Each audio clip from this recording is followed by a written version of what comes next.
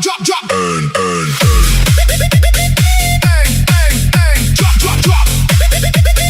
Drop a map you earn. World of wonder, design your turn. Be the creator, ignite the game. $10 million prize in your hand. Drop. Earn.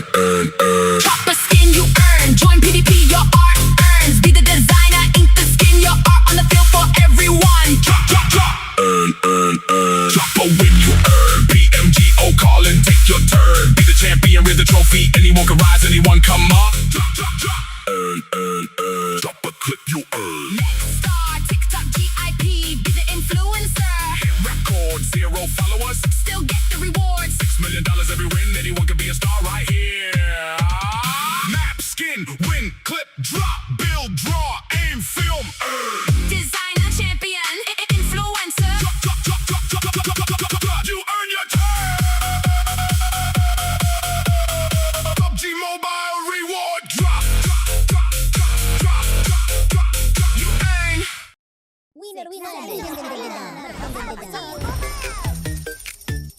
Steal a brain rot gameplay. Collaboration with PUBG Mobile. 6, 7.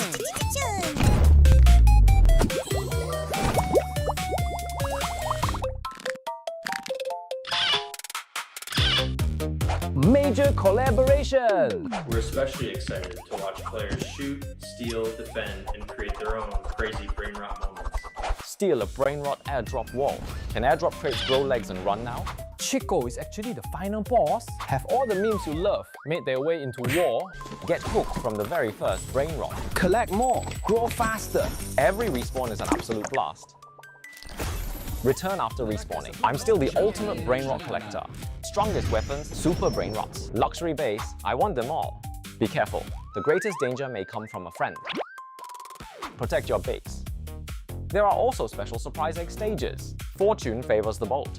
Pull the super rare brain rot in one go, or get sent flying by a boss. It's all up to your skills. For this official collaboration, aside from the team at Do Big Studios, we've also invited many experts to discuss game design together. More gameplay ideas for the future. You're welcome to try creating Wall 2. It might just be the next global sensation. This is your map.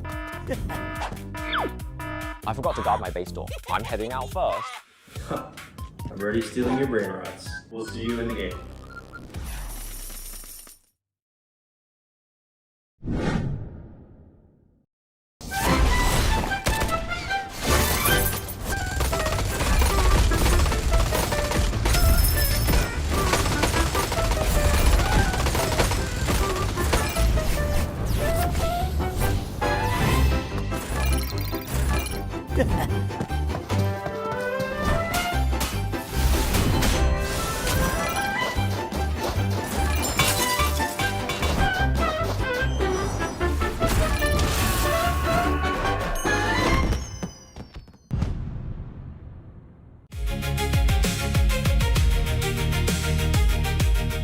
Last year, on the 2025 PMWC stage, Yangon Galacticos made history, Myanmar's first ever world champions.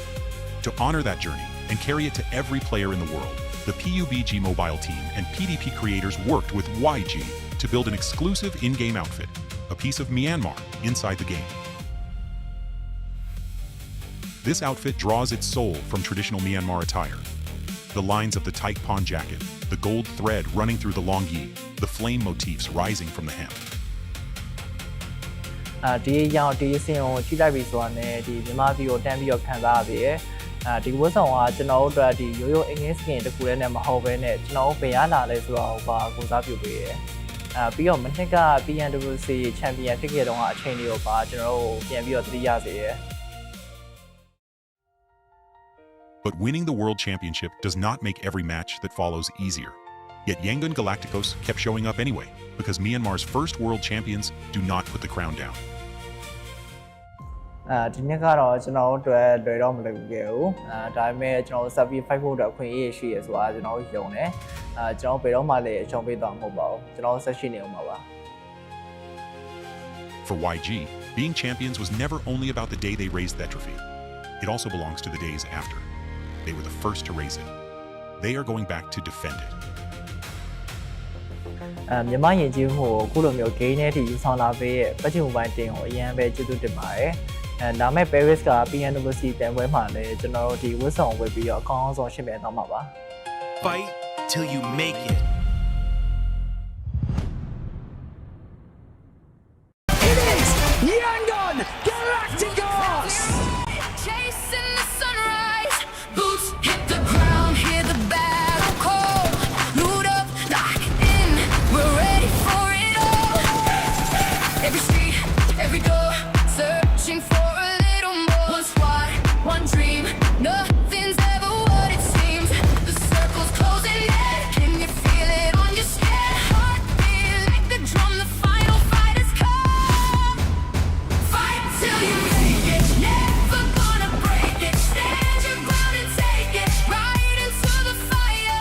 Fight till you make it, every move can change it. Higher and higher, we're reaching for the winner, chicken dinner. Fight till you make it, fight till you make it.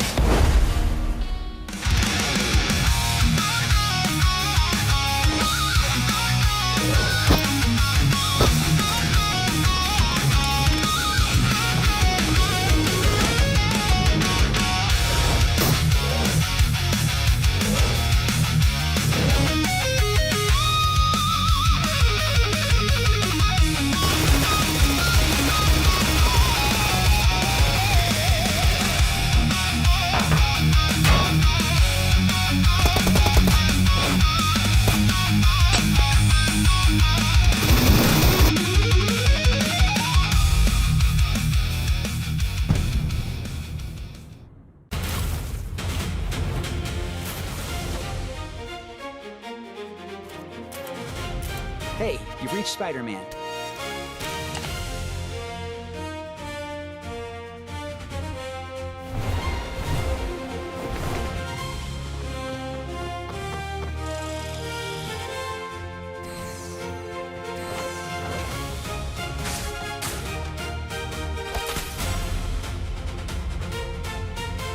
If you're short on supplies during this final phase, our rescue service to the rescue. It's okay, you're safe. How about we take the stairs next time, okay?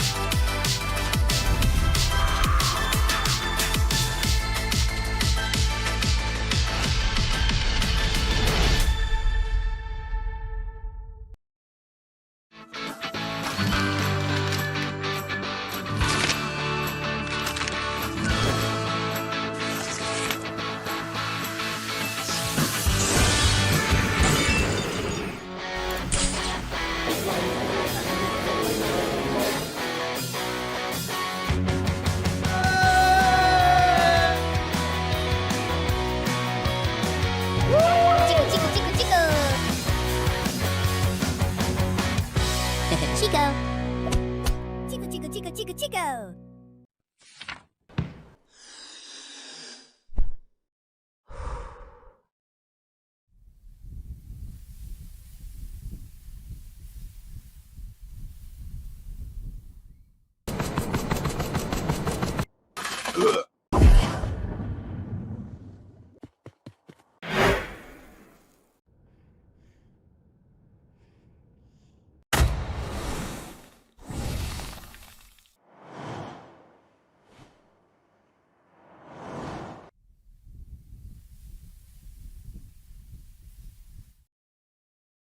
Drop. Earn.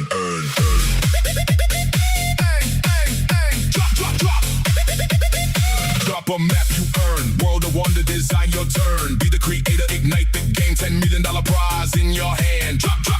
Earn.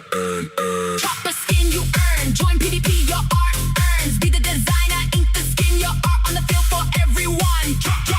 Earn. Drop a win you earn. PMGO calling, take your turn. Be the champion, raise the trophy. Anyone can rise, anyone come up. Drop. Earn. Drop a clip you earn. Next star, TikTok, GIP. Be the influencer. Hit record, 0 followers. Still get the rewards. $6 million every win. Anyone can be a star right here. Map, skin, win, clip, drop, build, draw, aim, film, earn. Designer, champion, influencer. Drop. You earn your turn. PUBG Mobile reward drop. You earn.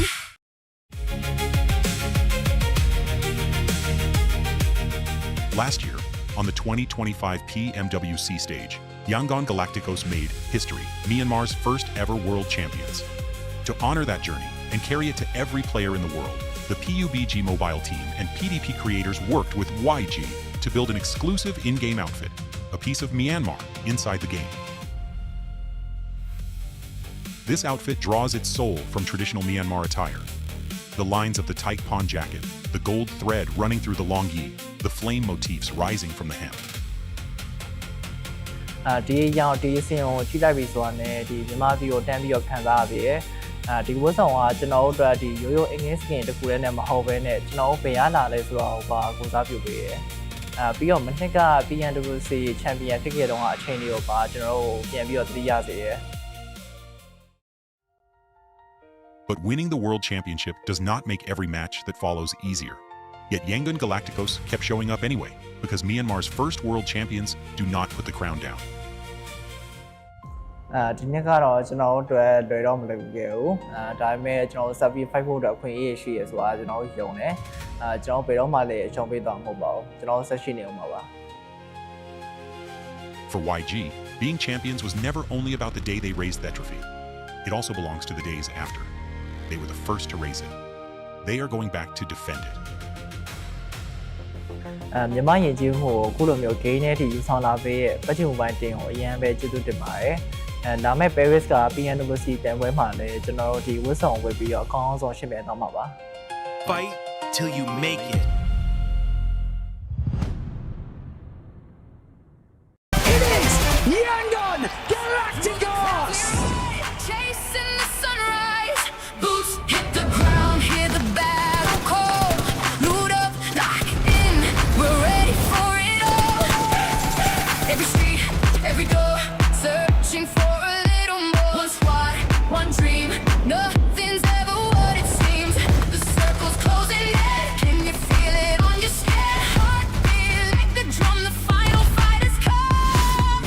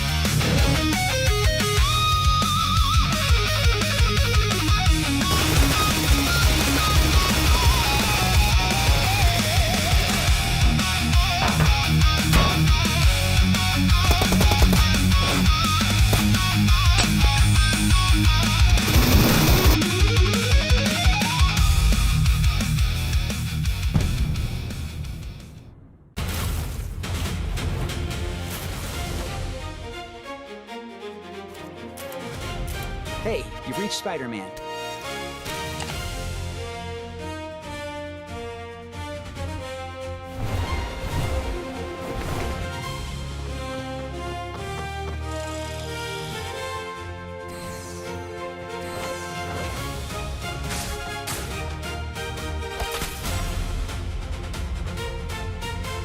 If you're short on supplies during this final phase, our rescue service to the rescue. It's okay, you're safe. How about we take the stairs next time, okay?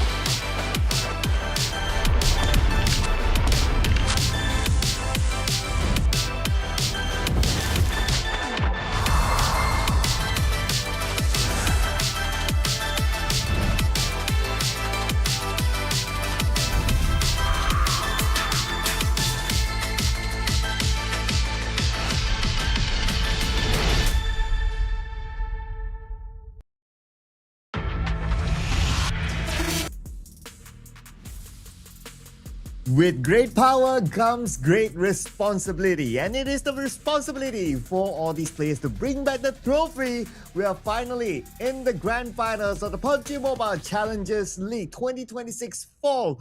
My name is Sir Clark. Together with amazing Choo Choo, we will be your storytellers for today. How are you feeling about this grand final, Choo?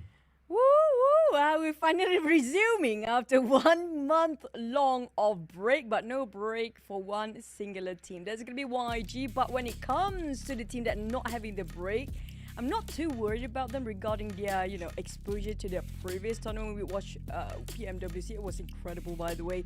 If you guys missed it, you guys should rewatch it. But for this season, since they're almost out of 16, 50 teams out of 16 do have a big break, I don't know how will they restart their engines after such a long pause. Yeah, or have they been in a secret forest training for this grand finals, hoping to take that trophy away from the reigning champions, Yangon Galacticos? Who knows, right? Because it's such a long period, like what you said. So anything can happen in between, like the last time they played, which was like almost a month ago, to today. So we don't know what sort of strategies will they be able to put out here today. But before we get on to that, of course, we got to go through the tournament format, and we are now starting off in the grand finals. Today is day number 1. We'll be playing it throughout 3 days, and every day will be 6 matches per day. So as usual, mark your calendars from today until Sunday, same time, same channel, and you'll find out at the end of the 3 days who will be the one to lift the trophy. Yeah, we're gonna give you guys a refresher short crash course right now because of the 1 month resting period. And in case you guys forgot about the total prize pool, it's gonna be a whooping amount of $30,000. And we are done with the league stage. I mean, some teams already got their, I hope they got their already total prize pool for that one. But when it comes to the grand finals, it will double the amount as well. So when it comes to first place by end of the 3 days, 2,800 for the first place or the champions. But it's a lot of a difference between the first and second place, $2,000 down to the 16th place. Nobody go out empty-handed. Good news for this stage. It's gonna be down to $200. But like you mentioned, Cloud, we're down to the last 3 days. You can see the different months on the left side. So yeah, just a refresher for you guys watching right now. Yeah, it's like a time lapse, right? It's like July 31st and then August 2nd, and then there's like the time lapse until like the 28th of August. So it's a huge gap. We have not had this sort of huge gap before in the PMCL before this. So this is the first time ever we have this major gap. So how does it affect the teams? We don't know yet, but that's what we are about to find out here today later. Of course, we're going to play the standard 6 matches, starting off with Rondo, ladies and gentlemen. And just to remind everyone, these will be the teams that will be competing, and there are obviously 16 of them. And I don't know if you have the time to read all of them, but you, please do the honors. Also, re-welcome YG and GGZ Hive, Terra Esports, MSI, Observation Esports, Black Eagle Esports, CSU, 214 Pro, GFS or Goodfellas Gaming, KE, Time Esports, Hybrid Esports, Elevate, ABC, and VIX or Vanex Esports. Now, we do know when it comes to during the league stage, I think we can assume it will be totally different due to the very long pause. Now, I bet when it comes to today, we should refer back to day 1 of the league stage because it feels like a day 1 league all over again due to that very long resting time. Yeah, you can almost think of it like the league stage did not exist. It's like, oh, they're here in the PMCL just to play the 3 days, right? And but the only difference is that because, well, obviously they actually play the league stages, so they have starting points depending on how they ended up in the league rank points. So Young Radicals had the most league rank points, so they have a head start among everyone else, followed by NGGZ. So this is and also Hive International. So this is the 20 plus point bucket, and then you have like the 10th bucket, the next 3 teams, and then so on and so forth. Now, we are still going to go through the same format here. 6 games starting off with Rondo. We're going to play through 2 Erangels before an extended break, and we'll come back for 1 more Erangel before we end the day with 2 Miramas. Yep, and when it comes to Rondo, I think it's back to square one, and I assume when it comes to the teams, they are quite familiar right now to get advantage as much as they want to and try to max out the efficiency in Rondo, try to go as aggressive as possible due to the recall, but get back into the fun of the game. Don't forget, we have the Brain Rot Challenge, which can be already in the game. For you guys who don't know, there's so many contents out of it. Some of them try to get the world record as well. So make sure you guys are hooked and make sure you guys tried it out because there's also $20,000 prize pool for the Brain Rot Challenge. Yeah, and you guys in the comment section, try to name all the references here on screen, right? I see a 67676767 there up there. Yeah. It has nothing to do with the prize pool, but I guess our graphic designers just decided to put in something related to 6-7 up there, right? I'm sure all of these have names. I don't remember all of their names, but maybe you guys can tell us in the comment section. Or maybe even better, try it out inside the game right now. If you happen to do any content, hashtag steal a brain rot, hashtag PUBG M brain rot, hashtag PUBG Mobile, hashtag PUBG M Wow, hashtag PUBG M Wow 450. And while you're at that, why not try out PUBG Mobile Lite? Yeah, this is going to be PUBG Mobile Lite. Pre-registration is officially open for you guys right now. So it will begin rolling out from the August of 25th, 3 days ago, with a closed beta access already available in selected regions.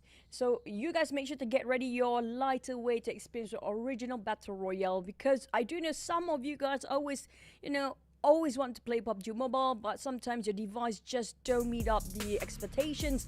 Then this is for you guys. So it opens more variety of players to be in PUBG Mobile as well in the future.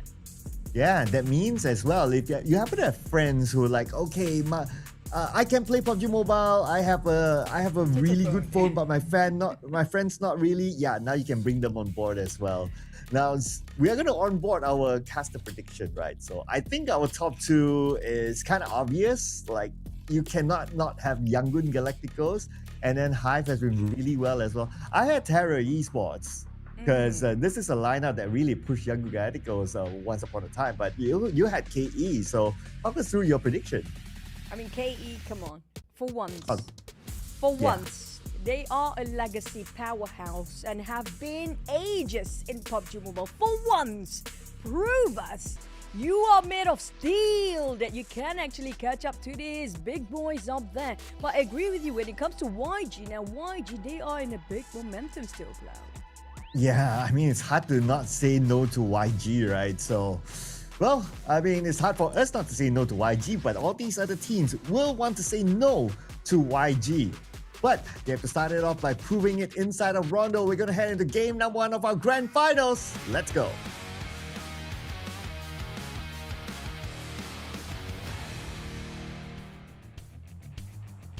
Now, getting into Rondo map, I assume YG might actually carry forward their PMWC performance, because that was a very active,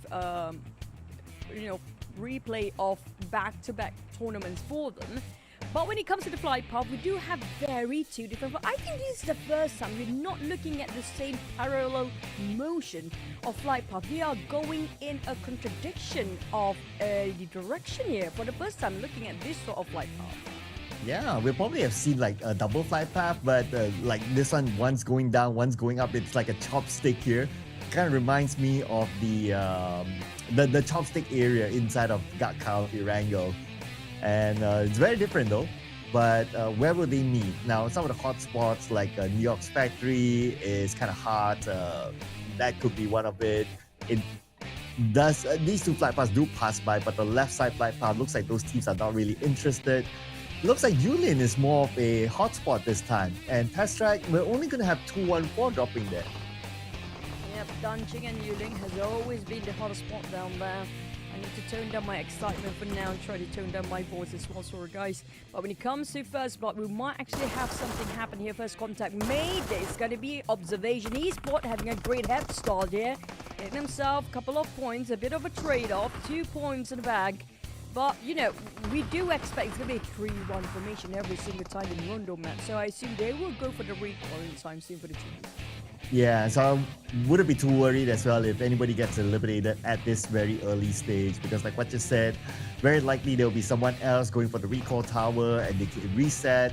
Not going to be a big issue, but it's good for those teams to drop inside of Yulin as well, because the circle happened to be there. And this is one of those rare moments that the Test Track New York Factor area is only occupied by one team. So we're going to focus on the Yulin here, and Goodfellas is on our screen right now on the second floor. On the side of Sisu, they fought back against OV, but in the end of NGGZ. Now, we do know, I do have a bit of contemplation regarding my top 3 for today, because NGGZ, they perform well with a very short amount of time. So 3-day sprint seems like their forte here for NGGZ, but they might go into a triangle fight between GFS because YG is approaching, but YG seems to be more focused towards Vanex Esports at the back. Yeah, they're gonna focus on the clearing off one team first, it seems. From the outside even. Look at this. 3 of the players from the outside coming in so they can clear off team after team and not get themselves stuck in the middle of everyone else. So that's a pretty sweet strategy that they've deployed. Now YG making their approach against NGGZ with red down. Miner gets attack onto Shins from Goodfellas. So that's going to be one down, but he has to secure that elimination point. Shouldn't be a problem for him, but the rest of Goodfellas, they're still in the building, so he has to be extra careful there. Look at how YG just wrap around these teams around their fingers here right now, while GFS a bit too over-occupied against NGGZ. They have some attempt to steal from afar for YG, but they're not pushing it in just yet. Playing it very careful, try to spot every single team's inside. But YG, like I mentioned, they will try to take the sideline first, but unfortunately caught by Chewy or GFS, they are firing back. It seems to be bouncing back their plans, working quite right for GFS, but at the cost of losing Shin, he needs to pick him up. And YG, they're losing a couple of players as well. But like what you said earlier, right? It's like, don't worry about them. They have one player elsewhere. But that nade on the Jaro, huge damage onto him with Chewy following up. And he will be knocked. And Chewy will finish off Jaro. That's going to be another point for Goodfellas. And good for Goodfellas as well. They managed to recover their teammates. So they are still back as a full squad with now only Hive International in the Yulian area. Massive work by Chewy, but back to Zovi, MSI and ABC. There's going to be 3 teams against each other. On top, Dunching is barely at the edge of the circle right now with 0. AUG trying to make some work, cooking up Nate to a side ABC. More one spot there out. Straight away going for the indoors. Try to make sure he won't get chucked down by the damage of the explosion. That kind of, radiation. But back to us 2-1-4 Pro. I mean, this is going to be your team who happens to be only left with one player right now. Terra Esport, that one last play. Can they do the recall? Can he actually pull it over? Yeah, I'll be looking at him doing the recall duties because obviously he's in my prediction. But looks like that one last player is going to be Master Ichi. And he's surrounded by ABC. He's surrounded by Observation Esports. I'm starting to worry that they might be the first team to be eliminated. Tough spot. Terra Esport. There's going to be huge downfall. Especially a very hard start for them to set the tone for the entirety of the grand finals here. Cannot afford to lose their last member. But they have to play this very carefully for Terra Esports. Hoping that ABC and MSI to go against each other first. But we do have OV. I don't think that's the last player. I think the rest of the teams happen to be around the other side of the circle. But we do have Hive now fighting against GFS. GFS did have that recall just now. Vanix Esport against Hybrid. There's so many fights all over the map right now. Too many actions going on. Oh yeah, I know, right? This is your typical rondo here. Expect fight after fight after fight. And maybe a team to be eliminated early as well. Because right now we not only have Terra Esports with only one player, but also Time with one player as well. So they are in a bit of a danger spot. As for Vanix Esports, now they're stuck here with another team, but it's going to be a bit of a stalemate there. While Vanix Esports on screen, they're in a fight here. Hive International just lost another player. And on screen again, it's going to be Monboy amongst Goodfellas. Marcos taking a lot of it. This is not actually a blue zone, it's just the AMP zone right now. Trying to find a way to just pin down Hive player from the back ranger. They're aiming for the knockdown plays of GFS. GFS, do they have anybody to go for the recall? I think they have somebody at the back. They have only 2 members left right now. I assume they are far off from other side of the map for their recall. Yep, there's going to be immediate recall coming from GFS, but Hive, they are not sure that they're being watched by another player. But for Master Ichi, how to exit out of Dunching? He has to wait it out until MSI leave. Yeah, he has to be the master of disguise now. And it kind of looks like Misfit International doesn't know that he's there. So we'll check on him later because right now we shift our attention to Hybrid Esports. Here, they do still have one opponent on the other side, and that's going to be Jeffrey. So Jeffrey made his position known.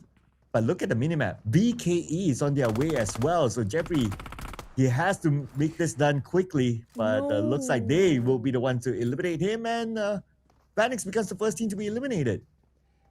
Well, that's so unfortunate. It's still stage 1, but Nate flying over this side. You knocked down Black Eagle Esports. We don't see that too often for them to get this aggressive at the start of any map, but I love this improvement coming up from Black Eagle Esports when it comes to the grand finals. Now, Hybrid, they do have 3 players here, and I'm not sure where the 4th one. Apparently, he's waiting around the recall tower to try to wait things out while watching Ganji if he can actually go for another elimination before the entire crew got recalled again. But 1 sec, trying to find that one last standing player, jumping down, hoping to land shots within the smoke. Did not see that one coming. And Terra Esports, unfortunately, will bat out early as well. But back to his Black Eagle versus Hybrid. It's going to be down to only last man standing for Hybrid. Unfortunately, that 3 players got wiped out by Black Eagle Esports. I love this version of them right now in the grand finals. Yeah, looking good, right? Starting off with 3 eliminations, and obviously they can still recall one of their players, so not going to be a big issue for now. And are they still in the circle? And they're not too far away from it. They're on the left side, so they can easily get in. But we're looking at Goodfellas now against 214. 214 with Hades here up on the 2nd floor. He's in a 1v1 against that one player from Goodfellas. It's going to be Shako, but Shako, we saw that. Caught in 4K, Shako. Pretend we didn't see. You can do it. Give some support. But Shako going for the close quarter combat. The CQC is happening between these 2 players. Hades managed to pick up Mix in the very last minute. Shako is a bit too late for him. If only he knows where to drop those nades. Unfortunately, we heard a lot of footsteps around him. Shako surrounded, completely crowded by the rest of the players of 214 Pro. Left, right, center. He goes down. It's no-brainer for 214 Pro for that one, but for GFS, I assume they're probably going to find himself another recall tower to go through another stage. Well, yep, here it is. Bringing back Shako to the team, and he'll be joining them back again soon. Well, at least that's good for Goodfellas. As for Mad Dog, can't say the same though. He just got taken out by Zero elsewhere. And looks like KE now operating with 3 players, hoping to be able to recall him again. Pretty standard procedure here inside of Rondo that teams can still recall each other once before stage number 4. After that, recall towers no longer work and they have to play with whatever that they have. So best is that by then they change their strategies to play as if there's no recall at all.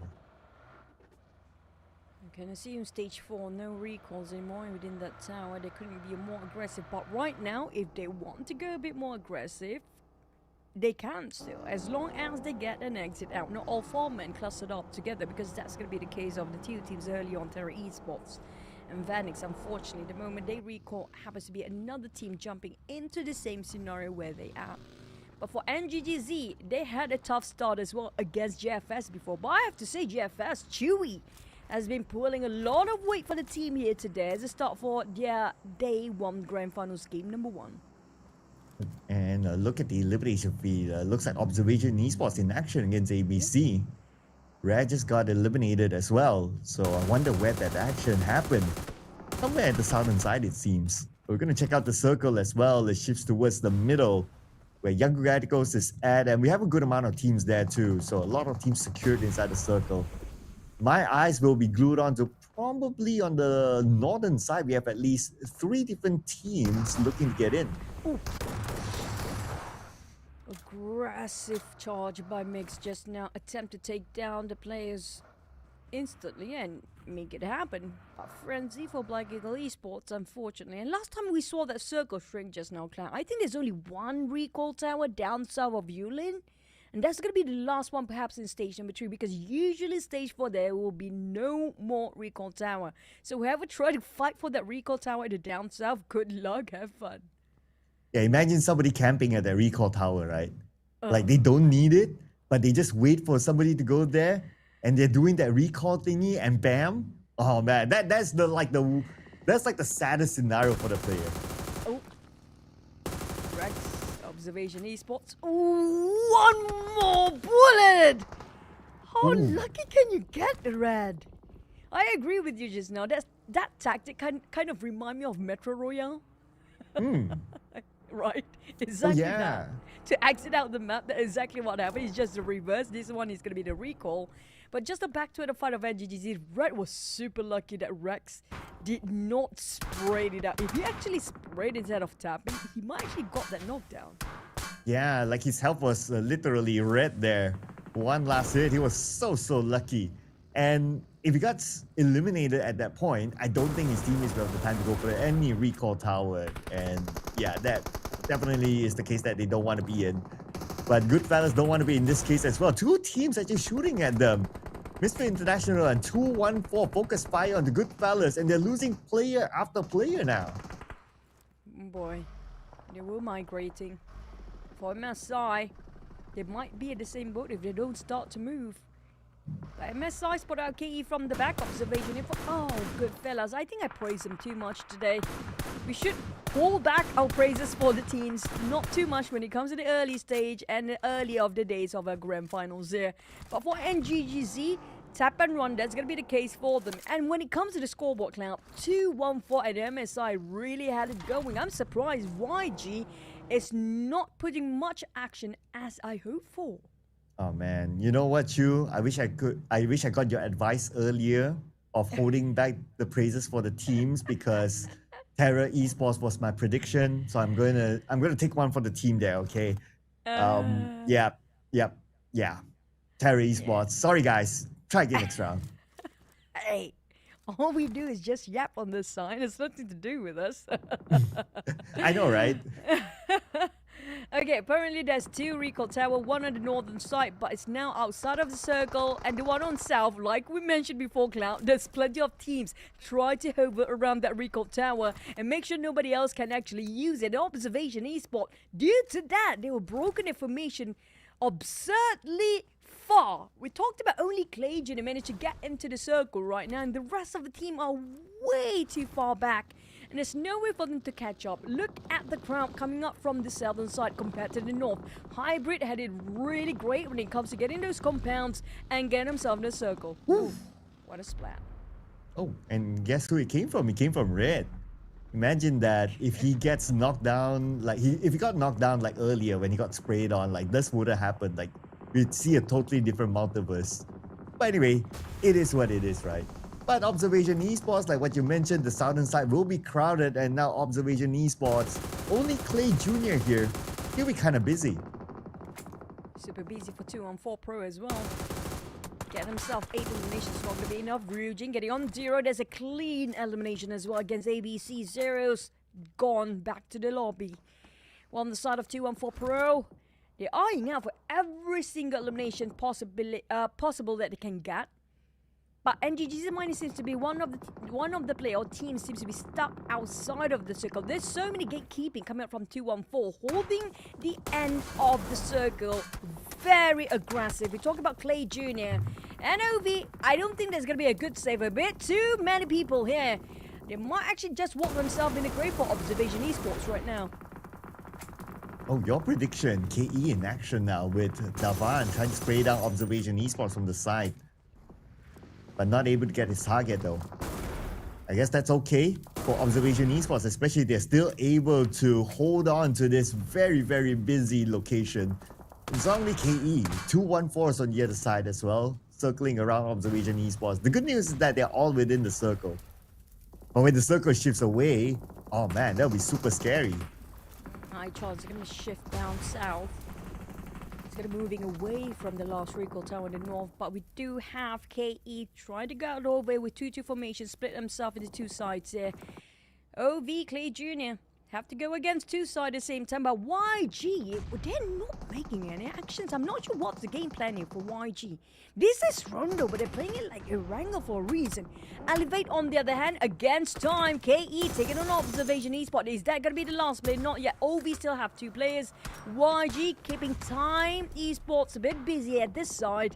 It's going to be three-way fight between YG, time, as well as Elevate. And Elevate, we don't see a lot of actions coming out from their end yet. When it comes to the camera, we hardly focus on their side. But when it comes to the points, they barely got any as well. Oh, but on the other hand, if you kind of think about it, like 2-1-4, they are the first team to reach double digit in terms of elimination. So they're really going all out for it in this round. And that's Misfit International joining the numbers as well, but they just got eliminated right after they got their 10th elimination. So only 10 points this time, no placement points at all for Misfit International. Now we're going to see the circle shift again, and it moves towards the inner side, and Yaku Gaidikos is now the team by the edge of it. Playing it like there's no recall tower, but for YG, carefully approaching on this side, slowly try to sweep from the back end here, but unfortunately they're not the most rare end of this side of the circle. Elevate still finding their way in circle, shift slightly on the northern side again. Hybrid, the only team that willing to wait, not gonna go and snatch away all the points from afar. Well, a lot of teams just now, like Time, BKE, were coming up from the northern side, including YG and Hive as well, but they are making a long run towards the center of circle just to get themselves the point. But for Sisu, Elevate making sure they'll put them at bay, denying the entrance into the circle. Oh, and look at this. Holy smokes. He's picking up those points for the team. Already 3 eliminations, looking for another one. Just one more bullet needed to take down Ting. Or this Nate might just do the trick. Lob the cross. Nate lands. Did not connect at all, but his second follow-up with the spray will lock in the point for the team, and Sisu out. Elevate, this is going to be a huge hike. Well, so the set of 2-1-4. Now, Kenobi shut down Nate on top of Kid. Oh, they switch over. I wish they don't switch over that camera just now. It was a perfect angle of toss of Nate just now. But on the side of observation, Esports is going to be 2 on the rescue here, with Leo the last man standing. Now, Leo against the entirety of 2-1-4. Cap already cooking up the Nate and dropping it slightly off the coast. But on the side of OV, can Leo really go for the recall with a very small window of opportunity here? While 2-1-4 a bit busy against ABC from the back line, the Nate will not connect somehow, but there's another Nate playing over this side. Oh, I think Mix just have no patience anymore, just gonna in for the eliminations.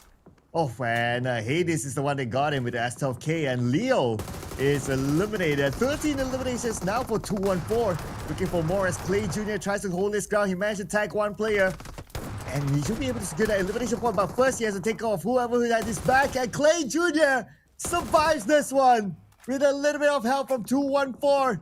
Clay Jr. continues to play the game for Observation Esports. Holding the rope, the last man, never mind. And that's gonna be the last man jumping down as 2-1-4 Capo managed to triumph with 15. I mean, no chicken, no problem. I guess they don't need a head start point as much as YG. They can get all the eliminations they can get. They usually were not this aggressive in the first or second week before, but coming up from the league stage, the end of it, I'm happy they still preserve the momentum despite that 1 month very cold pause. And it seems like 2-1-4 still have what it takes when it comes to winning over these grand finals. Yeah, they're looking really good in this round, right? Now it's a matter of whether they can continue to survive with this one last player. And they're also collecting placement points, by the way, because we only have 8 more teams left. We're going to see the next circle shift now. Yago Gaida goes right smack in the middle. They will get the circle together with their closest rivals in the overall charts, Hive International, also within the circle as well. Yago Gaida goes with the northern side and Hive on the southern side. Man, I don't think they'll clash yet for now because they will be pretty busy on their own with teams coming in. Speaking of teams coming in, I think Hybrid now have to butch because right now they were not getting themselves a lot of points. But 2-1-4, I mean, they don't need a chicken in and they got more and plenty to go for compared to the chicken here right now. YG Fun is starting to take some action with Hive already got himself 8 eliminations already secured. It's going to be 4v4. YG and Hive both have full squad. Same goes for Hybrid, who have to leave their comfort zone, get into the circle slightly downside, but they will have to pick their poison and whether to go against Time or YG on the other side. So I guess they're probably going to hover to its side of Time more. Let's see if that will happen because right now teams are starting to come in. At least on the minimap, we're starting to see Hybrid making it into the circle first, followed by Time. The Time, the moment they wanted to move in, Yagu had to go shoot them back out. But at the same time, the blue is closing in, so they have to decide on what to do next. BKE making their move into the circle as well. Now it's a matter of these two teams at the top, like what you mentioned. What will happen next? Time, they are moving in parallel motion alongside with Hybrid. Just a matter of time who gets in first and will gatekeep the other. But YG's at their back for Hybrid, so they might walk themselves in a trap in a three-way war here. With BKE coming up from the left side. Hive, I think they're just waiting the right opportunity to open fire. And YG, this is a bit risky. They are in the center of attention right now. Hybrid getting down on Mane. There's a lot of barricades on the side of YG. They call the boulders down. But it will not cover entirely all the angles here. They're being surrounded all the other teams. And unfortunately, it's quite down there. I mean, they are in a pit. The concave geography, the ground will not be in favor for YG to see any information across the other side of those small hills. This curvature is not working out the greatest for YG. But if they play a bit of a patience game like they start to play a patience game since the start of this map, if they keep it continuing, playing it silently, waiting things out with all the teams around them, they can actually getting it huge for the elimination points and the chicken dinner. And what will help them is that if the circle favors them again, because we still have stage number 7 coming in about 30 more seconds. If it goes towards YG, they will have all angles to, well, you can look at it as everyone wants to take their spot, or they will have the opportunity to try to take down teams trying to take their spot instead. So it will depend on what happens within the next 15 seconds when the zone starts to shift again. And I'm pretty sure all these teams are starting to plan all their moves where the circle might go, whether the circle goes away or whether the circle favors them. Now we get a confirmation of where exactly the circle will go right now. And it goes towards slightly towards the south, where it favors Hive International a little bit more. I think they got it back. They don't even have to budge by the side of you. Caught another one for Mane twice in a row on his knees right now. Not working out great as YG seems to be the center of everyone's attention, and Hybrid going in for the push. Here comes Genji and the gang. Romeo tried to shut down towards within the smoke, but that Molotov will force them out from the hiding spot. Genji getting on CQC, and YG in trouble. Oh boy, they're losing a big one when it comes to the top 5 here. And YG dumped to 1, 2 more. Whoa. One last man standing down to Mane, who got himself knocked down early than the rest. Now still bleeding out. Genji tried to just randomly within the smoke. He got it and got it secure against YG.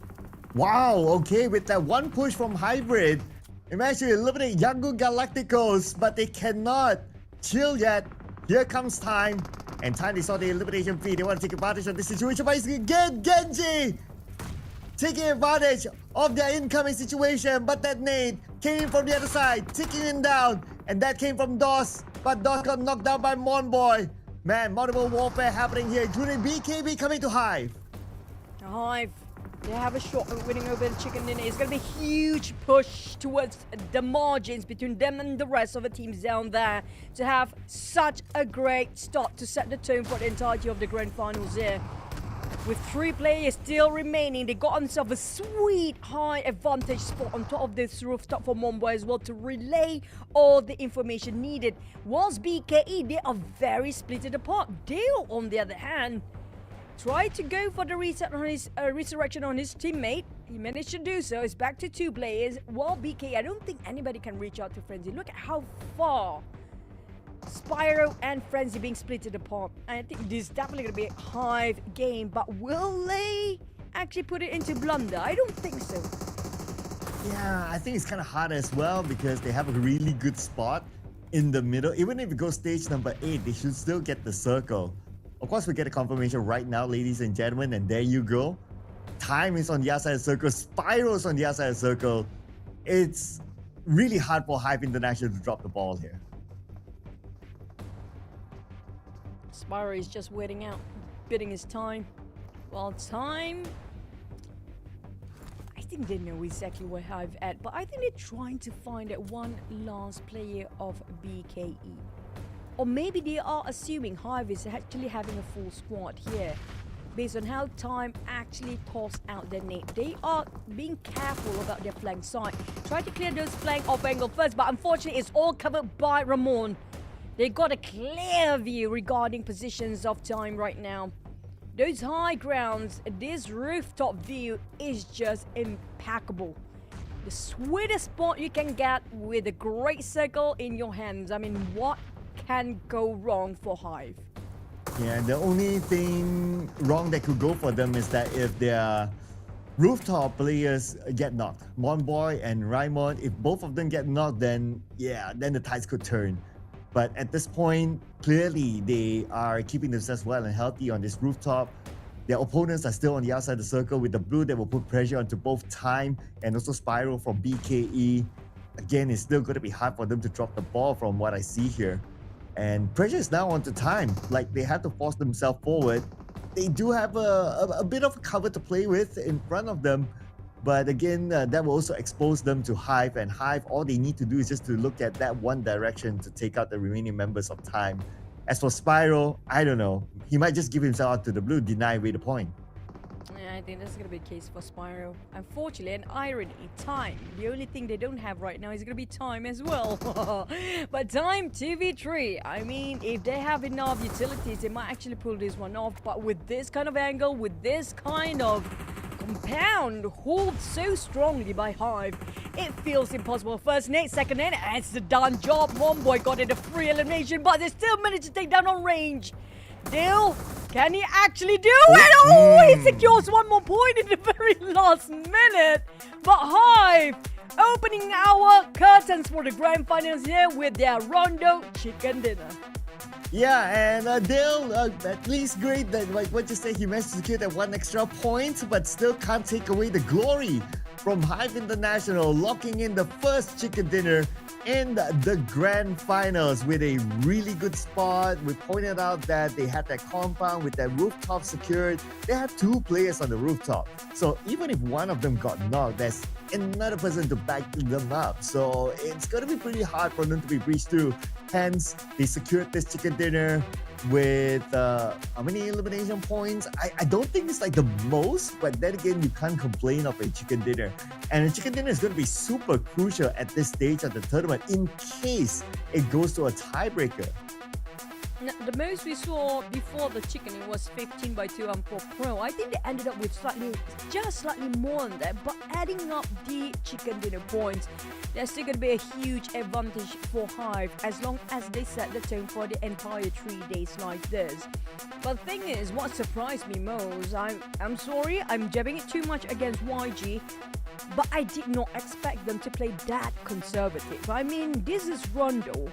Unless they forgot they are playing Rondo now. That's kind of a good logical reason behind it. But yeah, for the other teams like 214 Pro, Hive, even Goodfellas, they know what at stake when it comes to the grand finals. They are maximizing the potential of Rondo as much as they can. Hey, if they go down early, it's fine.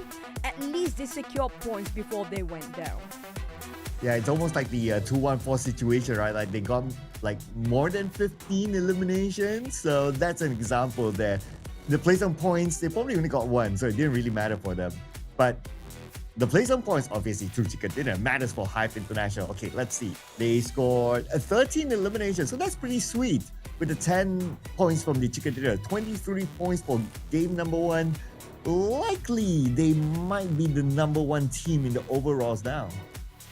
Adding up another 10 points. I mean, unfortunately, the teams that are having it tough at the bottom, we don't see them too much often in the top as well. We talked about including Elevate just now. They got barely, I'm not sure if they got any points, but we're going to go and see the overall rankings later on to see what really happened and how the overall rankings will impact just by one particular map of Rondo. But so far, yes, I agree. Hive, they're definitely number 1, but how much of the difference between Hive and the rest of the teams? But we do know there are a couple of contenders as well. Let's rewatch the highlight in case you guys miss our first Rondo map.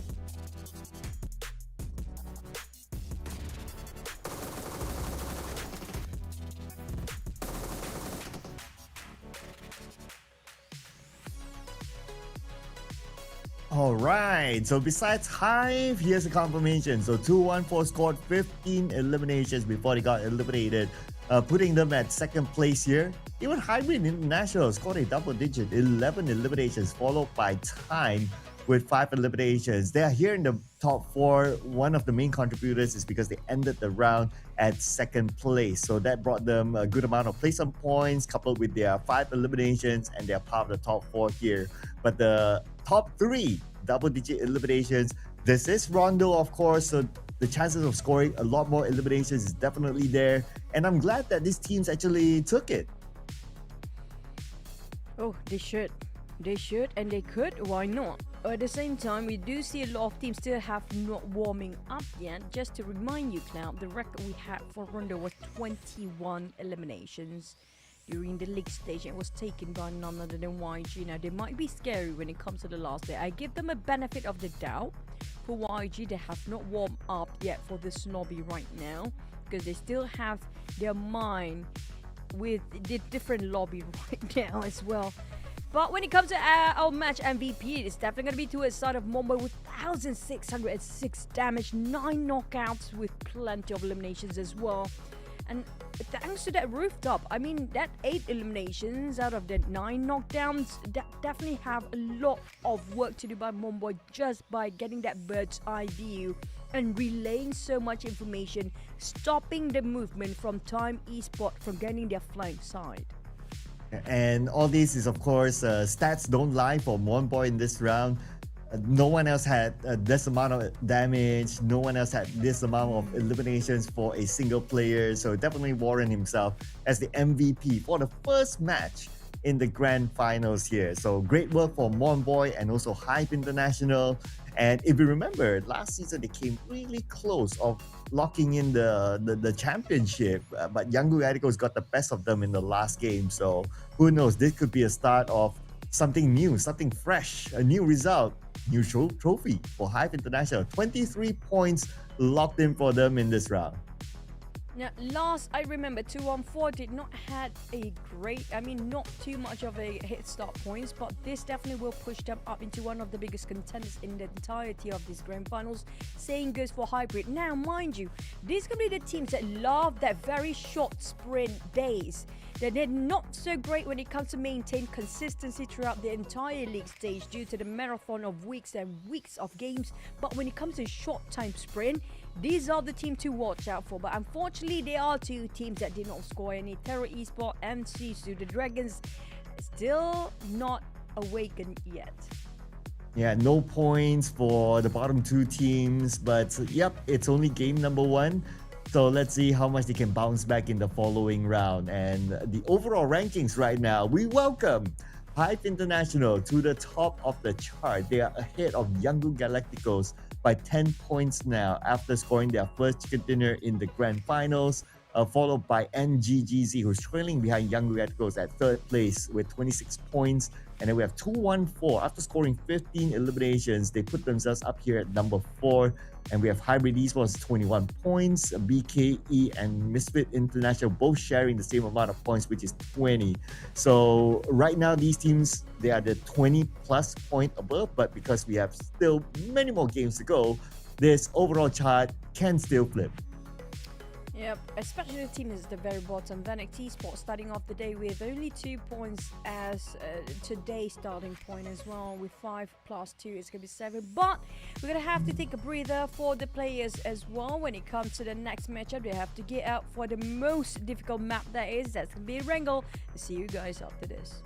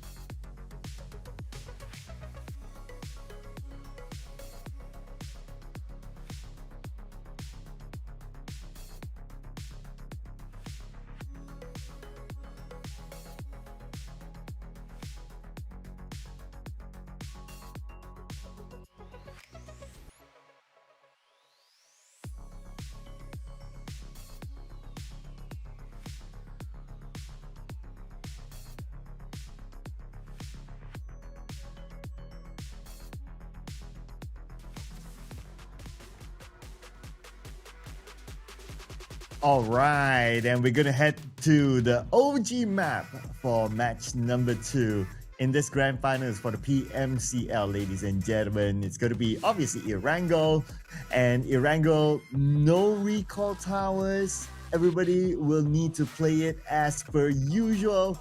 We'll see what sort of strategies will they deploy here, and also will there be any drop clashes in this map? Some drama, grand final. Why not? Let's go. I wouldn't mind for that. But so far we had not so many teams compared to during the league stage, so I assume there's gonna be lesser and a bit more territory marking for the teams as a start here, just to be extra careful when it comes to this lobby of the grand finals. But I do hope when it comes to teams like 214 Pro, will they be slightly a bit more aggressive this time as well, just like they did in Renault and Hive. I'm looking forward for their performance here today. Let's fly, Erangel.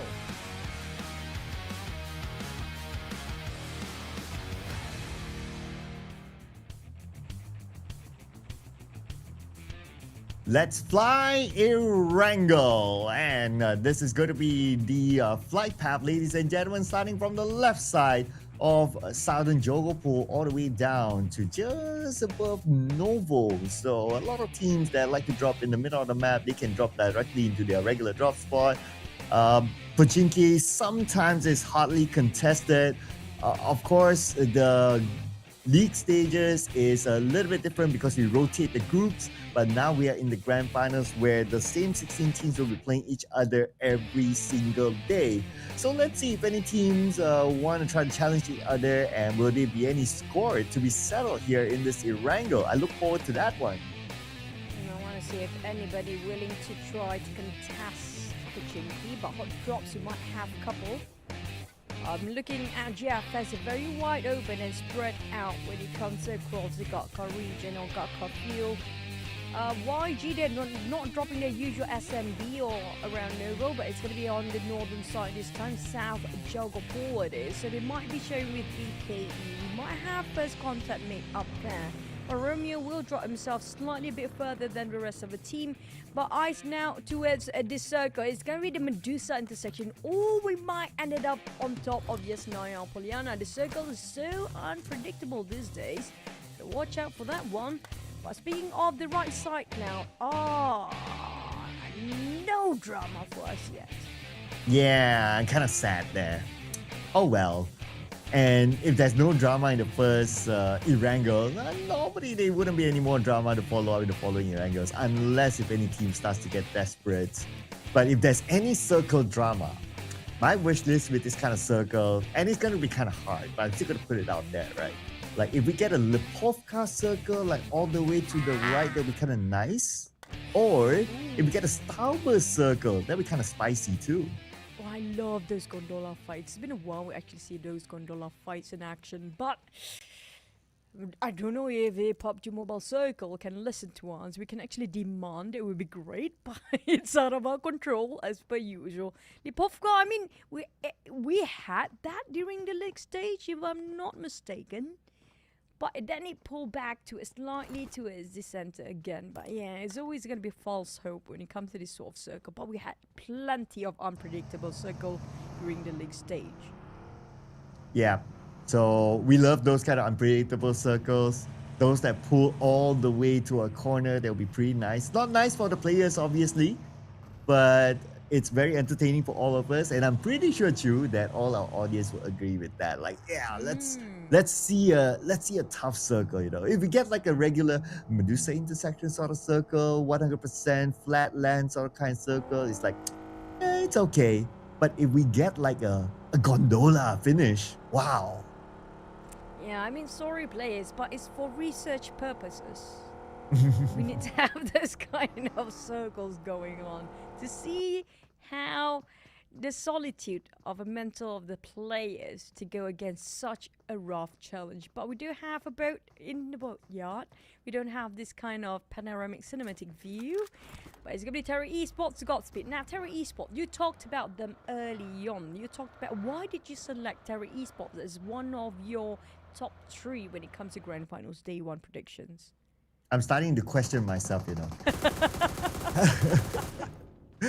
After looking at the Rondo match, I'm like, should I still continue to talk about them? If they do well, they'll be like, yeah. But if they don't, they'll be like, Caster's curse. I don't know. I'm scared now. Should I? I mean, hey, okay, we always get it's either a hit or a miss for players. I mean, for casters' prediction. It's all dependent on the players, how they want to perform that day. Sometimes they just don't feel like it, so don't blame it on us. You cut us some slack. Yeah, right? We don't know how their temperature is, right? We can't go to every one of them, like visit their gaming house and like, hey, how you guys feeling today? You feel good? Okay, nice. You're in my prediction. Oh, what? You're not feeling well? Oh, okay, you're not in my prediction. Now, unfortunately, we can't do that, right? I wish we could. Give themselves a candy there. Make sure you play well today. Yeah. But speaking of MSI, they've been doing A-okay for now. And I think a lot of teams want to grab the shelter and the other entry point of shelter. There's two of them, right? So both, probably more than 2 or 3 or 4 teams might want to rotate early just for the sake of getting those underground tunnels and underground bunkers to work. Because there are cases where we had the soft circle ended up right on top of those bunkers. So if they can actually have their hands on those bunkers early on, like MSI, they would definitely love it so much, because this is going to be the team that love to take those long range shots and try to take advantage of a teams that try to cross into that area. If it was you, right, and we got the shelter circle, would you prefer to be on top or would you prefer to be inside the shelter?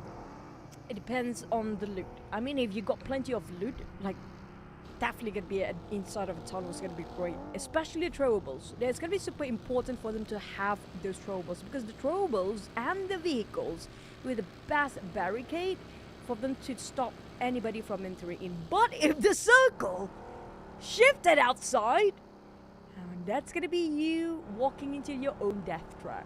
That's gonna be it. Yeah. I'll probably be, if I were to answer that same question, I'll probably be like the scaredy cat, and I'll be like, okay, I'll just hide inside the bunker. Like, I'll collect like 50 first aids and I'll just hide myself there. It's like, close my ears and it's like, everybody's shooting. Oh, no. I can't imagine you do that, yeah.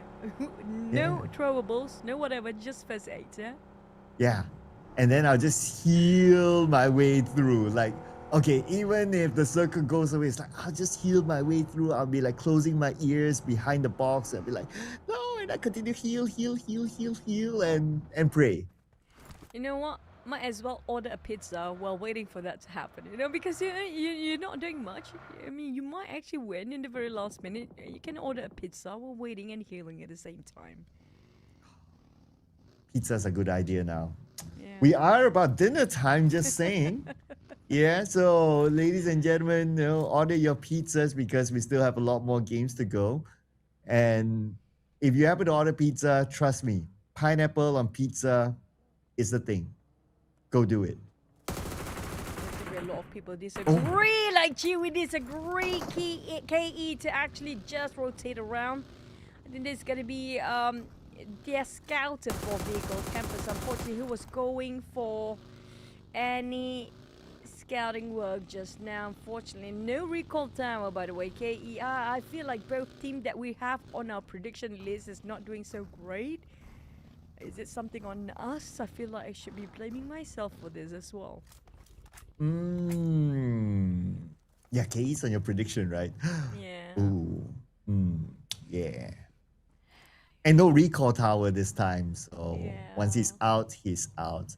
Hey, but you know what? If you think about it, right? Goodfellas, they've been really active. Like in Rondo, we see a lot of them. Now, at the very beginning of Erangel, we're starting to see them as well. Could it be one of those surprise teams? What I notice about GFS, proactive is great, but it might be backfiring their plan as well when they are being too overexposed themselves towards all the other players out there. In the case of GFS, there are times they need to hold back. I think that's what they need polishing about. And when it comes to proactiveness, it's been great as a start, but when they over-drag it too much, that's where always an issue, where one by one being picked off, and OV JFS having a bit of a clash. 214 is nearby as well. That's going to be their scout to Capo, I think. Yeah, and Capo is like, I see that house. Nope, no longer. Too bad. Oh, but too bad as well. Circle didn't go Stauber. Slightly to Lipovka, but it's going to be unlikely. Maybe we're going to get that lumber area-ish circle just above Milta. We need to wait and see on that one. But your boys, KE, one of them just got naded down. Got smashed down. MSI, I mean, they got the bunkers early on. Not sure what's the plan for MSI. Apparently not all four of them are here. I thought they're going to be all clustered up together waiting around the bunkers they're in. KE taking advantage. Now MSI, they had this way early on. I'm surprised they're not getting it down there with his teammate. Now they have to give this away. With the shelter still inside of a circle, this might be quite a jeopardy for MSI, but they can go the other side of the bunker if they want to. They're planning to do so, I assume. I think this is going to be their second checkpoint for MSI just now. But for KE, I don't think they want to leave anytime soon. Yeah, they're playing just like me, right? Like, okay, let's gather all the first aids. We close our ears inside the bunker. And let's listen to Choo Choo. Order pizza while we're at it.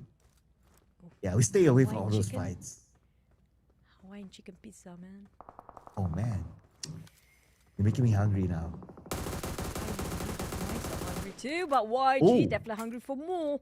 There's gonna be Terry Esports unknown. I feel like YG definitely feels more comfortable in this map.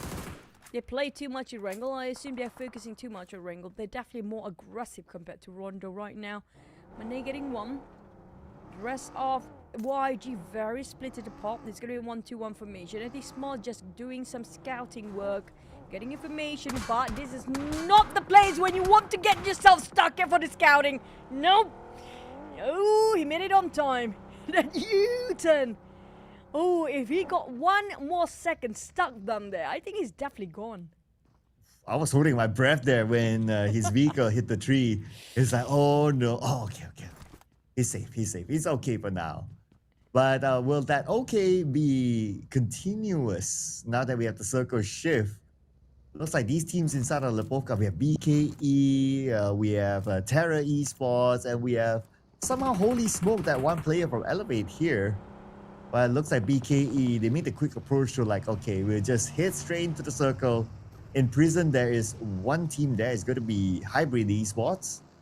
And BKE, they're just right next to them. And here's a better illustration of the circle. Looks like we might see on the slightly outside of Medusa intersection here. And a lot of teams already in it.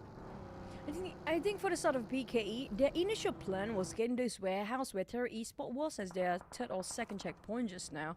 But knowing there's somebody else already taking that warehouse, you can see they made a sharp U-turn and will force themselves to share a compound. But we do have a bit of a cluster clash between, I think there's going to be Vanix Esport, Observation Esport. I don't think Rex want to go for help at this point.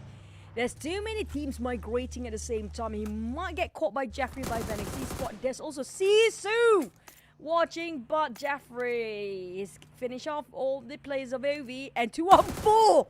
Wait a minute, that's a steal there by 2-on-4. Okay, sneaky 2-on-4. Looking for more though. Marcos is still on the ground, but KE just got eliminated. One elimination point here for kill enemy, but here comes Scythe. 1v1 against Observation Esports. He dances around, but he lost that 1v1, and it is Rex to finish him off. That will be the end of Vanix Esports now, and Observation Esports down to only Rex, the last player. He was the first one to get eliminated in the Rondo map. I guess he redeemed himself by staying alive a bit longer this time. But for Rex, what else can he do? He's being surrounded left, right, center. We talked about surrounded. Same goes for the entry point. MSI had it early on by giving it away to JFS. Goodfellas managed to take the compound away, or the bunkers out of the hands of MSI. They already lost Salve early on. So now the rest of MSI very splitted apart. I think Master Lion will be the front line and give a lot of information for the team. But the other two seems to be a bit busy scouting over whoever trying to go this side. There's ABC watching across the other side of the street. So if MSI want to give up, I don't think they have any option for MSI. They have to fight for this compound. Yeah, and it's a matter of when will they choose to go in. Because right now they are kind of exposed. But we'll check on them later. Because right now the last player for Observation Esports up against Sisu. And Rex is still within the smoke. He does have the Gimme Soup, but they know exactly where he is. But the high ground advantage does favor Ting, and that's going to be the end for Rex and also Observation Esports with 3 eliminations. Brazilian OV. Rex, nice try just now. He tried whatever he can do at the last minute. But now we have another solo player on the sidelines here. I'm not sure if Sisu wants to venture further, but Adele, did he just open fire with him alone while the others of his teammates are focusing towards Hive? Dale is a bit separated from his teammate right now. Hive, we do know they never back down for any fight. The moment you open fire against Hive, it feels like you scratch and bruise their ego. They will try to fight you back no matter what.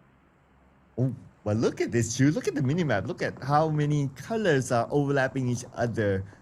Just around the shelter area, we have Goodfellas here, we have Sisu, and we have MSI somewhere there.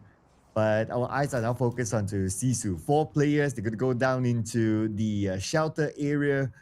And let's see who's actually here, because GFS, they are on top. So if I'm not mistaken, nobody's actually inside of shelter for now. Everybody's being too paranoid right now to be in there. Maybe they're just a ghost residing in there, Casper or something. But GFS happened to be 2 of them in there, though. I'm just surprised MSI, they had this way early. They're still not taking it inside yet. Sisu, they know there's somebody inside, but Time, Dale and the rest of them will pass by here. This is not a great time for Time to be in here.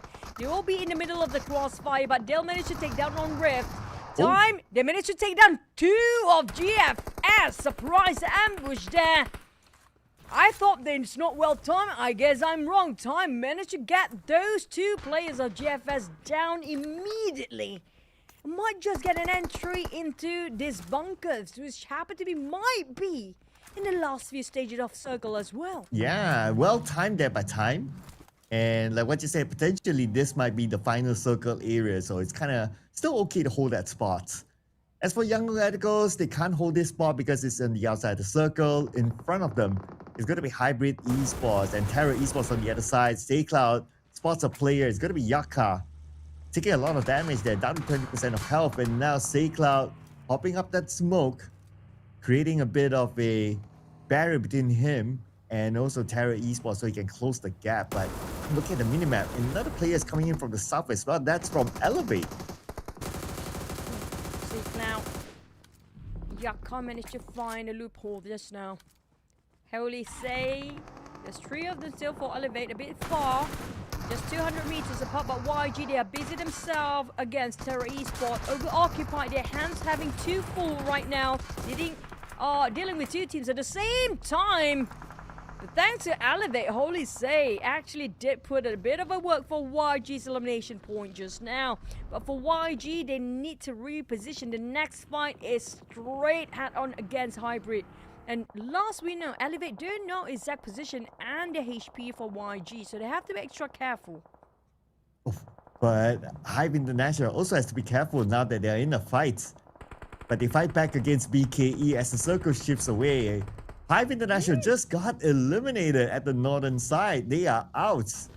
And now with the circle shift, like what you call it out, you, Shelter is still in the circle.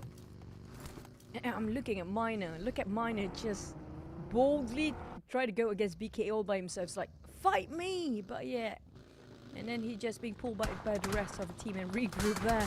But for BKE, that was a huge win over Hive. And when it comes to the bunkers, I'm not sure if MSI are regretting their decisions not getting into the bunkers early just now, given the position way into the hands of GFS.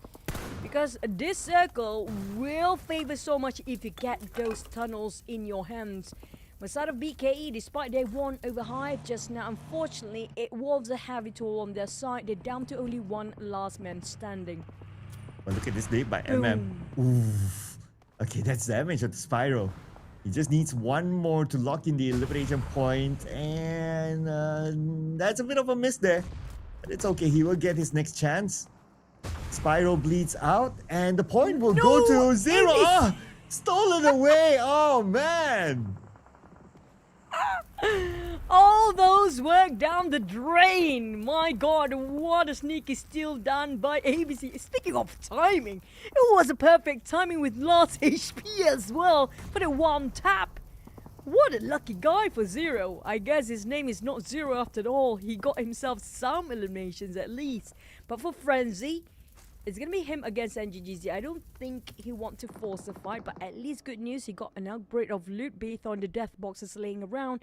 Next, we have Elevate, who's still tailing YG out. They have been tailing YG for 2 stages now. Oh, and the moment you mentioned Elevate, looks like Holy Sage just got taken out by 214 Mix. That's going to be another point to 214. As for Young Radicals, they're playing with 3 players now without Cloud. Going up against NGGZ. Martin takes a lot of damage and beautiful nade by Red. But he gets countered back. Tapped down by Smile. And his teammate Martin can still be saved, but time is not on their side. The zone is closing in. Same goes for NGGZ. Closing in the gap onto Young Radicals. They want to lock in those points. They need to get that resurrection up. The reset on their buddy. For NGGZ, the repositioning is crucial. They need to reposition themselves on the flank of YG. They barely can see their position here due to the below upwards position. Not the best case scenario for NGGZ. Minor.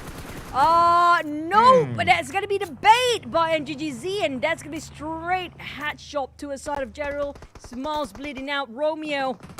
They took the bait for YG, but YG Romeo spot out a flank, an opening of angle. But AUG running dry with his magazines, but Romeo still managed to get on 2. Can he finish off? And he just did. Romeo just clutched the entirety of NGGZ just now. Wow, wow, wow. And they say Romeo must die, but not this time.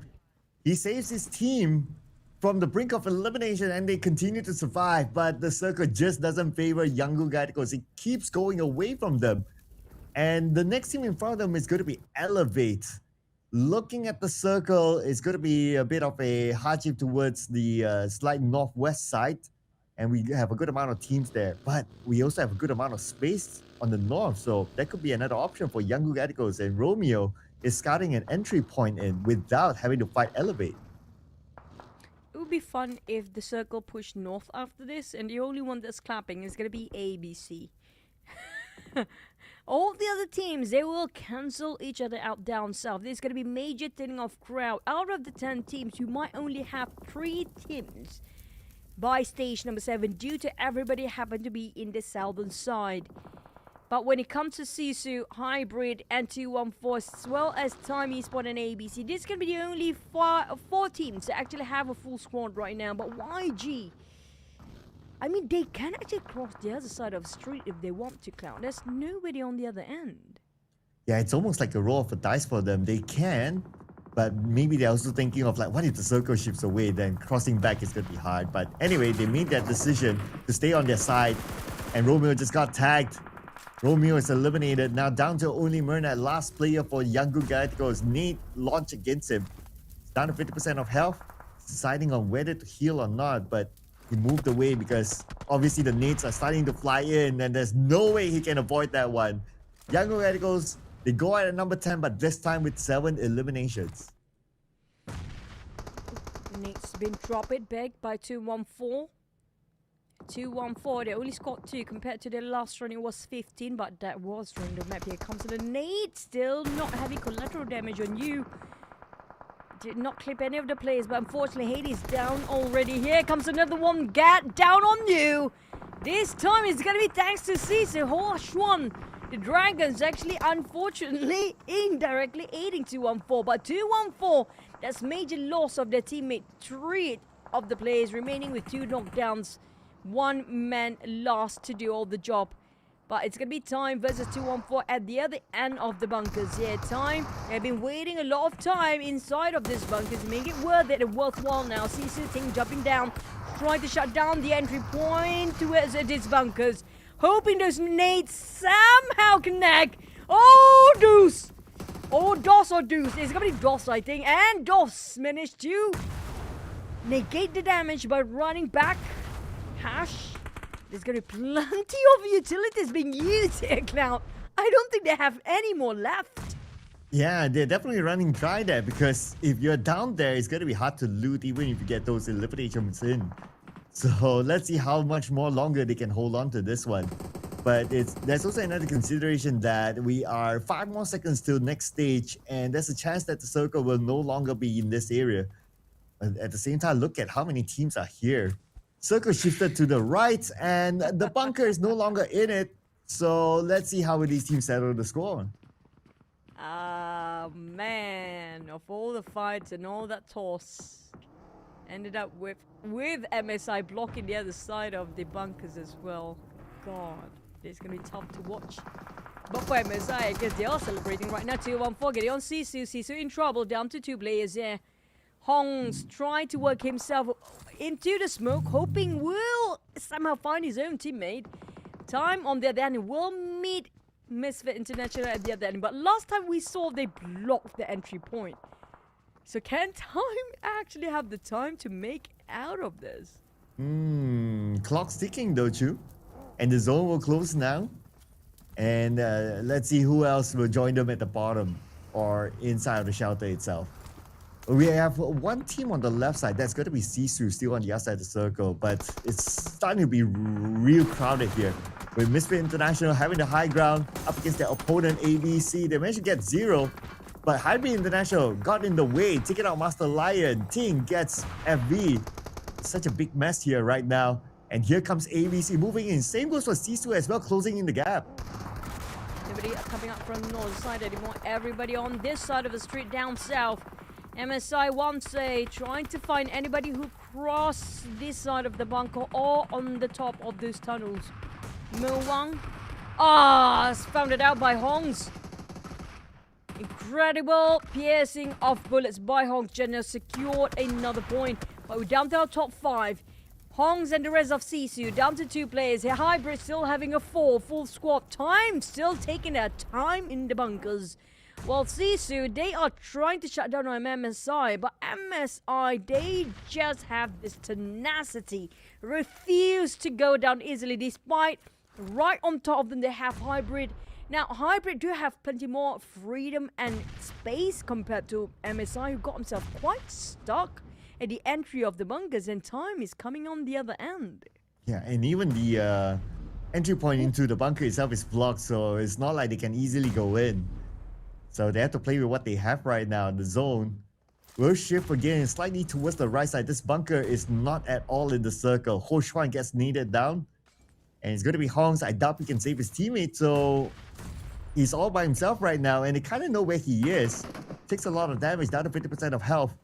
Doesn't really have the time to heal. At the same time, he has to consider that the zone will be closing really soon. Hybrid International just got 1 player tagged. They got another one eliminated. That's going to be Holy Smokes out. Oh, this is a sweet spot for Hybrid right now. We sort of circle. Plenty of space. Plenty of time to play around the high grounds too. And this is going to be a tough toss on the side of MSI. I mean, they have to face 2 fights at the same time. And this is not great. MSI, they've been trapped down. But for Time, they're the one who's really trapped 6 feet under right now. As they got themselves inside of the blue zone fight, going back into the bunkers, MSI once down to last man standing here. Ganji, I think this might be Hybrid's game, but Elevate, they can change the flow. They still have 1 more standing. MSI, unfortunately, got himself stuck just now. Unfortunate enough, but we do have our top 4. And it's either going to be Hybrid, Time, Elevate, or Sisu for Chicken Dinner number 2 in our grand finals here. And like what you said, right, Hybrid seems to have the best position. Look at this. Even though they have 3 players, but they have a good spread, so they have multiple angles covered. Next is going to be Dale. Fell to the zone. Doss is close to him though, but he's bleeding out to the zone and looks like his point will be denied away. As Bai sees Ho-Chan for the side, gets him tagged down. Oh, they got a clear view on Hongs as well here. No problem for Hybrid to finish off Hongs. Genji's not looking this way. Hongs, why did not you open fire? And now they're trying to find all this vegetation, all the trees. They will try to just investigate every single tree there is. But Hongs being a sneaky snake he is. But Genji got caught by the surprise. Mango is still alive. Genji down on the ground. He'll try to go for the save or not. Will they just sacrifice Genji that way? I mean, in their heads right now, Hybrid know for fact there's a lot of people still alive, but he could have saved Genji. Ooh, but they use Genji as kinda like a marker or kinda like a bait for them to land those nades, and there goes the final play of Elevate. Hybrid locks in their 5th elimination point. Now it's a 2v2v1 with Hongs all the way on the other side. He's closest to the blue, and we're at stage 9 right now. Seems like Hybrid, they don't know that he's on the north. So, I don't know. Oh, wait. Oh, time they were inside the shelter, so they could not escape. And Hongs got it free, at least 2nd place now. Time spending the time in the prison, in the dungeons just now. Hongs finish off with a bang. It's gonna be slightly tough. Oh. I got one. Oh, is he gonna do it? Is he gonna pull it off? Bye could have shot him down. No, so close yet so far. Hybrid scoring chicken dinner of our wrangle here today. Not gonna lie, I would have liked to see Hongs put off a big clutch there towards the end. That would have made a big highlight. But we can't take it away from Hybrid International. Nice spread that they had towards the end. They had multiple angles to take down players, and they wrapped it up with a chicken dinner. So good job, yeah, Hybrid International or Hybrid Esports. Great start to their campaign as well, scoring the 2nd chicken dinner in the grand finals, and who knows what might come out here from Hybrid. Maybe they will come up with a new name, Hybrid International, for next season. It sounds high class. We have Hype, we have Hybrid. Why not? But yeah, Hybrid Esports, I mean, they are quite consistent here. Cloud, twice in a row right now, they got themselves in the top 4. Same goes for the Rondo map. Now, can they pull forward? Can they push themselves to be consistent the entire day? Because Hybrid, day number 1, always super consistent, but they start to drop the ball when it comes to the long lead. Now, good news, it's a sprint. With 6 eliminations, I mean, this is an average, usual eliminations in a wrangle. Still a good news with addition to that 10 points. But when it comes to you, I mean, he got himself only 2 eliminations for 851 damage. Where did the numbers go? Wow. Probably stolen by other teams. I don't know, because there was one point where the teams are really close to each other, especially around the shelter area, and I guess that's where he did a lot of work, but it gets stolen away by other teams, and nothing much you could do about that. So yeah, and 0 knockouts for you as well. So I guess he really tried to bring in those elimination points, but he just couldn't. But anyway, it's still a chicken dinner at the end of the day, with total of 6 eliminations for the team, 16 points. Let's check out the highlights.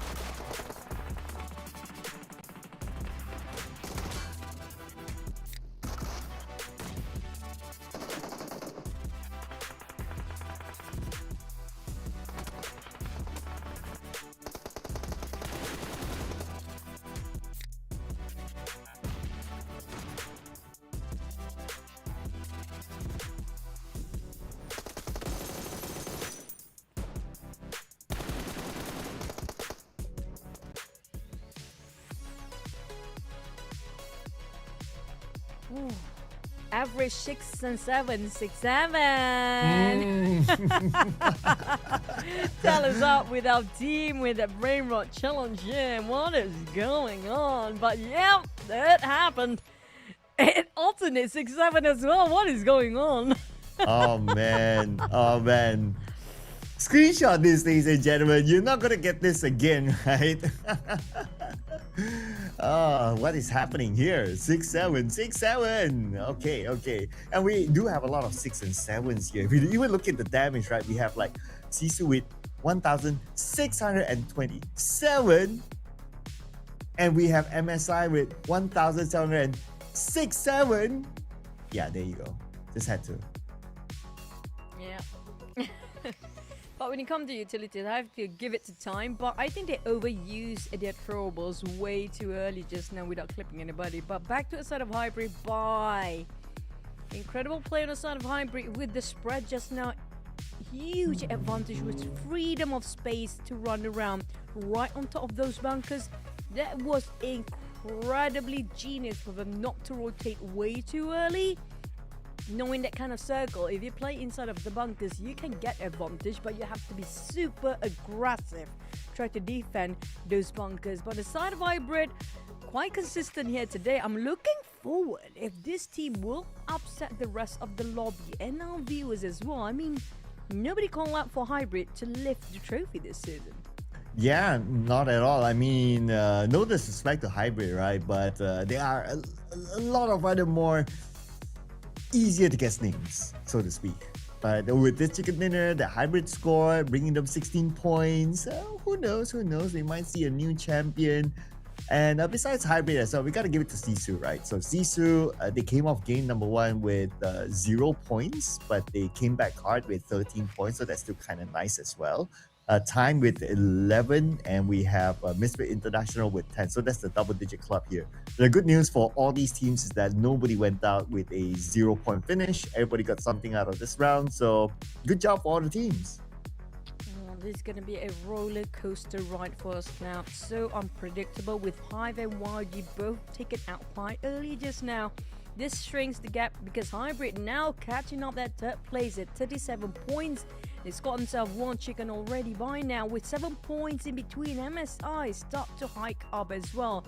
But unfortunately, the bottom seems to be kind of stuck down there. I just wish we have a bit of a smaller gap and a very close points between the teams across the entirety of the board from 1st to the 16th place.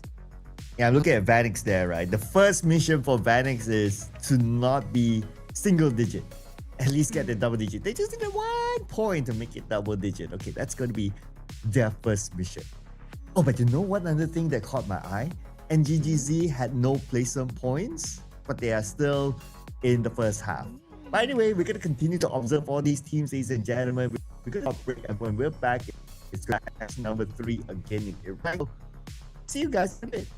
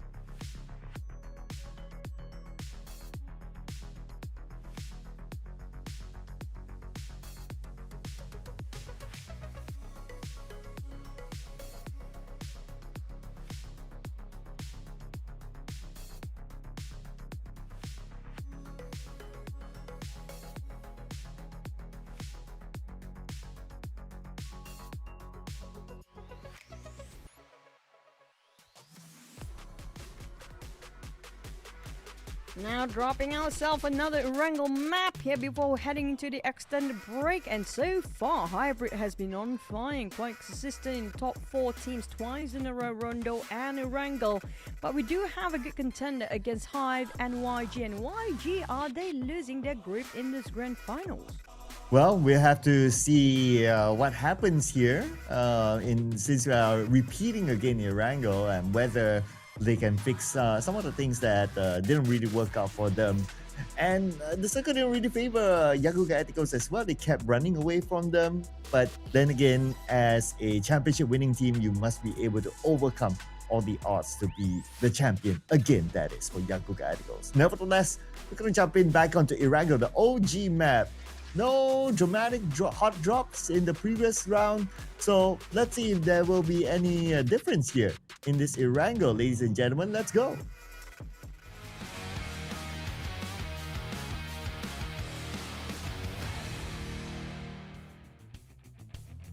Now we had a slightly awkward right side circle just now that happens to be, everyone thought it's going to be the left side entrance of the bunker to be the main focus for the last few circles, but it was on the other end.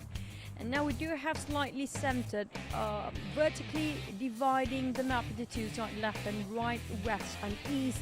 But last we saw YG got himself a self Jogo pool. Now they might want to opt into the SMB area this time. It didn't work out so well for them in the last round.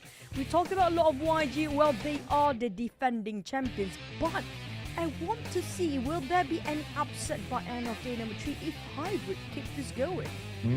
That's where we gotta keep our eye on to where's the starting point for Hybrid. I see them hovering towards the right sides, and it's probably going to be somewhere around where the last circle was at. So we'll continue to observe Hybrid and the rest of them, how they're going to play this round. Lots of teams around the area of South Jogopo too. Like, we do have at least 3 different teams there, including Yangu Eticos. I see Sisu there, and they're overlapping with another team. So that's going to be another spot that we want to keep an eye on as well. So far in the middle is going to be Hive, and not going to be Pachinki is not going to be contested. But this circle, divided by that river. So teams, at least at the very beginning, will need to play a bit of guessing game whether the circle will go up or down or stay in the middle. I ended up right on top of Jogopo Bridge. That happened once. I mean, it seems to be a bit slim of a chance, but we had that before now. We thought it's going to be around ruins or even shooting range. They just pulled all the way to the Jogopo Bridge. It was a bit awkward, but it was fun to watch. But for the other teams coming out from down south, especially those coming out from SMB, now OV might have a long journey ahead of them. They have to cut across 2-1 Capo. There might be Phoenix or Hive in between. But we do have teams that still up towards the outside of the circle, despite they dropping themselves quite late from the aircraft just now. But back towards the team that do have them the circle, Elevate. They have plenty of space on the northern side, and we do know there's not many teams favored to drop themselves in the north. So if they can utilize that opportunity and try to take things slower, I think they can actually have a shot there. Yeah, I mean, they only have like one other team there. I believe it was a Goodfellas that dropped on the north side. So around Zaki-ish area or North Jogopool area. So that's probably their only contender for the north for now, that is. Right smack in the middle of the circle, since with this kind of circle, it is a Jogopool-ish circle. So Yaku Radicals, they got the circle right on top of them. Very different as compared to the one before where they need to travel far towards the right side and circle kept going away from them. But this time, it's going to be a very different scenario for them. Let's see how they adapt to this situation. And that one other thing I want to observe, you pointed that out, that Observation Esports, the only team in military base, and 214 has that left bridge. I wonder if 214 wants to play the bridge troll to stop Observation Esports from cutting across. Possibility is there, but based on 214 trend and how their character profile as a team, I don't think they are the one that love to wait things out. Might be they want to go for the hunt on the left side around hospital area or even Gatka region. I mean, there's still chances a circle might be Gatka field, Cloud, because Gatka is still inside of the first circle.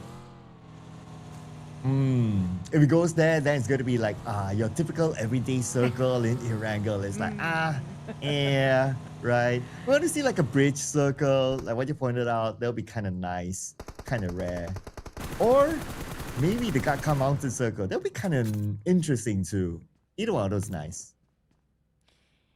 Just to justify why our prediction both have YG and Hive for you guys who just joined us.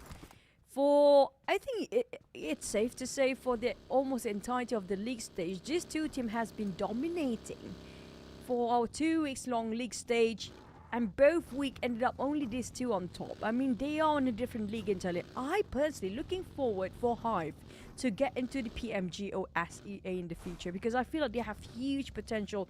They might bring a different dynamic towards that lobby as well, and might the teams might need a bit of a refreshing teams to go in and wreak havoc in the SEA. I wouldn't mind that.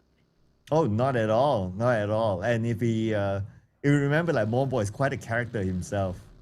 So yeah, imagine if he's like on that stage and he gets to like be like side by side with opponents, and he like comes out with a clutch or something like that.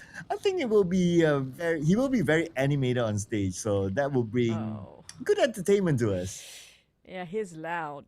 I want to see if there's any beef going on. If imagine if we have Mormon as well.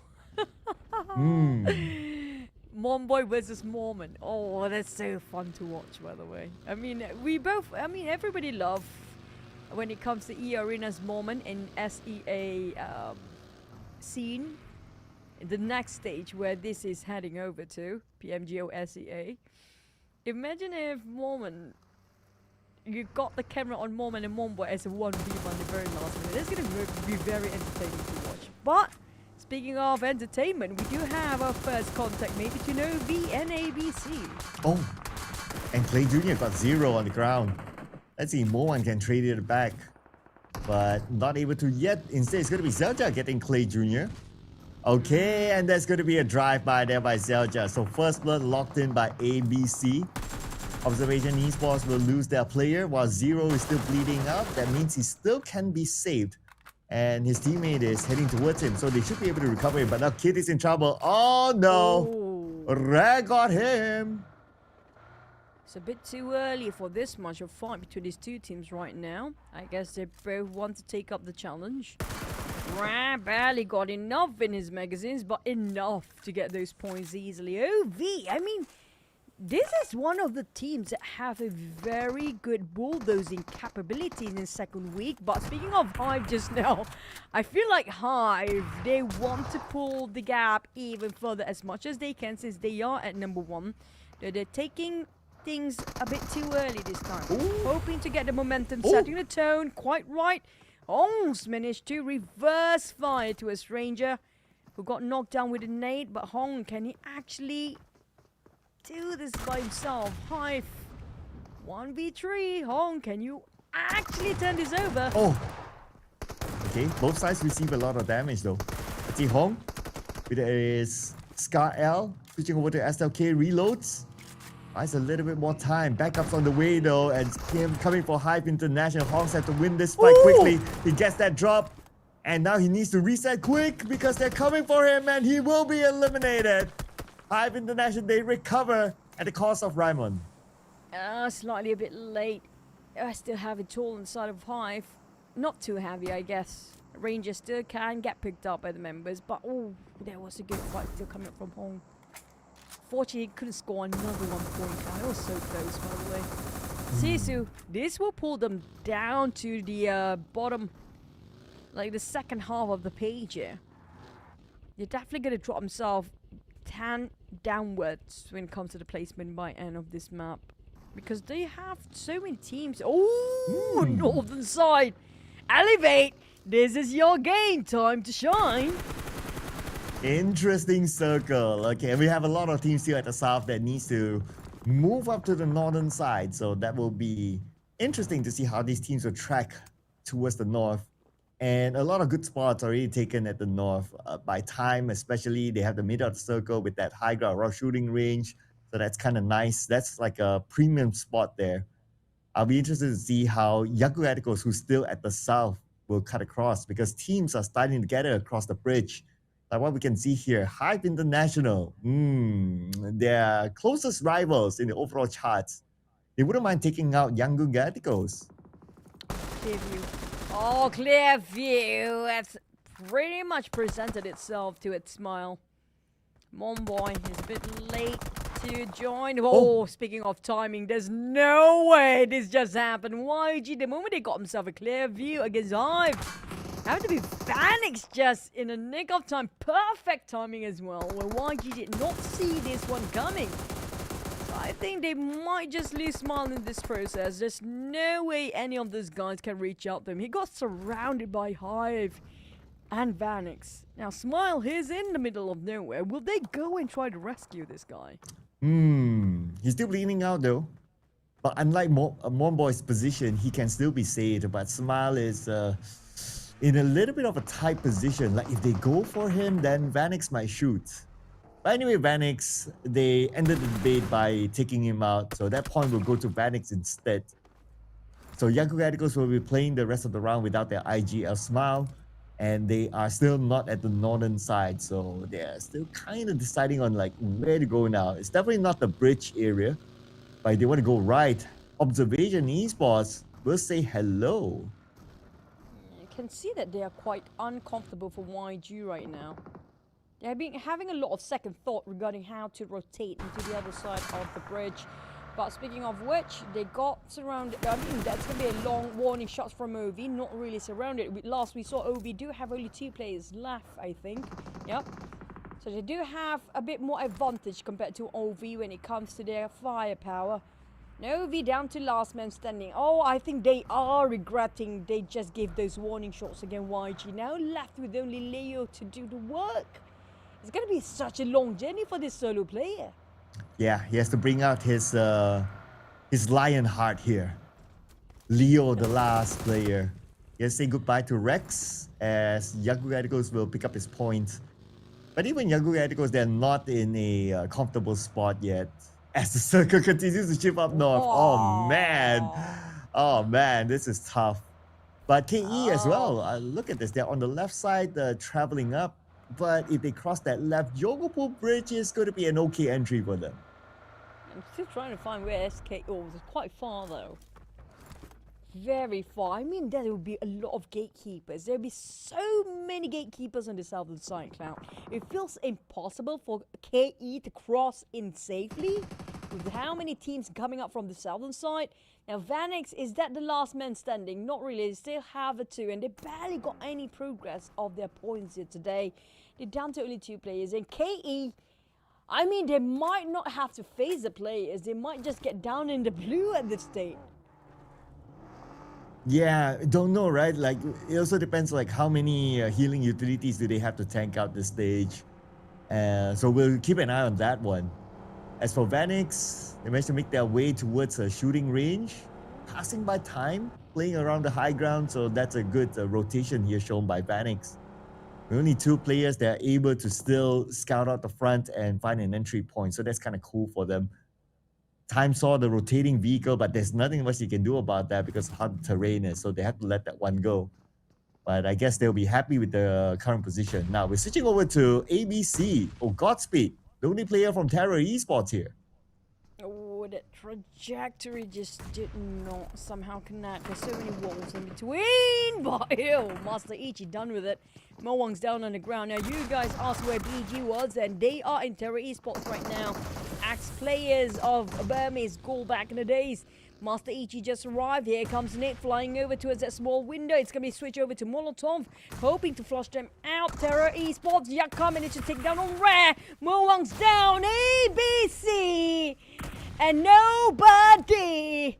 Down to the last one standing. And there you go. Nothing left. ABC, they had slightly a great start just now. 2 points in the back. At least they're not going out empty-handed. Yeah, I guess at least that's a little bit of a good news for them. It's just that they will have a lot of time to count the rest of their alphabets in the lobby, because after this, we're going to have an extended break as well. Ooh. So it's going to be a longer break for them. Same goes for Observation Esports. Looks like Leo did not make it. And instead, like ABC, they got 2 elimination points. Observation Esports went out 0. As for time now, they're busy with Misfit International, who has arrived.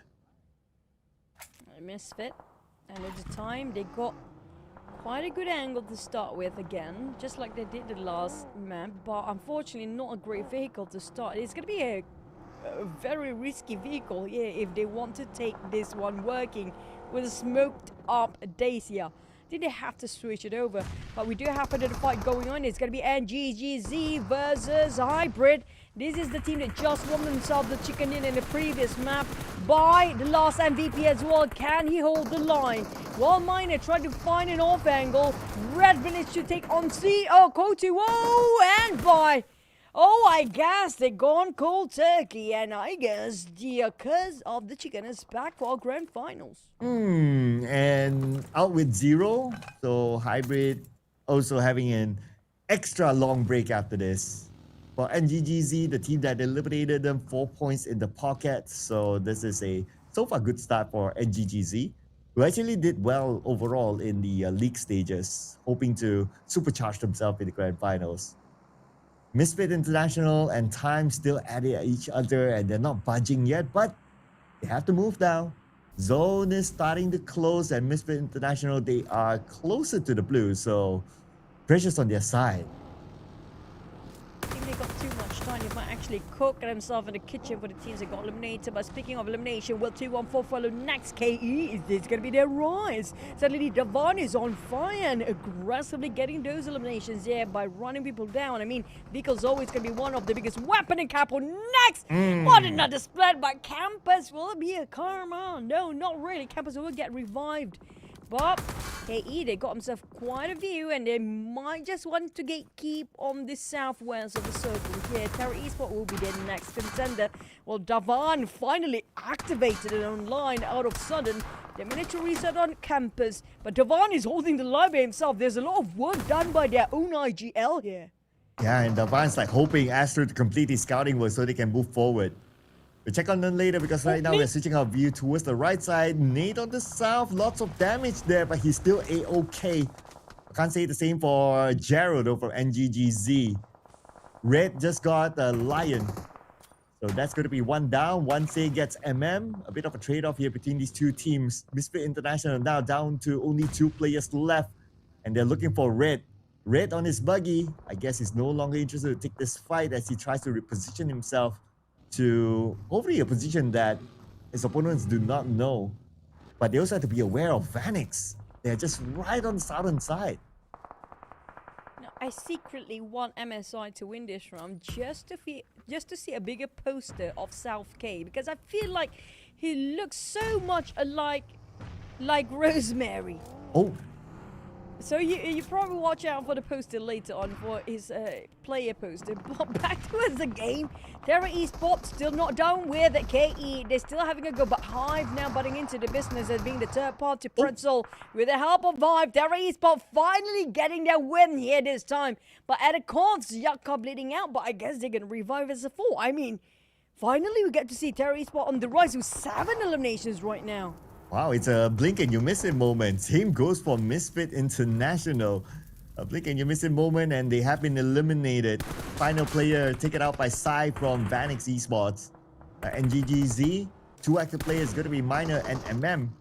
Miner on one side, he sees his opponent, but there's like at least 3 different teams here. So they have to fight against each other while they are being observed by other teams inside the circle. Miner has a good clear shot onto Dale, perhaps. But the terrain really isn't helping, and here comes that nade by Miner. But a bit off. Dale still receives lots of damage, though.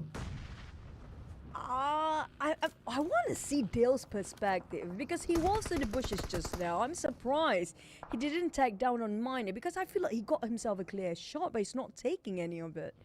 But look at Saif, he's being a sneaky snake at the back line. But Damon, oh, he got right on time on that buggy. But Damon is quite an exposed field right now. He needs to find himself some covers. And they're not even inside of the circle all this while. Elevate, managed to take down on time. Dale, Damon was thinking, well, I should go for the save or not. Never mind. I'm more important alive than I'm dead as well. So he just cancel it out. Yeah, there it goes. It's just a matter of locking the point before it's stolen by anyone else. Okay, until the elimination feed shows up. Okay, never really trusted. Yeah, but anyway, NGGZ got it. So that's 7 elimination points for them now. So now it's time for time to move into the circle. But oh my goodness, look at the mini-map. So many teams in the middle of it, including Hive International here as well. It's surrounded by teams like 214, heavy hitters so far in the PMCL. And Miner now in action. His teammate MM is down, so it's down to only him, but he won that 1v1. Beautifully executed by Miner. Oh man, how can you not think that Miner had that one go? You can actually see a clear view the moment he opens the door. But yeah, I agree with you. This is a very stacked up circle right now due to the multiple level of terrains that make it such a hard view for them to see each other out due to the curve of the ground. But for Hive, at least those curved ground actually gave them some barricade to go for the reset here. Nobody giving them enough attention right now. They still have themselves a trio. Now, Elevate, we do know they should familiarize themselves with this circle the most. Oh! Just slightly short toss. If not, it will be great. But he thought somebody will be inside of the shack or inside of this very small compound. But the one's always going to be at the back end. But Frenzy now finally getting it. I'm not sure if I want to be Frenzy right now. It's going to be a painful and left, right, center. Cram down. Here comes Spyro. Just arrived. But they have a bit of a trade. Oh! Can Spyro turn things around? Elevate, they're losing a lot of their members here. Oh man. Spyro is now in a position. He's just on the outside of the shack. But hopefully we get an update soon on Spyro. Win this time because he's in a position that he's very exposed, especially his back and last back. There's so many things around Spyro. Mango. Ooh, they did not see this many fights behind them for Elevate right now. They got surrounded unwillingly. Spyro being a troublemaker, taking 2 players down just by himself. And now Mango has too much task on his hand. Right now, either to go for the rescue or go for the eliminations. But for Hive, Mombo is taking a bit of a longer time, around 500 meters apart. Spyro! What a nasty nade! Here comes another one, flying a bit over toss. But Cram got Cram down. Spyro just obliterates the entire Elevate thanks to Miner from Not So Good Games. Yeah, so they chat those points. Okay, I guess they're happy with 1 point each. But thanks to Miner as well. He's still alive after all that commotion. Now NGGC 10 elimination points in the pocket, doing so far so good. As for Hive International, they're at 9. They just need one more to hit that double-digit elimination mark. And they might have their chance here. Just got Ryujin in, and that's going to be 10. Right now, Hive International unstoppable with the middle of the circle. Oh, another new contender on the rise here. We did have Hybrid before. I guess they got cancelled out by NGGZ. Oh, they are closing the gap, of course, but Hive still have plenty of points on top of them. But back to a side of Hive. Ranger and Pretzel, 2-player. Terra Esport do have a full squad. You're only a team with a full squad right now. They can make use of the advantage here. They also score themselves close to that 10 points eliminations. Now, will the ex-Burmese Go player back up on their high pedestal here and back on their prime time? As Terra Esport trying to find information as much as they can. And they have a bit of elevation as well, so that would definitely help Terra Esports. Okay, they're sending a scout in just to gather the information that they need. While that, Goodfellas, they're across this road. Now, this could be the last circle that Goodfellas might have, and they will be forced to cut across the road if that's going to be the case. We will be checking on them later because the circle will close in about a minute. But Terra Esports with this Hagar advantage, they got the information, they know where range is at. They're putting pressure onto him, nade after nade, lobbed across on the range. That's a lot of damage there, but finally they tagged him down. It took them quite a long time, but that one magical bug is such a huge barricade. Their eSport, they're not willing to give away their high position, so they will try to get those long shots going on, giving a lot of pressure on Pretzel, who's soaking in a lot of damage from the sides. Pretzel, 1 HP down! Master Ichi, no, wait a second! Spiral again? What is he doing there? Why is he there? Wow. Okay. All right. Spyro, he's still able to lock in that one extra elimination point. My goodness. Oh man, I'm sure the teams didn't expect that to happen as well. But after all that mess, now we are down into the top 4. Top 4 is stage number 6 with this kind of circle. It's quite fast. And the only team still with a full squad in the top 4 is going to be Terra Esports. Let's see if the circle favors them on this one. We'll find out in about a second. And there you go. They still have part of the circle. All teams have a chip of it. And I think this is the first time for today. We haven't seen GFS in the early fights, and they lasted longer than they actually did when they are aggressively trying to hunt people down early stages. I guess that's a good formulation for them to finalize in the grand finals, that, you know, take it slow and easy, actually better than them being too aggressive in the stage number 1. Now they play way better in their first 2 maps of the day. But on the side of Terra Esports, the sudden rush, the sudden urge to find those eliminations here is just massive. Their potential now has no limit whether they can keep this going, because there's no stopping these guys now. They are close to getting that 10 eliminations as well. They still have plenty of points to take within those teams that have less than 4 people. And they are the only team that have full squad here, Cloud. This is huge advantage for Terra Esports. Oh, and they're looking at BKE with Spyro, the man of the hour. Holding it on for BKE, and he's still holding it on, but he has to let go of Baby One Sec, but finally tagged from behind by Master Ichi. That's going to be the end for Black Eagle Esports. I mean, it's a 3v1 at this moment with 11 eliminations in the hands of Terra Esports. They are looking good to lock in this chicken dinner, but you never know until it's truly locked in. I mean, it's 4v3v1. There's no way they can blunder this one out. I mean, these used to be Burmese Go players. They are veteran, a powerhouse, a legacy by their own players' names. So, I mean, they are experienced enough not to botch this one out. I mean, I'm talking highly of them right now, hoping they will score this one. But GFS, Chewy is always going to be that star player, and Chewy is still alive. And Chewy is known for those awkward angles. If Chewy can find an off angle, that's going to be a bit of a terror for Terra Esports. But Rift spotted out by Terra Esports. Hades is playing a bit of a hide and seek. He got the time. Nobody's actually watching for him out. So Hades, you're doing okay. Yeah, and he still has the circle, so he can just stay quiet. Nobody knows that he's there. He can still hold. So if he can still survive above any of the 2 teams, then there'll be extra placement points for him. So Hades, just stay quiet. I think somebody will check the small shack. There's always going to be somebody in that small shack. It's always somebody. But whether they will check it on time or not, Chewy's on the ground. Now, there's going to be trouble brewing for GFS. We do know Chewy is the off angler, always going for the flank.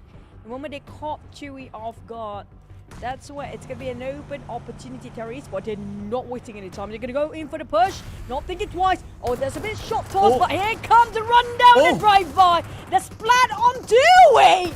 Rip! This is to be backfiring on Terra Esports. No way! Is this even real? For real? Terra Esports? 4? No 1? Well, looks like it is for real. 4, now 1, and Goodfellas, they can still pick up their teammate. So this could be a situation where it's a 2v1v1 on the favor of Goodfellas. Okay, starting to be real interesting here.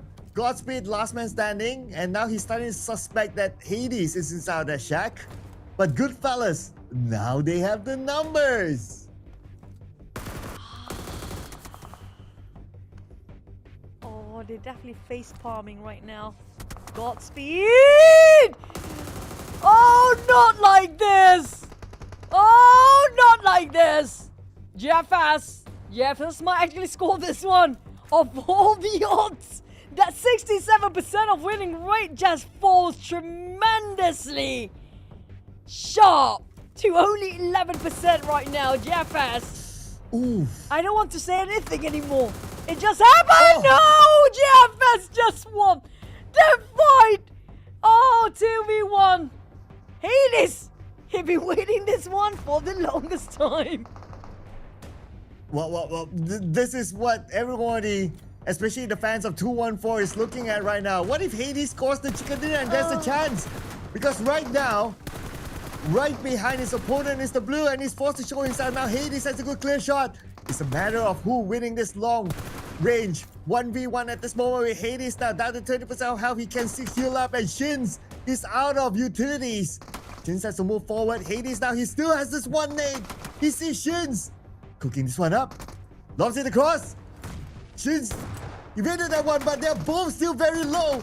And now Shins in the middle of the road. Hades taking time to heal. Shins showing himself, he does have a UMP. Hades now has some K. And it's gonna be Shins taken down by Hades. 214 locks in the chicken dinner. Who would have thought so?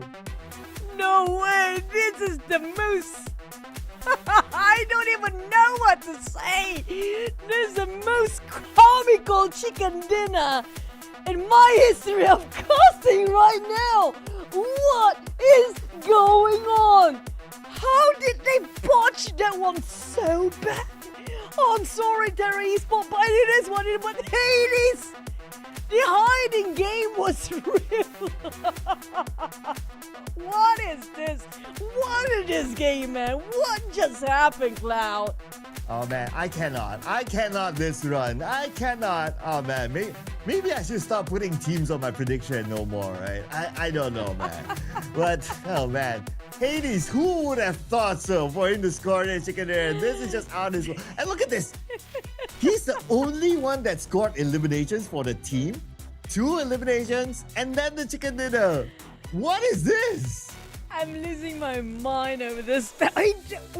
I want to see that replay. We will see the highlight. I want to see how that blunder happened, that catastrophe just happened for Terry Esports. It was a 1v3 with a rush of vehicle. How that backfired so hard on Terry Esports. Did I praise them too much? Was the issue? Maybe. I don't know. Can we just skip this and go to the highlight? I mean, yeah, let's rewatch this one.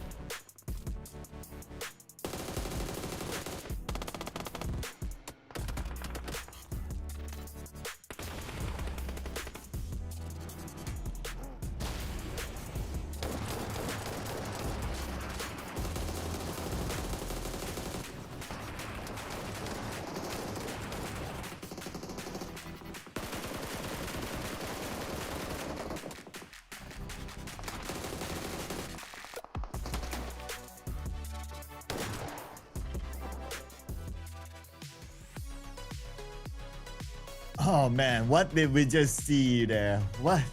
Well, whatever it is, well, Terra Esports, they are still at the top of our top 4 teams. Okay.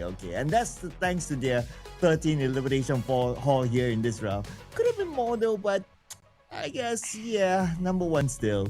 Followed by NGGZ with 10 eliminations. And then we still have Hive International here. That number 1 on the overall charts team. Still up here in our top 4 with 11 eliminations. And then we have Hades. 214 Esports, 2 eliminations with that chicken dinner. They're up here thanks to him. They need to buy him dinner for that. Still major deficit when it comes to the points count. I mean, like, they can plenty more. And they ended up in the 3rd place, by the way, not 2nd. And that's going to hurt them quite a bit when it comes to the points they can actually have a grab on. Just let it slip by the fingers. But for me, if I'm the player, I'm having a hard time to get over it. But I mean, this is well deserving MVP. He's been hard carrying the game all by himself and be holding his line till the very last end. So yeah, Hades, I mean, numbers don't actually bring justice to what he did just now with that huge chicken dinner for the team. Yeah, the numbers don't tell the story at all. If somebody just watched this and see that, oh, match MVP, only 2 eliminations, only 346 damage, only 1 knockout, you gotta rewatch that final moment there where Hades somehow came up with the chicken dinner. That is insane. But still, Terra Esports, 18 points, so NGGZ 13, same goes for Hive International, and thanks to Hades 214 Esports. 12 eliminations, and Goodfellas also scored in double digits, so that's kind of nice with 10. Hybrid, unfortunately, they fell from grace, 0 points this time, and Observation Esports, they didn't survive the long rotation, also with a 0. Now we'll see whether the chicken dinner curse is activated or not, because Obi just proved us in this round. But you know what? The next match is going to be slightly longer without a extended break. But before we get into the break, we're going to get into the overall rankings. Right now, it feels like the gap is being stretched more. 15 points gap between Hive and YG for the championship. But NGGZ really hold their line great. I mean, they are definitely trying to maintain a healthy gap between them and YG being the top 3. But 214. That was a huge push, man. That was a huge push for the top 5. Yeah, 214 should have been like not in top 5. But because it was the Hades Esports moment, then it became like, oh, now we're in the top 4. Okay. And they scored a chicken dinner. They'll be kind of helpful if in case it comes to a tiebreaker. So that's going to be one thing as well. So yeah, 214, welcome to the top 5. On the other end, at least Vanix, they are no longer that single digit team. So good job to Vanix as well. Yeah, props to guys that still trying to fight for their way into there. But I love to see if the gap is just shrink down to each point, like 1 point for each of the tiers. If only they can actually just catch up a bit more, they'll be fun to watch, right? I just wish Hive is not that aggressive this early on. But speaking of which, I don't know what to expect for the entire day at this point. That was just mind-blowing map of a run of Wrangle just now. Well, that's what we love about the grand finals, right? You get unexpected things that happen here. So much more reason for you all to tune in, ladies and gentlemen, to us. But we're going to head on to an extended break this time because I think Terra Esports, they need a break after that. It's like, guys, what just happened there? Nevertheless, same goes for us at the Castle's Desk as well. And you guys, time to get your pizza with pineapple on top, or maybe the chicken pizza that Choo really likes. Whatever that you like, just bring your food, get your pizza, ladies and gentlemen. So extended break is going to come up now. And I believe it's more than 10 seconds already. So is this the break time? Yeah, we're going to break. Okay, see you guys after this extended one.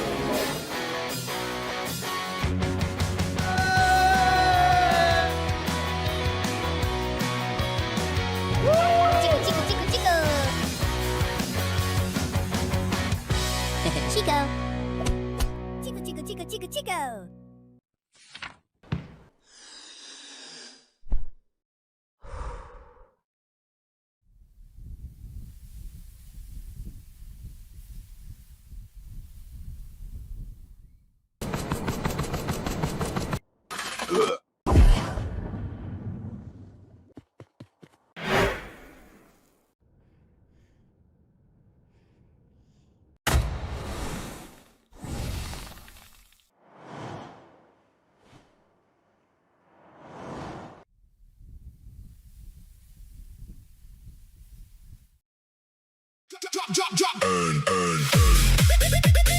Earn, earn, earn. Drop, drop, drop. Drop a map you earn. World of wonder, design your turn. Be the creator, ignite the game. $10 million prize in your hand. Drop, drop, drop. Earn, earn, earn. Drop a skin you earn. Join PvP, your art earns. Be the designer, ink the skin, your art on the field for everyone. Drop, drop, drop. Earn, earn, earn. Drop a win you earn. PMGO calling, take your turn. Be the champion with the trophy. Anyone can rise, anyone come up. Drop, drop, drop. Earn, earn, earn. Drop a clip you earn. Next star, TikTok GIP. Be the influencer. Hit record, 0 followers. Still get the rewards. $6 million every win. Anyone can be a star right here.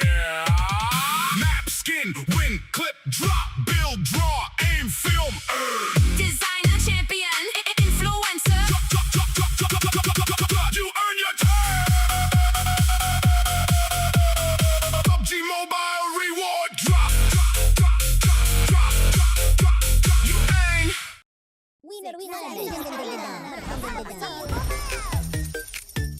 Steal a brain rot gameplay. Collaboration with PUBG Mobile. 6, 7.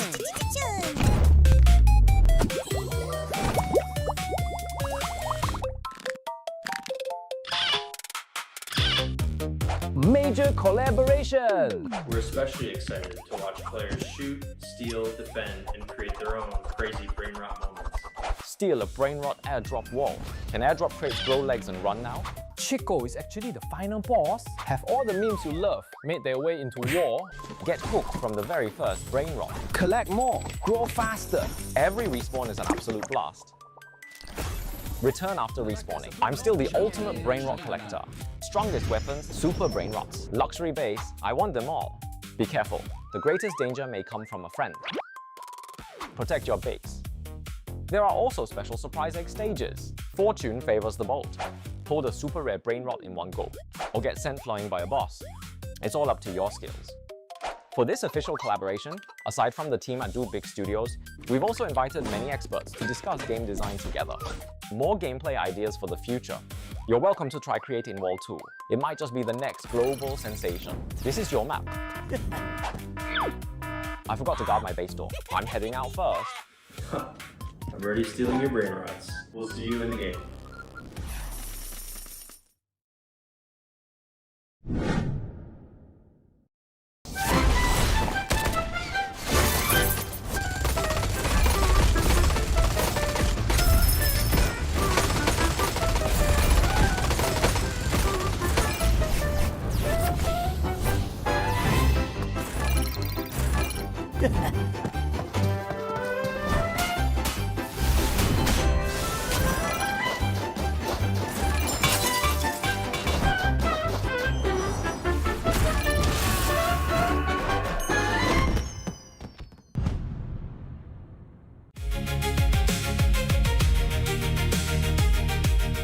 Last year, on the 2025 PMWC stage, Yangon Galacticos made history, Myanmar's first ever world champions. To honor that journey and carry it to every player in the world, the PUBG Mobile team and PDP creators worked with YG to build an exclusive in-game outfit, a piece of Myanmar inside the game. This outfit draws its soul from traditional Myanmar attire. The lines of the tight pawn jacket, the gold thread running through the long yi, the flame motifs rising from the hem. ဒီရောင်ဒီအစင်ကိုကြည့်လိုက်ပြီဆိုတာနဲ့ဒီမြန်မာပြည်ကိုတန်းပြီးတော့ခံစားရပြီ။ဒီဝတ်ဆောင်ကကျွန်တော်တို့အတွက်ဒီရိုးရိုးအင်္ဂလိပ်စကင်တစ်ခုတည်းနဲ့မဟုတ်ဘဲနဲ့ကျွန်တော်တို့ဘယ်ရလာလဲဆိုတော့ပါကိုစားပြုပေးတယ်။ပြီးတော့မနှစ်က PMWC ချန်ပီယံဖြစ်ခဲ့တုန်းကအချိန်လေးကိုပါကျွန်တော်တို့ပြန်ပြီးတော့သတိရစေတယ်။ But winning the World Championship does not make every match that follows easier. Yet Yangon Galacticos kept showing up anyway, because Myanmar's first world champions do not put the crown down. ဒီနေ့ကတော့ကျွန်တော်တို့အတွက်လွယ်တော့မလွယ်ဘူးခဲ့ဘူးဒါပေမဲ့ကျွန်တော်တို့ Survey 5ဖို့အတွက်အခွင့်အရေးရှိရဆိုတာကျွန်တော်တို့ယုံတယ်ကျွန်တော်ဘယ်တော့မှလည်းအရှုံးပေးသွားမှာမဟုတ်ပါဘူးကျွန်တော်ဆက်ရှိနေအောင်ပါပါ For YG, being champions was never only about the day they raised that trophy. It also belongs to the days after. They were the first to raise it. They are going back to defend it. မြန်မာယဉ်ကျေးမှုကိုအခုလိုမျိုး game နဲ့တည်ယူဆောင်လာပေးရဲ့ PUBG Mobile တင်ကိုအရင်ပဲကျေးဇူးတင်ပါတယ် လာမယ့် Paris က PMWC တန်ပွဲမှာလည်းကျွန်တော်တို့ဒီဝတ်ဆောင်ဝယ်ပြီးတော့အကောင်းဆုံးရှင်းပြသွားမှာပါ Fight till you make it. It is Yangon Galacticos! Chasing the sunrise, boots hit the ground, hear the battle call. Loot up, lock in, we're ready for it all. Every street, every door, searching for a little more. One squad, one dream, nothing's ever what it seems. The circle's closing in, can you feel it on your skin? Heartbeat like the drum, the final fight has come. Fight till you make it, never gonna break it. Stand your ground and take it, right into the fire. Fight till you make it, every move can change it. Higher and higher, we're reaching for the winner, winner, chicken dinner. Fight till you make it. Fight till you make it.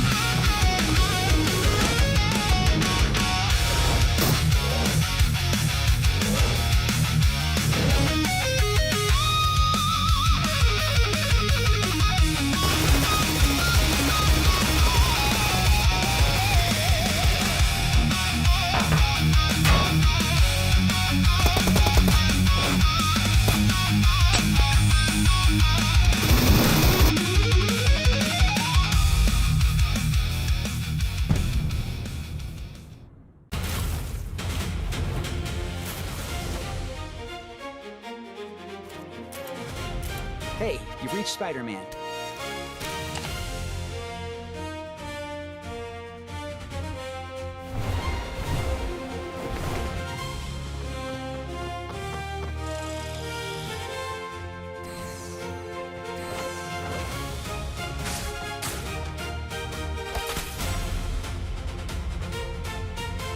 If you're short on supplies during this final phase,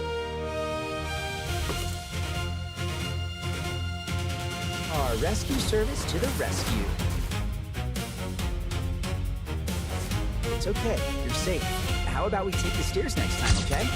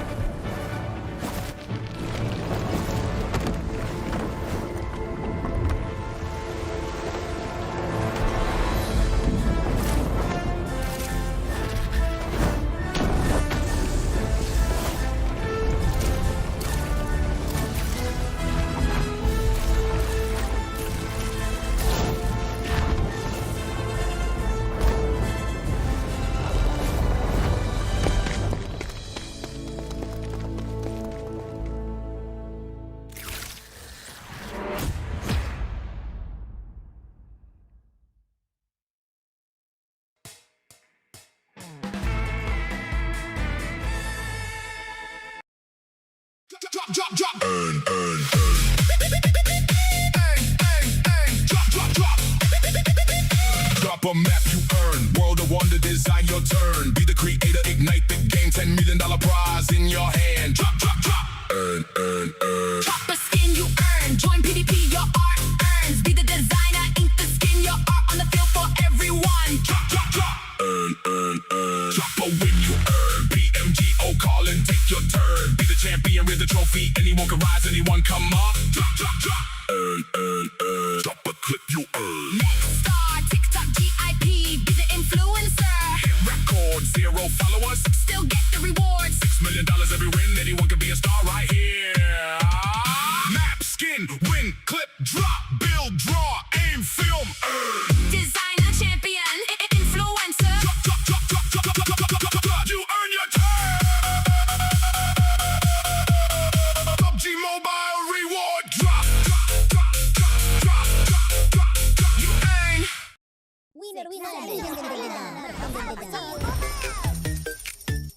Steal a brain rot gameplay.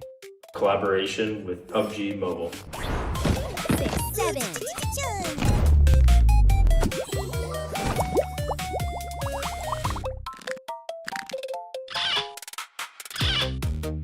Major collaboration! We're especially excited to watch players shoot, steal, defend, and create their own crazy brain rot moments.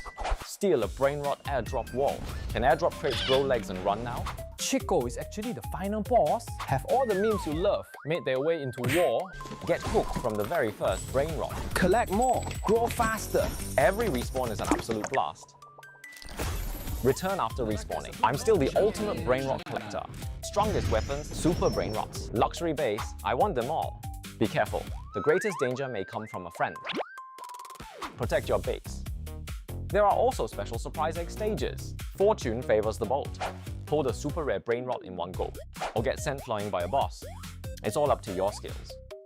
For this official collaboration, aside from the team at Do Big Studios, we've also invited many experts to discuss game design together.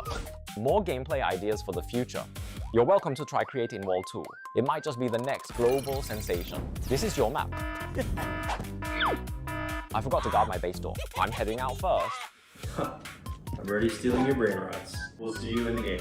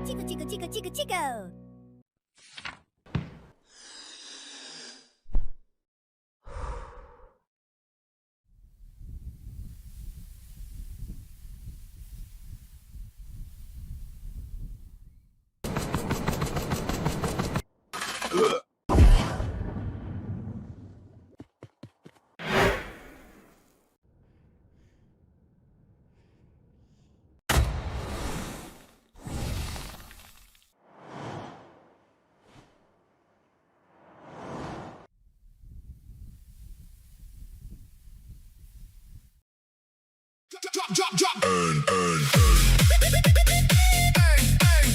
Drop, drop, drop. Drop a map you earn. World of Wonder, design your turn. Be the creator, ignite the game. $10 million prize in your hand. Drop, drop, drop. Earn, earn, earn. Drop a skin you earn. Join PDP, your art earns. Be the designer, ink the skin, your art on the field for everyone. Drop, drop, drop. Earn, earn, earn. Drop a win you earn. PMCL calling, take your turn. Be the champion, raise the trophy. Anyone can rise, anyone come up. Drop, drop, drop. Earn, earn, earn. Drop a clip you earn. Next star, TikTok GIP. Be the influencer. Hit record, 0 followers. Still get the rewards. $6 million every win. Anyone can be a star right here. Map, skin, win, clip, drop, build, draw, aim, film, earn. Designer, champion, influencer. Drop, drop, drop, drop, drop, drop, drop, drop, drop, drop. You earn your turn. PUBG Mobile reward drop, drop, drop, drop, drop, drop, drop, drop. You earn.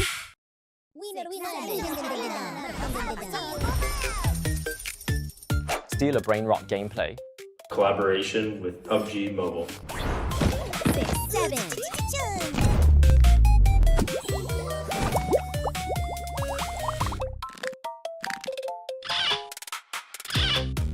Major collaboration! We're especially excited to watch players shoot, steal, defend, and create their own crazy brain rot moments. Steal a brain rot airdrop wall. Can airdrop crates grow legs and run now? Chico is actually the final boss. Have all the memes you love made their way into war? Get hooked from the very first brain rot. Collect more, grow faster. Every respawn is an absolute blast. Guys are tuning into the Grand Finals Day 1 2026 PUBG Mobile Challengers League. 4 will meet you and Sir Cloud as your navigators and storytellers Return after for today. respawning. Yeah, that just happened too. It happens. It happens. Okay, guys, it happens. That's the fun part of things sometimes. But yeah, welcome back. I guess it's not just the game blunder happens. This kind of blunders happen too in real life. But what just happened when it comes to the last ring? It's just blowing off my mind. I still can't get over it, Cloud. And it's just something that should not happen at the grand final stage.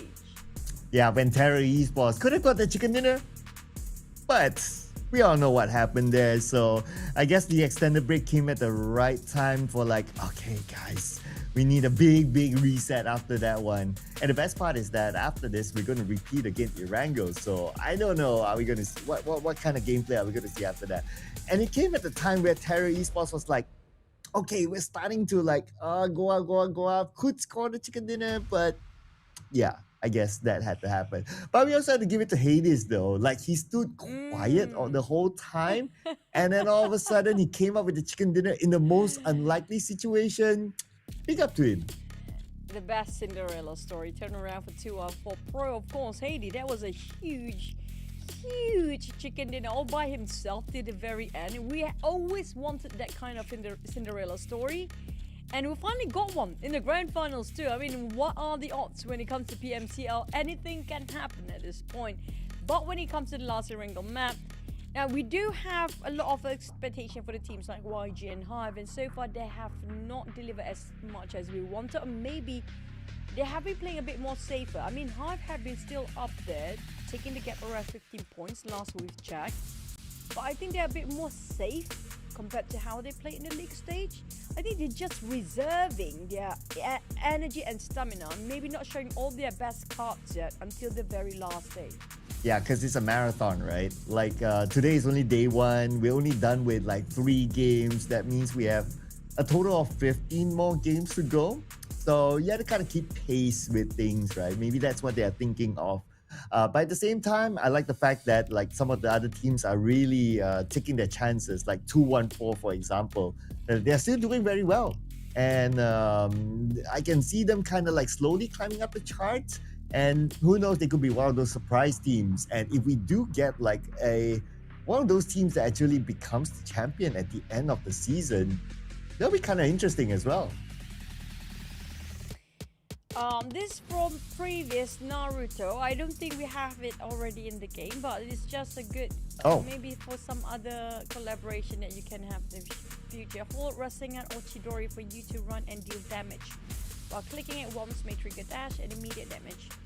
I think we have a different collaboration right now, in case you guys don't know of, which it's gonna be the Brain Rot Challenge as well. So make sure you guys check that one out. And I mean, if you still, I don't know how you get access to the Naruto version of it, but you can try. Yep, you can try. Or if you happen to see something new, maybe like the Spider-Man, you can try that one out too. So that's also something else that's happening inside of PUBG Mobile as well. But maybe that's also like a bit of a reminder to a very popular event that happened inside of PUBG Mobile that got a lot of people talking about it. And that event was very interesting as well, I must say. And this is the new event. Yes, this is the updated one, ladies and gentlemen, that you can access inside of the game right now, which is the Steal a Brain Rot Challenge that has a $20,000 prize pool here up for grabs, ladies and gentlemen.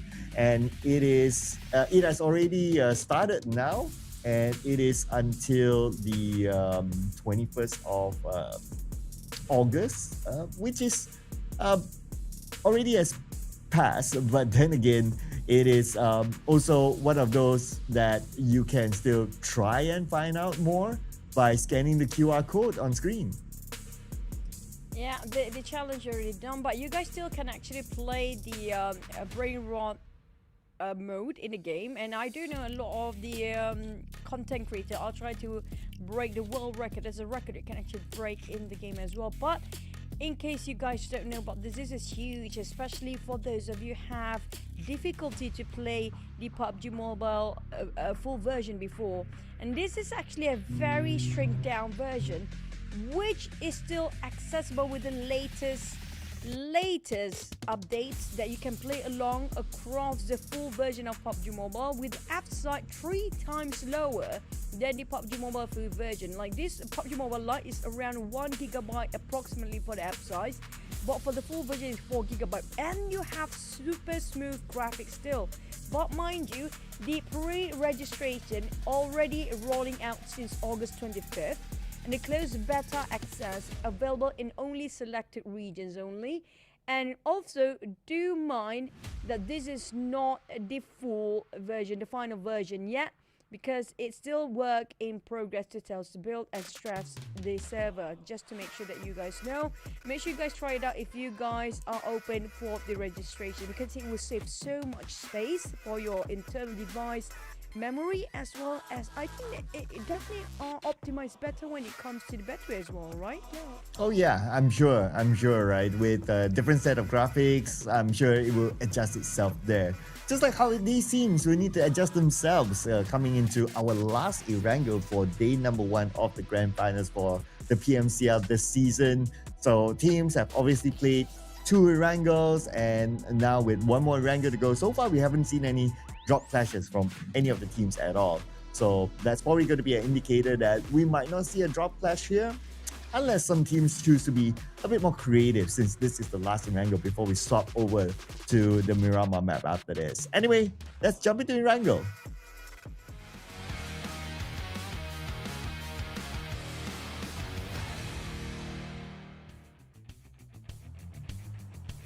Now, there's going to be last Erangels to play. After we're done with this Erangel, it's down to only 6 more Erangels to go for the Grand Finals. So, but teams that love Edit Erangel so much, you will try to take advantage for today's last Erangel, of course.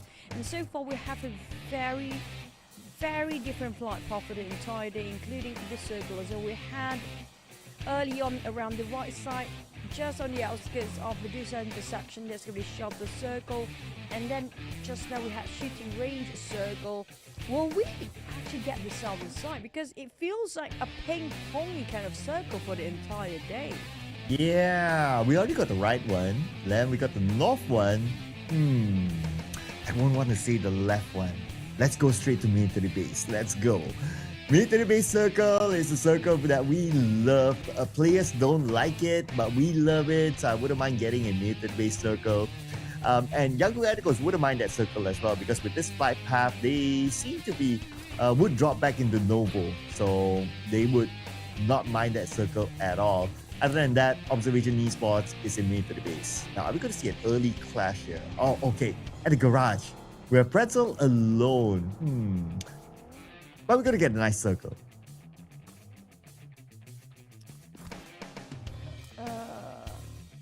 Hot drops not just yet. There's going to be a meal-tight area that might have on the outskirts of it, but I think Hybrid will actually pull aside from about a sort of time. That's going to be the Scouters. I scouted Pretzel. Yep. Well, will they let him be? Will they let him? Nope. Nope. It's Hive. It's Hive. The moment they saw that knockdown, they were definitely going to go for it. It's going to be a huge win for them. Yep. There you go. Dale getting those first contact made, like you mentioned about on top of that garage just now. But when it comes to Hive, this is going to be major. I wouldn't say disable them entirely, but it's definitely going to be cutting them short with that information. They need that vehicle and they need their scouter, which they don't have anymore. They have to be extra careful right now. Yeah, nobody wants to start off with 3 players, especially if like you're a team that is eyeing for the championship. So I guess Hive just needs to readapt themselves to the current situation. The good news for them is that at least this circle is not one of those really challenging circles for now, so that will give them a bit of a relief. But still, 3 players, let's see how they adapt to situations like this one. Since it's also a nice, kind circle, it doesn't mean that it won't be a tough circle towards the end. There's still a small chance that it might pull up north just below Severny or below shooting range. So wouldn't leave that out for chance yet. But of course, we'll continue to observe that one. Still, 3 players for Hive. Let's see how they adapt to the situation. Because all this while, they have managed to keep 4 players to multiple stages. But this is the first time they're going to see a different challenge this time. But speaking about a challenge, we're going to see Hash and Miner in the same house.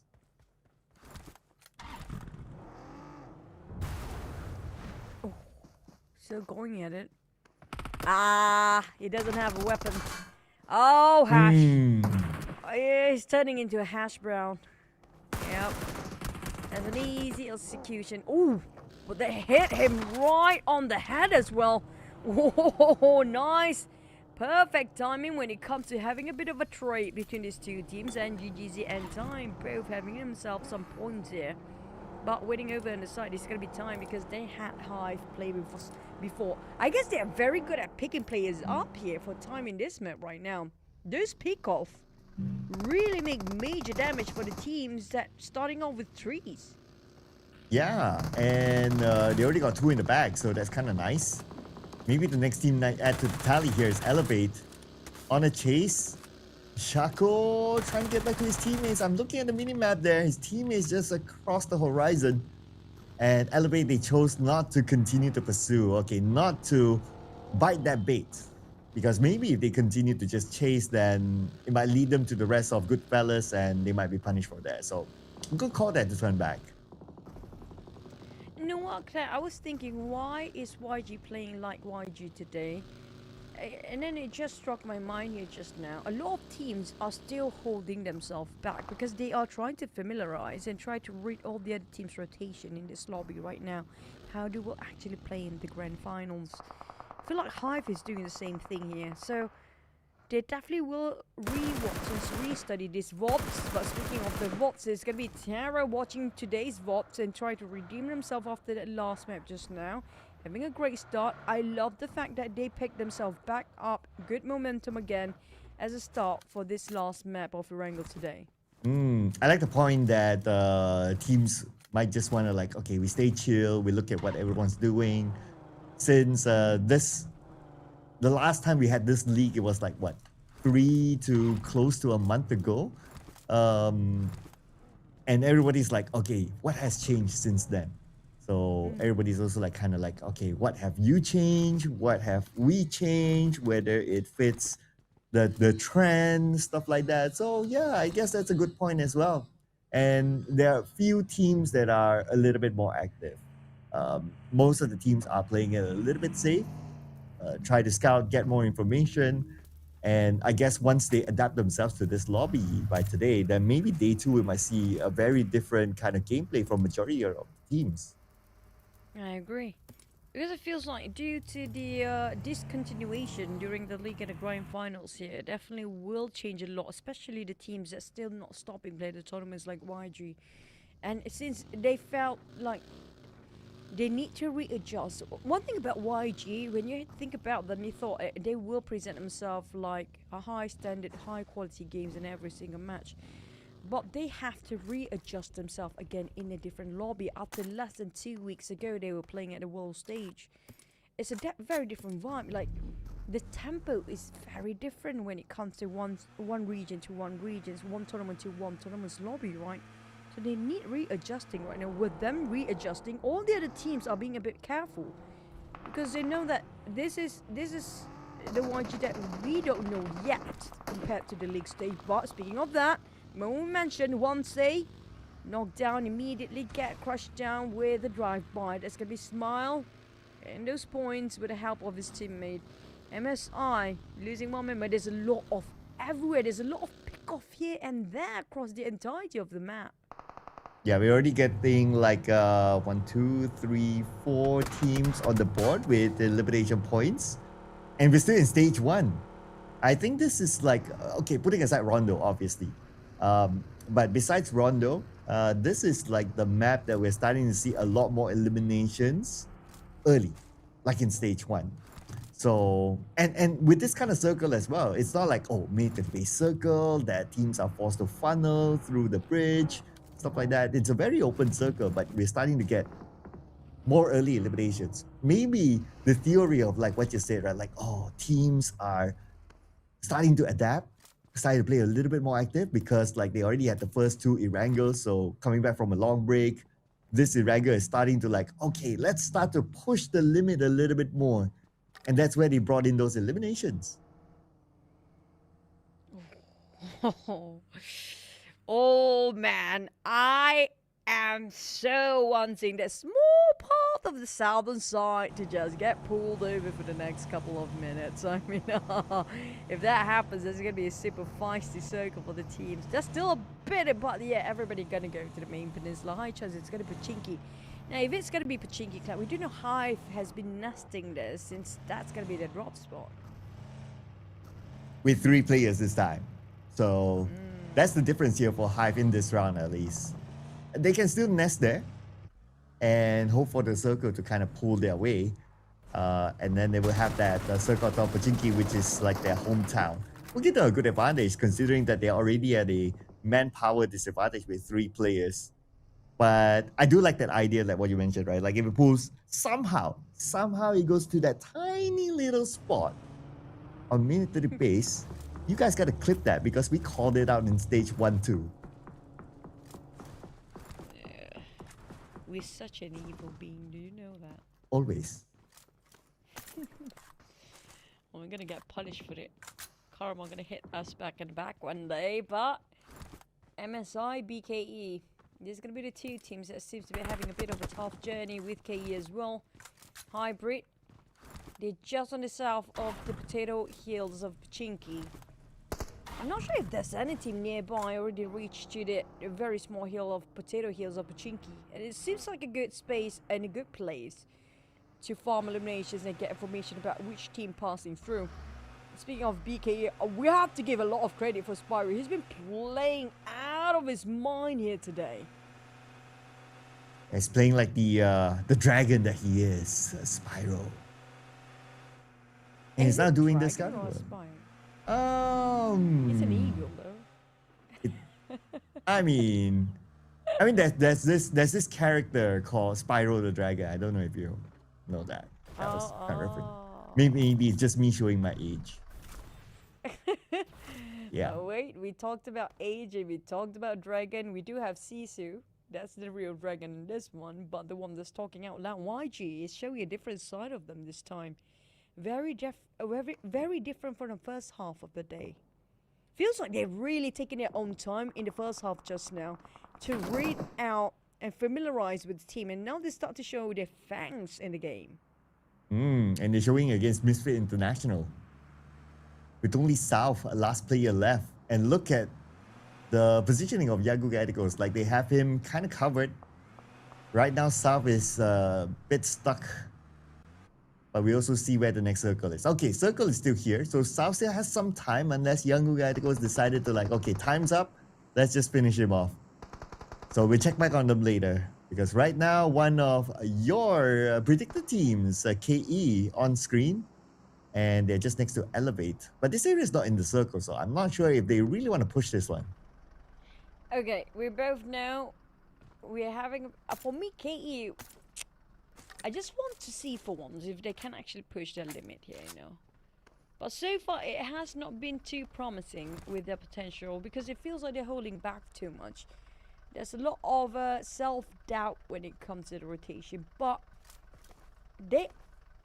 I think it was the last map, the first Erangel last map just now. They start to gain sort of confidence when it comes to their playstyle compared during the lead stage.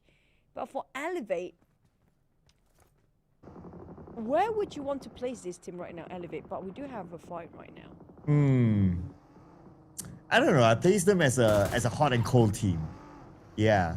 So I guess we'll need to continue to observe a little bit more of Elevate to see what they're feeling like in this grand finals. So far in this round, we have not seen them in action yet, and instead they're spending time in the blue. So that means they're taking a slow rotation to wherever they're going. Hopefully we get to see that when the circle starts to shift again. But for now, one of our teams that we used to see a lot more, like Observation Esports, we have them on screen here. They rotated from mid to the base, now on the main peninsula, outside of Pochinki. And they have a huge spread. Look at this, like Clay Jr. is one area, and then we have Leo, and then we have two more outside of the minimap. Like, they are really opening up this space here. It has not worked out quite okay for them for OV because let me recall myself. I think OV do prefer Mirama over this map, but sometimes they do win over Erangel. I think everybody, due to this discontinuation during the league stage and the grand finals, everybody is trying to relearn every single team's rotations once more. I agree with you. The time seems to be a big factor, but Elevate, Rax, again, as always, the first one to start shooting. With an AUG, managed to go for the reload. Unfortunately, they did not go for the chase, but I think the rest of the team definitely are thirsty enough for the blood here. They want to go for the eliminations. Yeah, fast for their Elevate. Oh, Elevate, left, right, center. It feels like from the pan to the fire, there's no room for them for any sort of a sanctuary at all. Elevate, there's no safety spot for them right now. Yeah, and the moment we talk about Elevate, we got them in action right now, and Riff got Holy Mango. Oh. But holy save, my goodness, wow. Okay, came up with the last shot to save the team. Goodfellas was the one that lost the fight, and Elevate can still recover. What just happened? How did we miss so many GFS players that have been knocked down before? You do see a lot of Elevate players being taken down, quite plenty of them just now. It was a huge win. I think there's a third party coming in from the other side as well, but unfortunately we missed that one. GFS. Is it twice in a row GFS got eliminated quickly? I think yes. Last game they weren't doing so. Last game they did get a top 4. The first Erangel match was a bit of trouble for them. Now we do have Sisu. And we don't see a lot of from the side of Sisu yet. Hopefully we get to see at least a bit. Unfortunately, they lost one player already quite early on stage number 4 here. Yeah, and Sisu, this round, 3 players. They have to go through it. It might be left with 2. Now with the fact that Hong's been tagged and his teammates not able to save him, that's going to be Yaka locking in that elimination point. But they got one for themselves here, with Xiao getting one for the team. So 2 more players left for Sisu, and they are amongst all these other teams in the middle of the circle. Oof, with not much cover in the area that they're at. They have to play with the elevation. But even so, like, Clay Jr. is behind them. And that's going to be Clay Jr. showing himself. And Clay Jr. turns back, giving information back to the team. There's a lot of scrappy fights here across the entirety of Pochinki, on the outskirts of the town, of course. That's why it's a bit hard for observers to actually focus on one fight at a time. Too scrappy, that's quite scattered about. Very messy fights here. The Sisu, they were being caught off guard during migration, a lot of these teams. And GGZ against a time, and they managed to get it's just a knockdown for now. And we're not watching that one out. For OV, on the other hand, there's also Hive. Is that the last member of Hive? Yes, that was. And yet that is. KE on Terra Esport, a bit of a trade-off. It's going to be a 3v3 or 3v2, I'm not sure, but KE seems to be the one that's on the losing side with the Blues and taking them out at the same time. Oh, they were late and they are gone. But nice shot there by Terra Esports towards the end, and they will be able to recover all their teammates and focusing on to getting into the circle, so that's kind of nice. Now 6 eliminations. Oh, but they lost Godspeed in the process. Oh well. I guess with 3 players down left and 6 eliminations in the pocket so far, it's alright. And Yangon Galacticos getting in action against Misfit International, who didn't really budge from their location. And all those points will be given to Yangon Galacticos now. Oh, we're missing a lot of fights here. What is going on? Hive been taken out as well. There might be a change of the throne here. Might get dethroned for Hive since YG still have a full 4. For 214, I think we have a very different angles compared to our first half of the day when it comes to observers. Something is going on, maybe, perhaps, but yeah, we're gonna see the shrink of the circle, which is gonna be slightly on the downside. Now, YG, they are good at predicting the circle again this time. It feels like they're back to the old self, Cloud. It seems like a very different version of first half and second half. They've been really watching it closely regarding how the circle and the play rotates right now and got it right this time. But for Hybrid, the entry coming up from the northern side, it's going to be a very tight spot for them to get in as BKE taking down on Elevate. I mean, Elevate, they were winning slightly a bit with 4 eliminations right now, but down to the last man standing. Say, has he got anything to say? Is the Dragon if it's speaking out loud? Oh, but Frenzy is still in here. Oh, but wait. Oh, wait, he got a bit of help. And he got that nade out to Xiaoqin. Oh, man, that last nade that actually saved his position. And a bit of help from ABC as well. So gotta thank ABC for that. And he was still continuing to survive for the team. Wow, that happened so fast. Now 2-1-4 against Time. Now this is the time to prove whether that chicken is going to curse 2-1-4. Now it feels like they're winning over big time this time. Time, you got 3 eliminations, 2 out of the early pick-off against a lot of Scouters, and that's going to be Hades. Hey, it's not a bluff, he got a chicken, and he just scores 1 against Time. That's a huge statement there with Terra Esport now getting a 6 eliminations. And 2-1-4 slowly clearing up with 2 eliminations in the back. Right now across the board, I mean Terra Esport still not showing any sign of slowing down, but they have only last man standing. Is always going to be Master Ichi for the last man though. So he has to survive, and he does have the circle, so that's not really good news for him. And the moment we talked about Terra Esports and Master Ichi is out, I think we have to start not pinpointing teams. I'm starting to get worried right now. But we did pinpoint Hades though, and he scored a chicken dinner, so that's a bit of a redemption for us at the caster's desk. But yeah, we did talk about Yangon Galacticos. Let's see what kind of chance will they take with their current position. That's still kind of nice. Oh boy. Now I want to see can Vanix actually give a bit of a tug of war with YG here. Sake now almost exploding that vehicle. He needs to have a replacement now. It's going to be a very risky... Oh god, I'm so worried with so many colors around the other side. But he knows the curvature of the ground will cover him for a bit. But for Romeo, taking those high spots, trying to find himself information, whatever he can feed to as a team, that's super important here. Unfortunately, they did not spot out Vanix just yet. Playing around the coastline, but the circle will start to shrink or move in 25 seconds as the clock's ticking. And we don't see a lot of ABC in action yet today, didn't we? Yeah, not much. Even that one elimination that they got was like off cam, and it was kind of like a long range that saved Frenzy.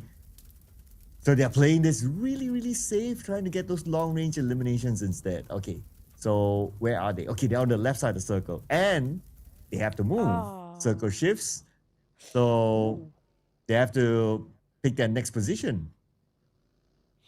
2-on-4 got himself a sweet spot. Can this be a first back-to-back grand finals chicken dinner if 2-on-4 can actually hold their ground here? And if they continue to get the circle, that might just happen, since they're up there with lesser teams and they have a pretty good spot with this compound. So we continue to observe that one. But they also need to observe Observation Esports that's still deciding on whether they want to go towards 214 or they want to rotate down south to find other teams. If they go down south, then 214 will be clear at the north. But this sort of circle always divided itself into the north and south here, to the street in between. It's always divided himself into two parts. 2-on-4, there's a high chance they actually can score at least another top 4. But we talked about the team is still outside of a circle. That's going to be Vanix. Now, Vanix, they have to pin it their way in there. I mean, the moment they're done with YG, if that's going to be the case. There's also ABC on the other end. Do they take longer rotation or not? They are thinking about it. But speaking of ABC, that small shack cannot hold them still. But we don't see a lot of fights. But the moment we jump to the fight, it's done. BKE has also got eliminated. We don't know how. So I guess it just happened, guys. Yep. Well, I can just imagine that they crashed, they cleared off Frenzy, and now they took over that shack. You have to use our imaginations here, ladies and gentlemen. But now Vanix have to use their imagination to try to find or draw a path into the circle. Zone is closing in onto them, and Young Galacticos is coming up next. But what just happened here? A vehicle blown up? And 2 ABC players down now. This is Observation Esports coming in.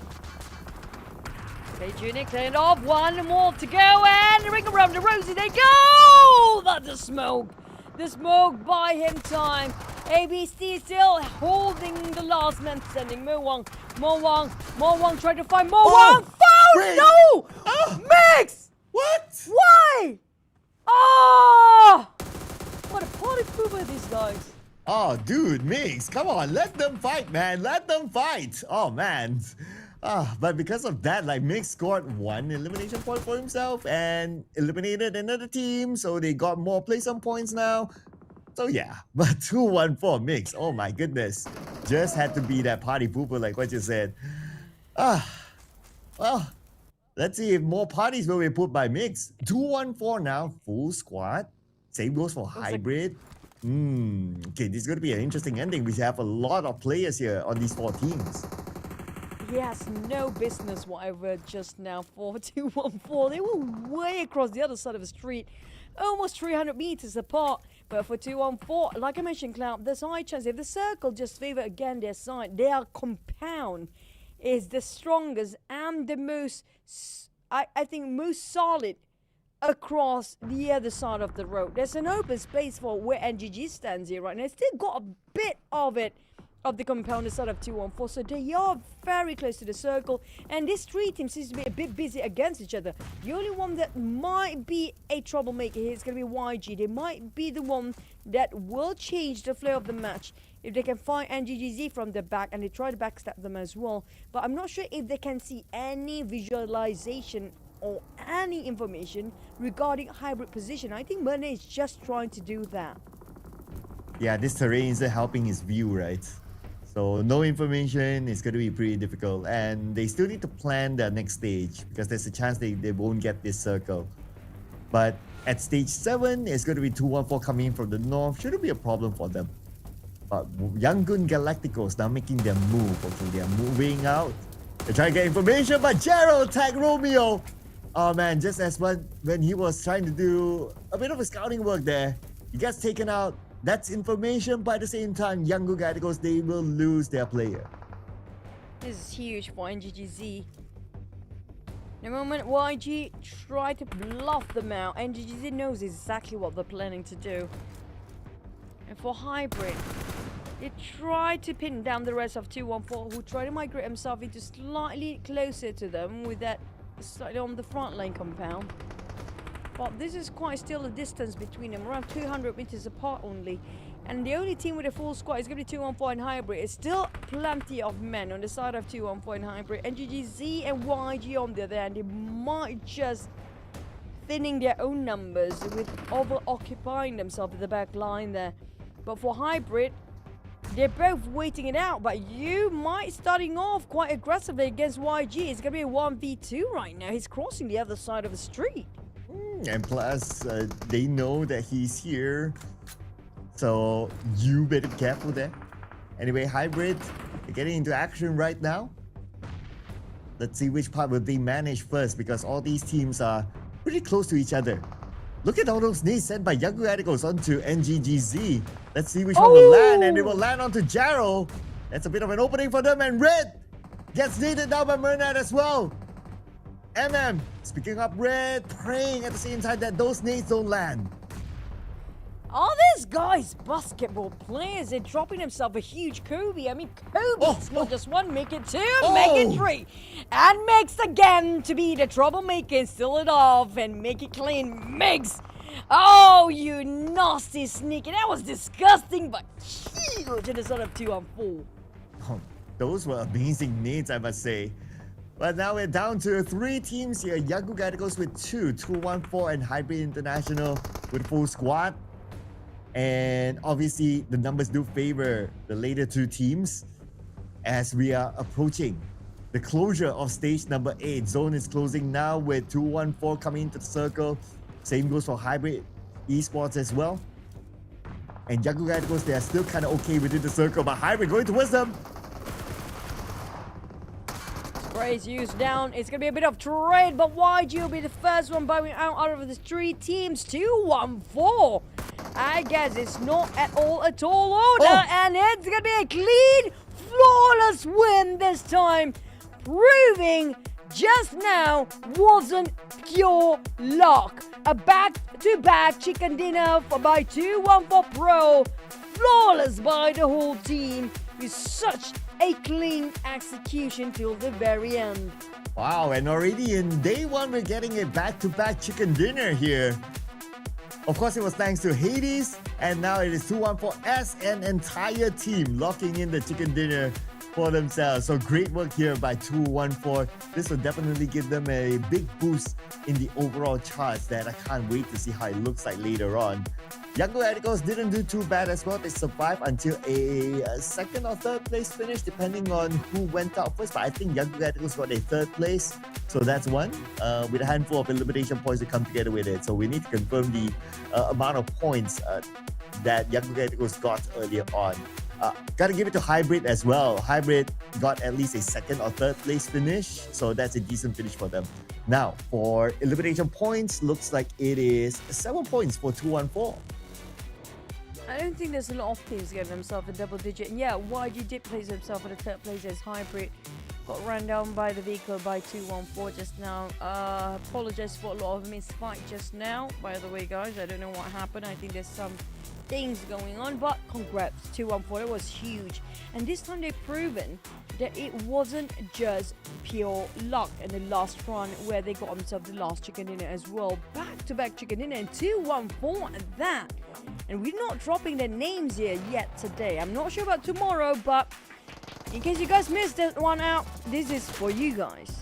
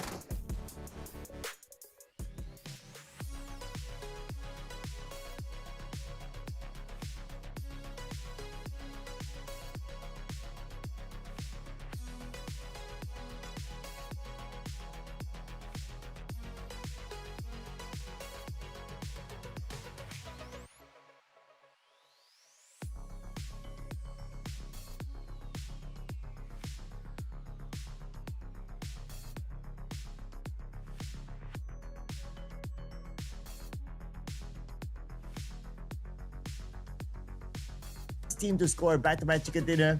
Good job.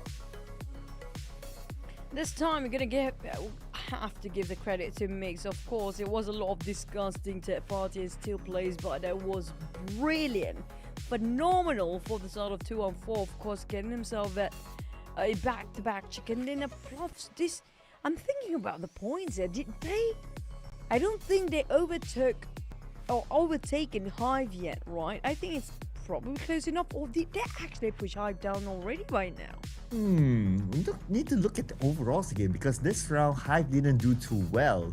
So it could be super close or it could be an overtake.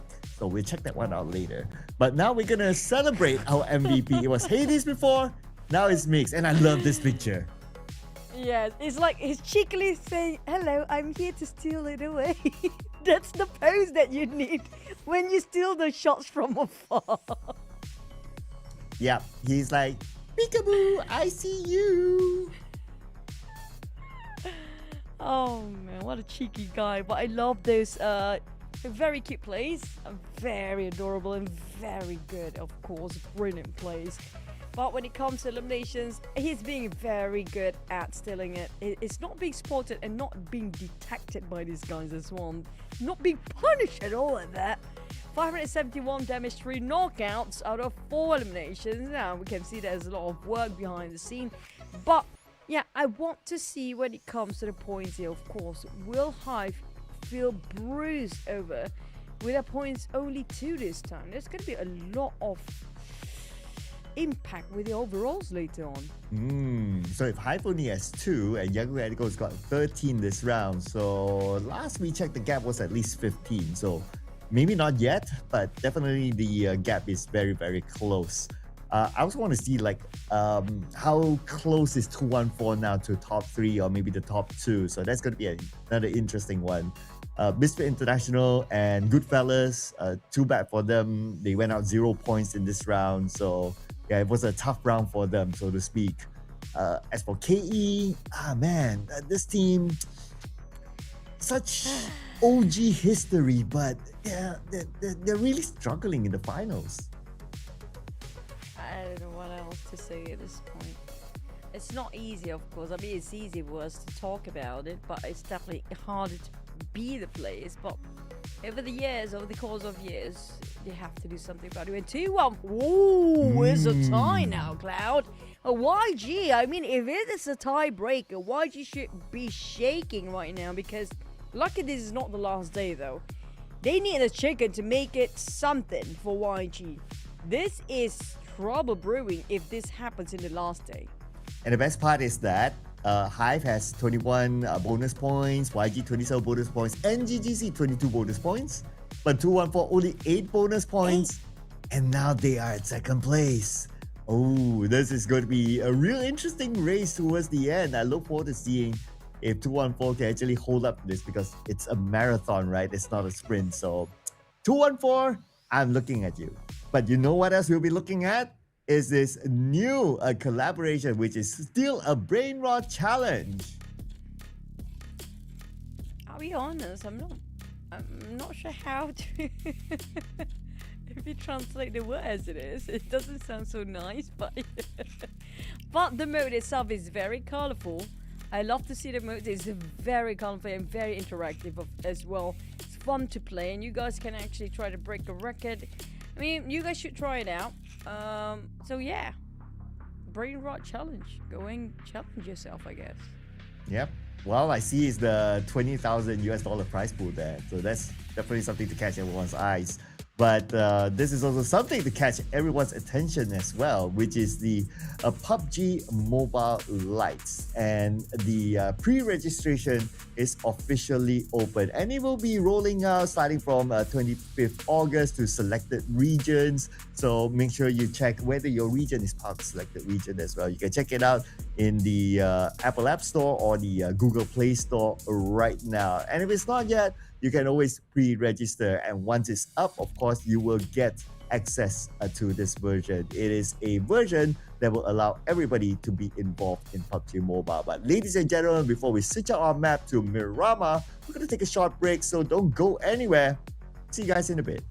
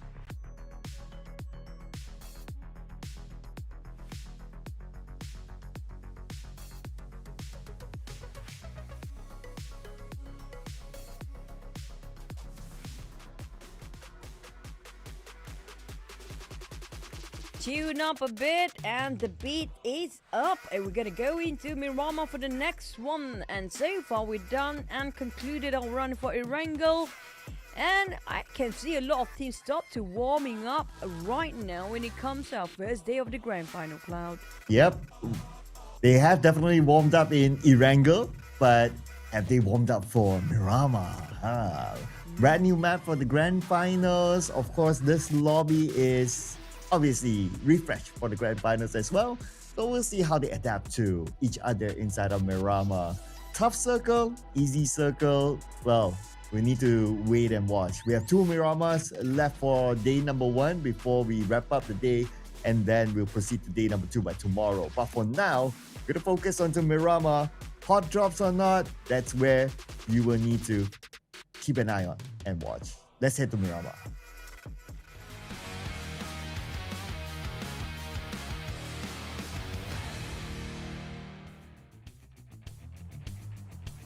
Now heading over to Miramar, I think it's going to be slightly a careful start for most of the teams here. Just like how we had our wrangle early on, because everybody's trying to re-dictate how to move with the team with that long pause we had from the continuity of the league stage towards the grand final. That makes a bit of a reset for most of the teams out there. They have to relearn this lobby again. But at least for the good news, there's going to be flight path divided slightly. It favors slightly on the south, but still within reach for the teams that want to drop themselves with the power grip, cardio. Maybe a bit hard and a bit a long rotation towards La Cabrera or Torre Ahumada. But I think the circle, I feel like it's going to be a generous circle this time now. It will be revealed in a couple more seconds here. Besides the circle, I also want to see, since this is the first Miramar, right, whether there's any hot drop onto anyone. Picado is one of the hot spots, and we do see Hive hovering there, KE passing by, but they seem to be going straight to Power Grid, so no hot drop in the center of the map. Towards the north, also keeping an eye on that one as well. So it's going to be hybrid at truck stop. Well, but you call it. It's going to be a nice circle smack in the middle of it, and Hive is loving this one. Wait and see whether it's going to be a round Picado sort of circle or graveyard. We had plenty of graveyard before. I mean, I think during the league stage we had multiple graveyard. But I just wish it's not going to happen in urban warfare. It's been a while we actually have the southern side of the circle. You remember there's one season and we always had the south of Los Leones, down south there. There's within the very harsh terrain, the valleys, very crooked mountains there. It has been a while we actually had that kind of circle here. So I'm not sure whether this season is slightly different, but northern side, I'm looking at Sisu that might bump into a different team. They might actually move in the same direction during the migration. But I don't think there's going to be a lot of things happening in stage 1. I'm surprised the fact that despite these guys did not meet up within a month, feels like they just resumed the button of what happened during the league stage. Everybody remember exactly how they used to rotate around the map, which team is where. Everybody just, you know, respecting that territory as a start. Yeah, and our observers remember the horse as well. So, oh, not this one. Yeah, we're back to the horse. I saw a camel, but it's not taken by the players, so it's the horse still. Now we can start to count how many horse scenes we are going to get. Now it makes sense what happened to the last map just now. Trying to find a horse? No, I want to see fights, not horse. Oh. It'd be pretty cool if we can actually ride like day-to-day basis, a real one, right? You have to pay for the gas. You have to feed grass. But I wonder if the horse will survive the traffic. It's like car comes by, horse doesn't survive, rider goes sad. Okay. We do have like a horse cart, right? Was it in the 1800s? I think they use it. I'm surprised how they didn't bomb each other. They don't have. Do they have accidents? And you use horses to pull a car. Back in the days, have you ever thought of that? That is a good point. Right? I wonder if roads are bigger because of that. So like you have more space so the horses don't bump into each other. But to a certain extent, they are also like living creatures that can be unpredictable. I don't know. That's a good question. But they don't have tarmac during that time. It's basically just paved road.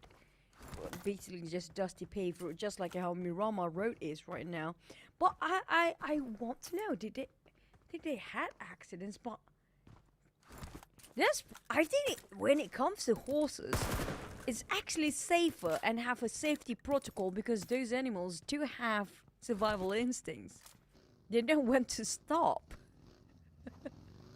So that Don't you means think? they are more safer than the cars? I guess. I mean, if you, what I know, if you ride it on top of the horse like directly with, you know, the what you call it, the saddle, right? It might be a bit risky because of how tall it is. You have to climb up. But if you actually with a car, I think it's way safer. Because the car also kind of grounds them, right? Yeah. Yeah, that makes sense. Should we change to horses and donkeys or mules in life? I wouldn't mind. Definitely worth a lot when it comes to, you know, long time use. You don't have to pay for gas. But Just you need to have pay for grass. feed. Grass is everywhere now. That's not a bad idea. But about you trying have to one? clean up. But you have to clean up though. Yeah. You need to carry one of those bags everywhere. I don't think so because horses' feces are actually very good fertilizer. Actually good for gardening, but we do have first contact mate, but I think it's gonna be a long shot. Hybrid. Who's shooting? Who actually shot hybrid down? No, they're good time. There's gonna be a first blood mate. Very long shot indeed. I think there's gonna be a scout there as well. And what I noticed is that this is Dale getting first blood 2 times in a row. The previous one was that rooftop thing. Oh yeah, with the was it with the hive? Was it with them as well? Yeah, it was with Hive, a different team. Yeah, I know something hybrid Hive is like the team name is like kind of like the same starting. I think Dale got Hive player just now before in the rank on top of the rooftop. That was Hive. Yes. Yeah, that was. So that was Dale, right?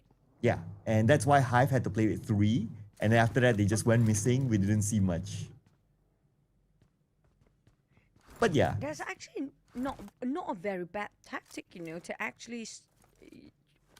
And we never had a team that just their primary objective in the first stage or first 4 or 3 stages to just go for the pick-off.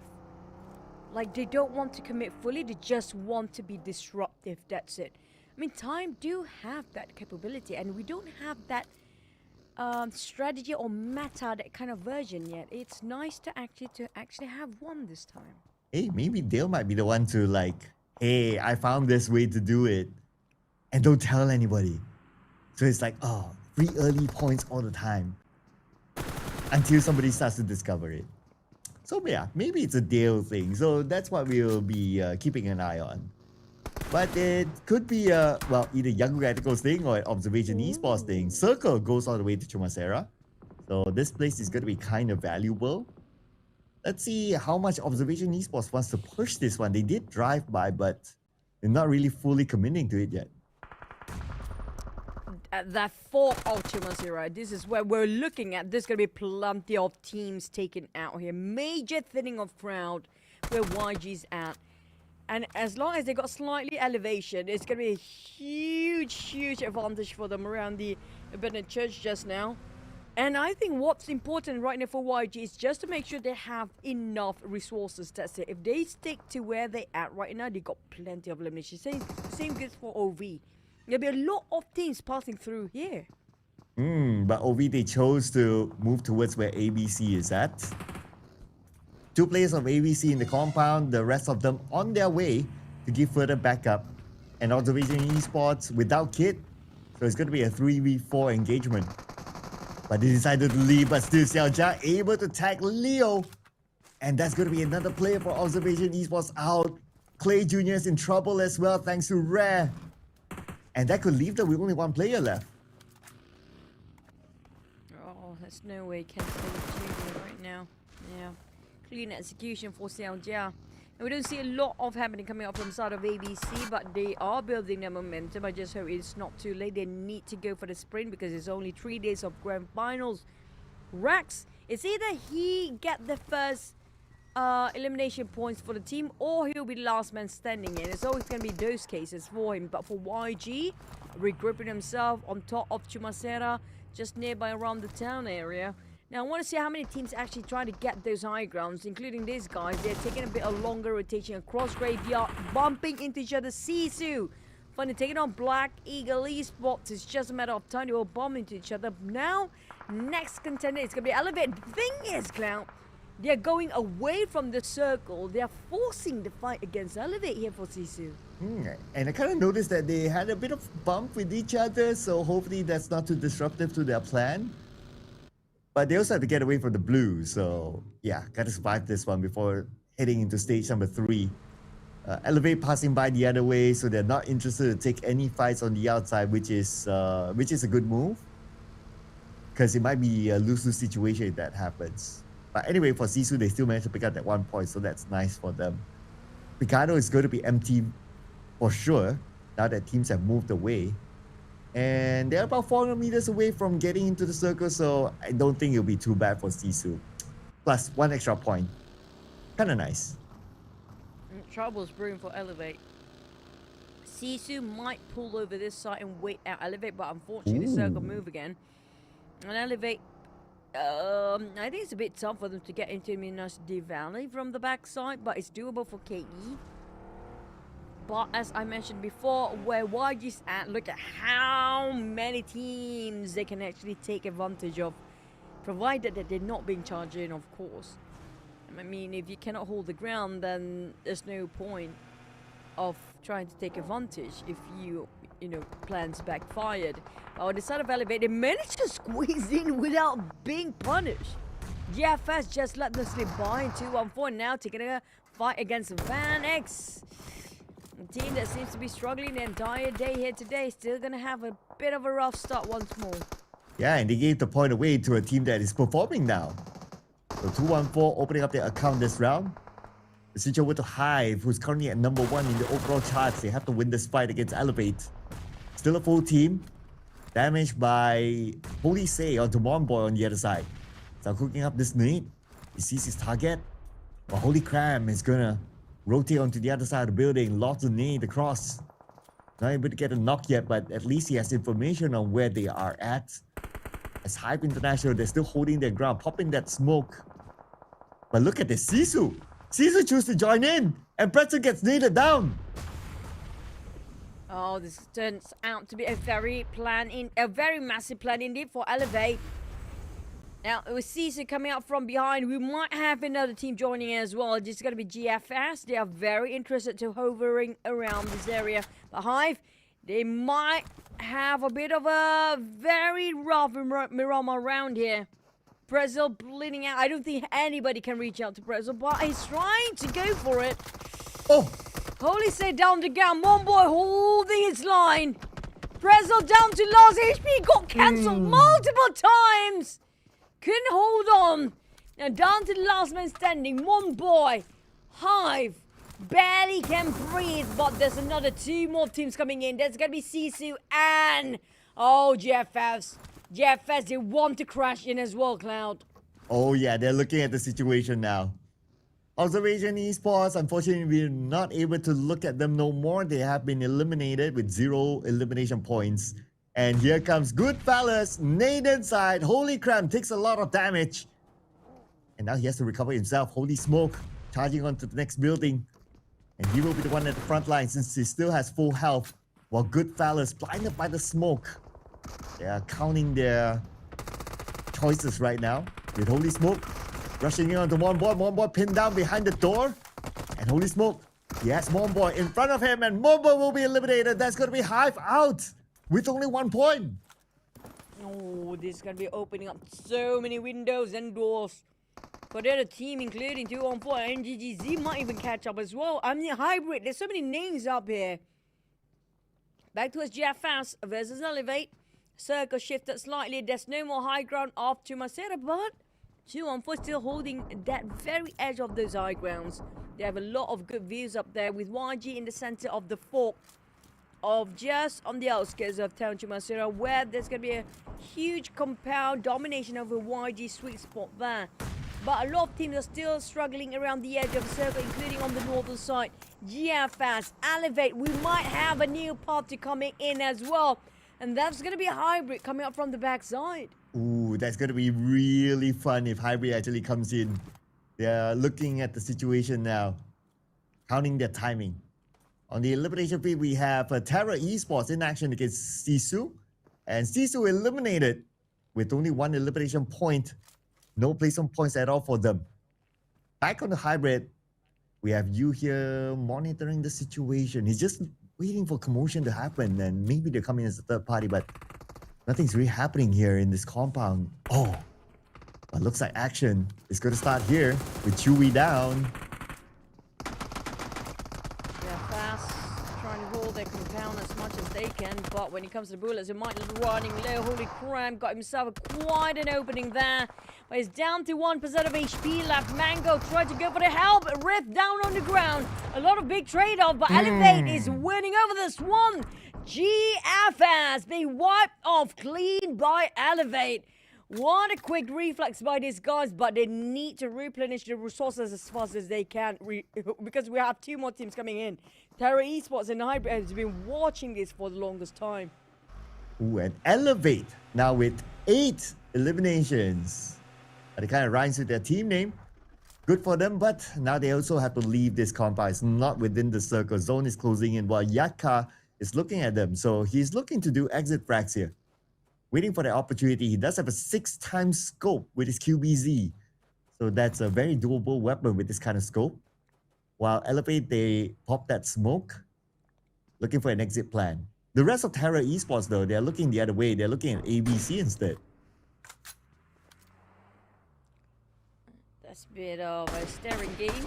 I guess ABC is looking them back. Terra Esports is looking them as well. So I guess a bit of a love of first sight happening right now between these 2 teams.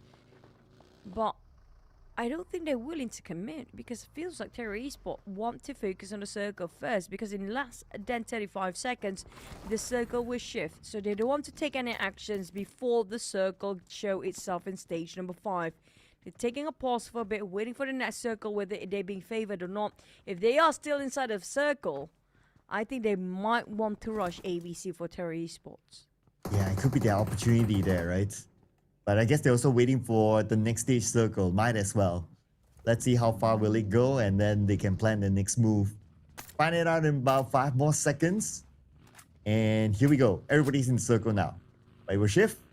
Yango Galacticos in the middle of it. And this time it's going to be pressure for the teams on the south to get in. 214. Not willing to budge yet. Slowly coming in. But for Vanix, take himself quite an open space there, but multiple terrains. We're missing a lot of fights again here this time around. Apologize, guys. I don't know what is going on, but for Elevate, they're watching around the horizon, making sure nobody's coming in, but the left side is a bit cramped up now. BKE, they have to pincer their way in across KE, but then ABC, like I mentioned, Terra Esports seems to be very interested in rushing towards ABC right now. They're closing the gap. They might go in for the rush. Ooh. Oh, that's a beautiful nade there by Davan. Right on point onto Frenzy. Now it's all about securing the elimination point. But KE, they're playing on the inside circle, so that's their advantage against BKE. But looks like they are moving in. They don't want to lose any points. Potentially denied or stolen away. Here comes Davan here, spraying down with his UMP, trying to find the right angle. Moves towards the right side, and we get that tag onto Spyro. That's going to be one more down.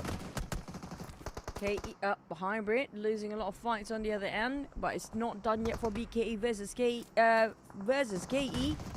Unstoppable for Elevate. We're missing a lot of their fights here right now, but for KE, it's still not done yet. BKE, ABC, and KE. I wish we get to see the other side of a circle. NGGZ also being smashed down by MSI. They're down to only 2 more players, but one sacrifice is spotted out by Astro. OP. BK, unfortunately, with that much action, didn't score any eliminations, but for MSI, last man standing. One save, pretty low himself. With Blues started cutting it short for his HP. This not looking too healthy for one to where to get in. Oh, he might bomb into NGGZ. Or even another team or left, right. No matter where he goes, there will be somebody's waiting and watching. Oh, it doesn't help that his buggy is smoking up right now. And is he already within the circle? Okay, yes, he managed to breach into the circle. So, found a bit of a refuge here. So, he will be okay. He can reset. But being the last man standing for Misfit International is going to be quite a challenge. He still needs at least 2 more teams to be eliminated before he starts collecting placement points for the team. So he's going to be one with nature for now. But considering that it's the edge of the circle, stage 6 might not favor him. Oh, and Vanix knows that he's there. Oh no, that's bad. Slightly short for now. Marcus. I don't think they have plenty of throwables. That's why they are reserving it. There you go. Marcus barely got enough. But 1 more to go with 2 on 4 shooting behind his back. They have to reposition and just watch out for all Krov's the other side. He spotted them out. Vanix down to 2 players. It's not a great number to go against. It's going to be a 2v4. And we talked about a back-to-back chicken dinner here for today for 2-1-4 Pro. They're definitely on the great momentum here right now. Steam rolling this lobby. YG on the other hand, they're waiting it out. They know the fact they don't have to leave. They don't want to waste their resources. But 2-1-4, look at the spread between them. The confidence coming up from the side of Hades and Ryujin, forcing the fight. Well, Mix getting into the circle, making sure he got all the information needed to relay back to the team. But for Vanix, there's not going to be any easy haul for them at the edge of the circle. They have to fight against a lot of players here. Yeah, and we look forward to that. See how they will be able to defend their ground. 2-1-4, they sent 2 players towards the left, and they kind of found another entry point, so they might avoid this fight. But speaking about the fight, looks like Terra Esports now in action against ABC. They got 0. That's going to be Mowang here all alone. His teammates are in the building. We have Xiaojia on the other side. But this area is not in the circle, so whichever decision that Terra Esports or ABC chooses, they have to make this fast. And KE is going to show up on the other side from the south. Oh, Devon getting on rare. I think Lil Yucca just waiting out for the steals there. Very sneaky. Unknown. Spot out KE players just around that side, but ooh, almost got a hat shot of that. From the side of KE, there's a huge shot towards the side of players of Terra Esports, but YG getting on MSI. Yep, there you go. Another one bites the dust. 9 teams to go. And I'm sorry, we don't see a lot of action this side, but campus, Mewang. Down to 2 player ABC, they are forcing the fire because they don't have anywhere else to go. They can't go too much. There's not enough space. And the worst case is these 2 teams both have plenty of players on their side. Oh, but Xiaojia now the last player for ABC though. If only he has his teammates. It's still going to be really tough for him. Okay, that's confirmation. Mowang is out. And Xiaojia, man, the blue is pushing him. There's nowhere to go. Okay, he does have the smoke bridge, but then again, all those utilities aim at the smoke, so it's going to be kind of hard for Xiaojia, but yet he will still try. lobs a nail onto the other side. He does get damage onto the members of KE. He's within the smoke right now. They're spraying into him. And Judge at 10% of health. He has to heal up. No choice, but Godspeed was the one that landed the final blow. And that is ABC eliminated with point given to Terra Esports. Oh, Nate's flying over to the side of Mad Dog. Another one dropping it big. Terra Esports gonna go in for the rush. I mean, they definitely want a bit of a taste of that chicken here today. Almost got it one. Now Godspeed getting it on campus. KE, they're being swarmed by those nades. But Dalvan fought back. Unknown's down on the ground. Yucca taking on Mad Dog. Astro taking back on Yucca. There's going to be eliminations or not just yet. Oh, down to the last man. And it's going to be the IGL himself to hold the responsibility of the KE's team survival here. But still a bit of a trade. Oh, they've managed to reset on 3. This feels tough for KE right now. Now that it's confirmed that their players have been eliminated, it's so difficult for KE. But it's good for Terra Esports now that they're picking up elimination points. They already got 8 in the pocket. While all that's happening, another fight's happening as well. On the southern side, teams desperate to get into the circle. A gate kept by Yangon Galacticos. We have KE on screen here. Mr. OG, the Davan. Now the final player for KE. No circle. Zone will close in 5 more seconds and he's still being watched at.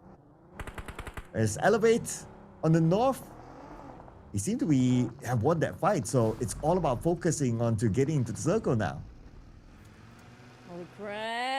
Just walked straight into those nades. Flying over the other side too on 4 YG. Oh, it is going to be quite a tight, massive fight down there. YG going in for the push. Romeo, there's too many buildings. There's too many houses. They have to pick and choose which house it is. It feels like they're playing bingo at this point for YG. They've been spotted out Vanix. Now time on Elevate. Holy crap, Smile on the other side. 2-1-4. Have to deal with Smile only on this side. YG, Romeo try to hopefully get an off angle of a toss. But it's bounced back. But time got eliminated by a different team, I guess. But we're down to the top 5. KE, at least it got himself battle elimination this time, Cloud. But we're back to our top 5. Terra Esports. 2-1-4 might just get sandwiched between YG and also Terra Esports. Yeah, this is a big one here, right? The fight in this area. But other teams just had to butt in. Including Vanix as well. Got Marnet. But SayCloud countered back. And that's going to be Vanix Esports eliminated. Top 4 it is here. And it's still 2-1-4 and Yangon Galacticos with Terra Esports as well. I mean, these are all big names here that will clash with each other. And then Elevate is like up north there, staying away from all these fights. They still can play with the circle on the northern side and let all these teams just cancel each other. YG managed to reset their 4th player.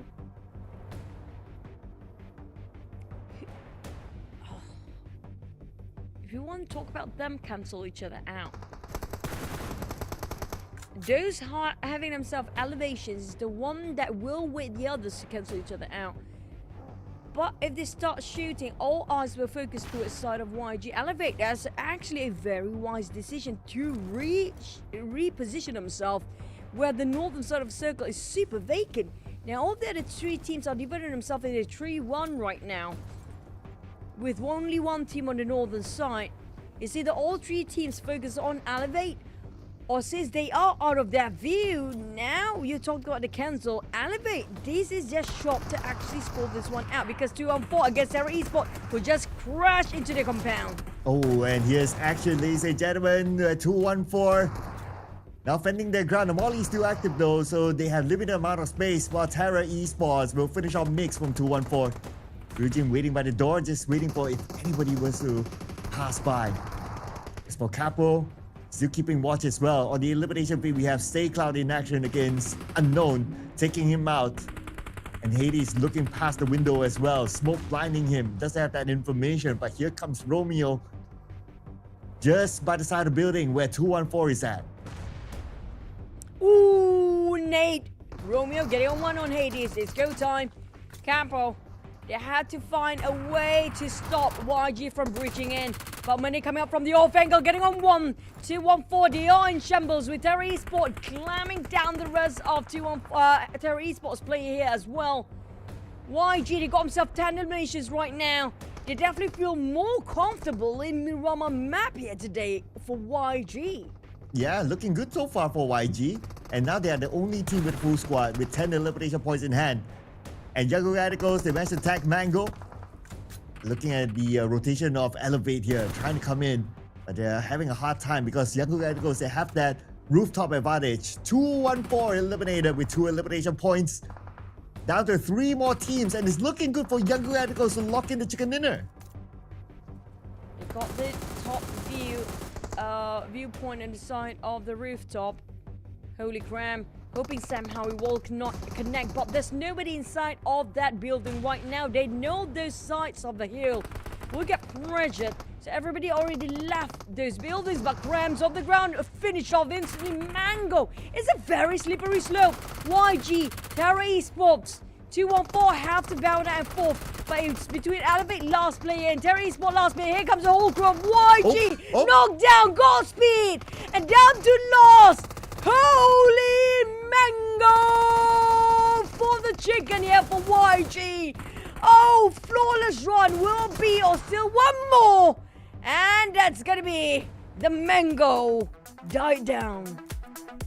And this is where, ladies and gentlemen, don't ride out Yangon Galacticos yet. They are back here with a bang inside of Miramar with a chicken dinner with a good amount of eliminations to come together with it. And with the fact that Hive International, they got eliminated somewhere in the middle or fairly early in this round, this is surely Yangon Galacticos going to the top now. So Yangon Galacticos is definitely back. It is still a marathon. It is not a sprint. But Yangon Galacticos, they will reclaim their throne. With a lot of elimination there as well. With the ending, I think they probably secure almost 12 or 13 eliminations, because last we saw when it was the top 3 alive, they've definitely already secured a 10, so 15 eliminations. They are back here. I mean, took them half day. I don't think they were warming up. I think they were definitely trying to read out this lobby's rotation. The damage on the side of Saycloud slightly a bit more with more eliminations. This is definitely going to be his MVP. Oh yeah, definitely, right? Damage output, he has the highest. Eliminations, he has the highest. Even knockouts, he has the highest as well. So surely Saycloud is going to be the MVP for this round. No doubt about it. While the other members, they did contribute in terms of eliminations, in terms of damage output as well. So this is a team effort for Young Radicals. And on top of that, none of them got eliminated. None of them gave away any point to any other team. So it's a perfect run for Young Radicals. Let's relive the best moments here.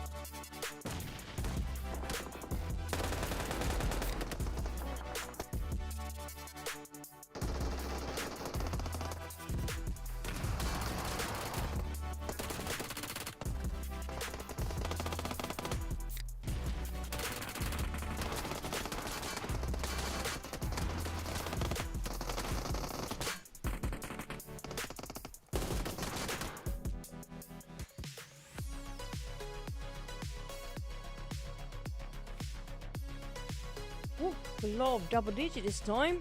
Oh, and this is, by the way, I think this is by far, even during the league stage, the best run for Elevate right now. We never see Elevate have this much of eliminations before. It's such a hard time to see them. I mean, it's so difficult to catch them this much of performance. I wish they really kept this one up for the entirety of grand finals.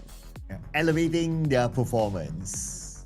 Definitely well deserved here on the second place for this round. And yeah, this could be one of their best, in fact.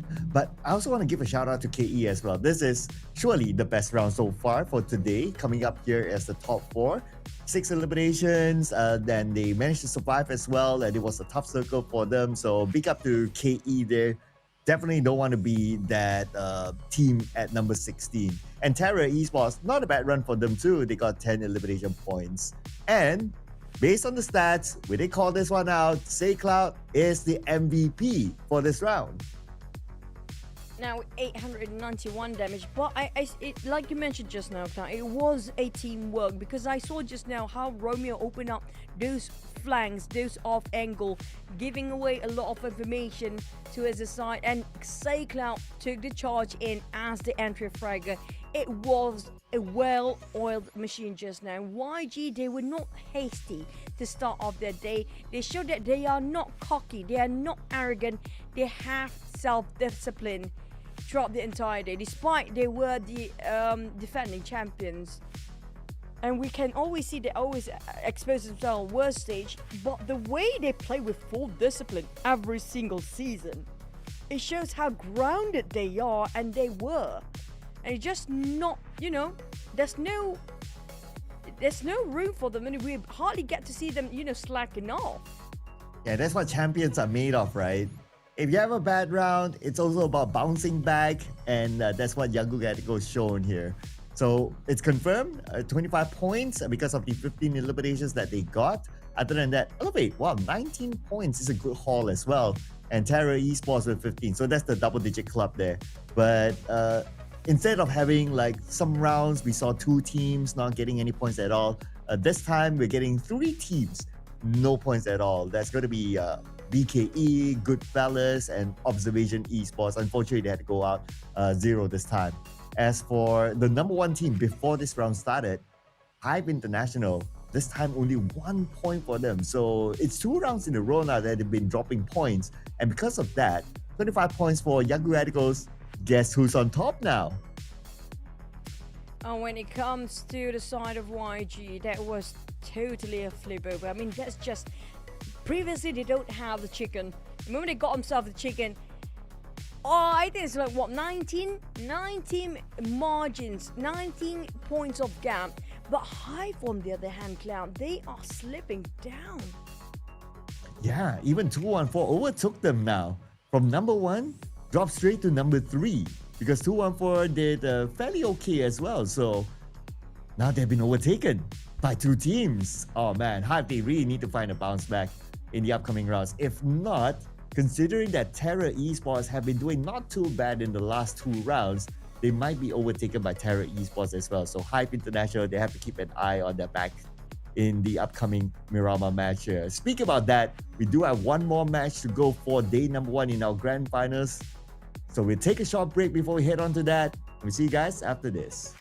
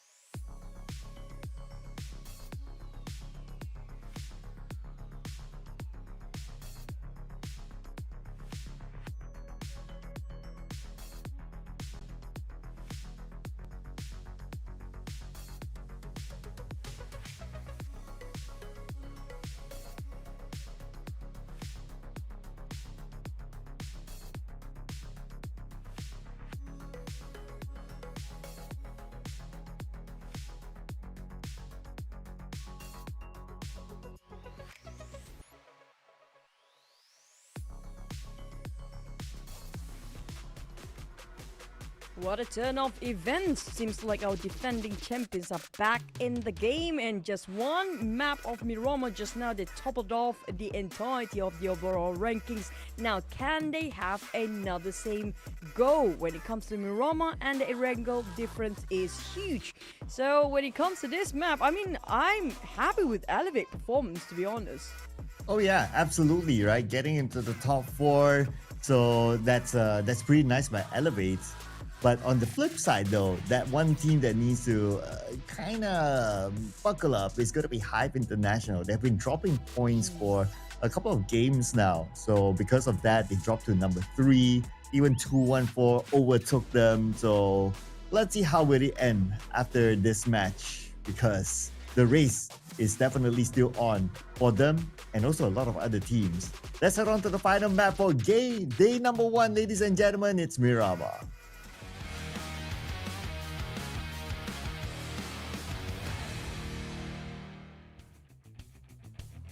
And looking back for our the closing curtain and the closing game of grand final day number 1. And so far, I like you mentioned about Hive. It has been a bit of a tamed down Hive compared to their Erangel run. So I guess they really did focus more in Erangel. Or maybe, maybe they are the one that actually try to review the other team's rotation first. Compared to how YG, they are very comfortable getting into this map.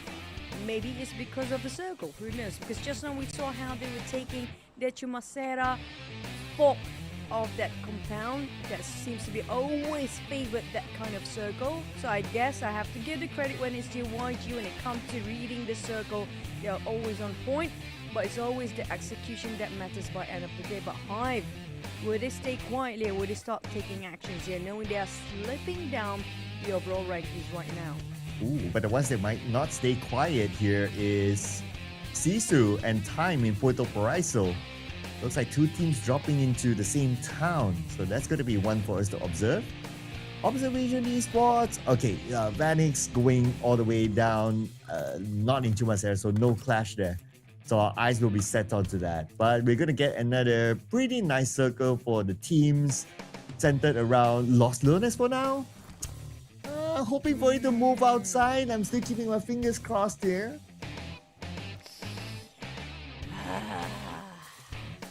This is a scary circle for us, but good news for the players, I guess.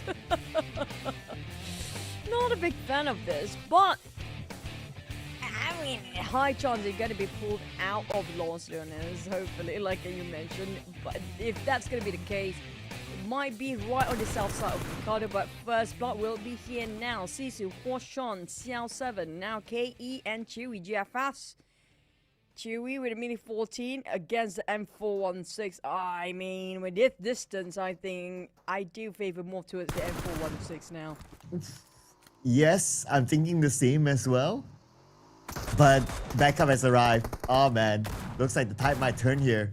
And Astro will be gunned down by Chewy, especially with his teammates behind him, and that's going to be KE. After having a top 4 finish, now this round they start off with 3 players.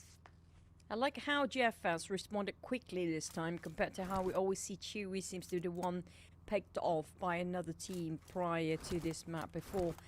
And it shows that they try to improve as quickly as they can, since we only have like, what, 2 more days to go compared to this. It's like a total of, what, 12 maps, including this one, 13 maps. It's going to be 13 maps left. They have to respond quickly, and their reflex have to respond as swift as they can as well. But at the side of time, I love how they actually play it today, Claire. I mean, we don't have a lot of team that try to pick off early, like one player only, and then just back out of it, not committing straight into it and find another target of another pick-off. Time has the capability to do that. It's not that impactful as seeing a full rush, but it's definitely disruptive for the team's rotation. Now, I wish to actually carry out the entirety of this kind of strategy or meta, as nowadays people call it, because it seems like this suits them well for Time. And I do see that as well, right? Like, they do definitely have that one. And they have this opportunity to do that against Sisu now. If only Damon has like our view and he knows that 2 players from Sisu, 2 players from Sisu behind that rock. Damon has nades. It would be really good for him, but he probably doesn't know. I'm not too sure, but he's not really looking that direction. But man, this is one of those times that if only he knows, and he has 3 nades to throw. I think they both know each other's position here because they know somebody's on the rooftop, but they're just unsure which rooftop it is. Fire shot. Sisu CL7 on the ground. Dale taking on 1.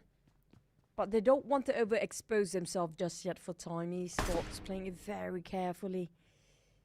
They're waiting for any follow-up on the side of the Changsu Dragon players.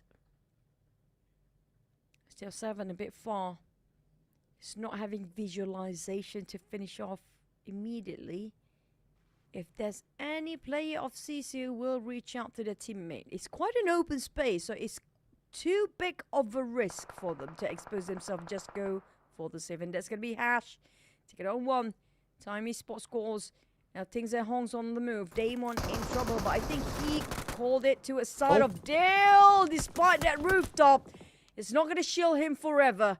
But the good side is that nobody can finish him off just yet. They need throwables to finish him off for Damon. So he still can be saved.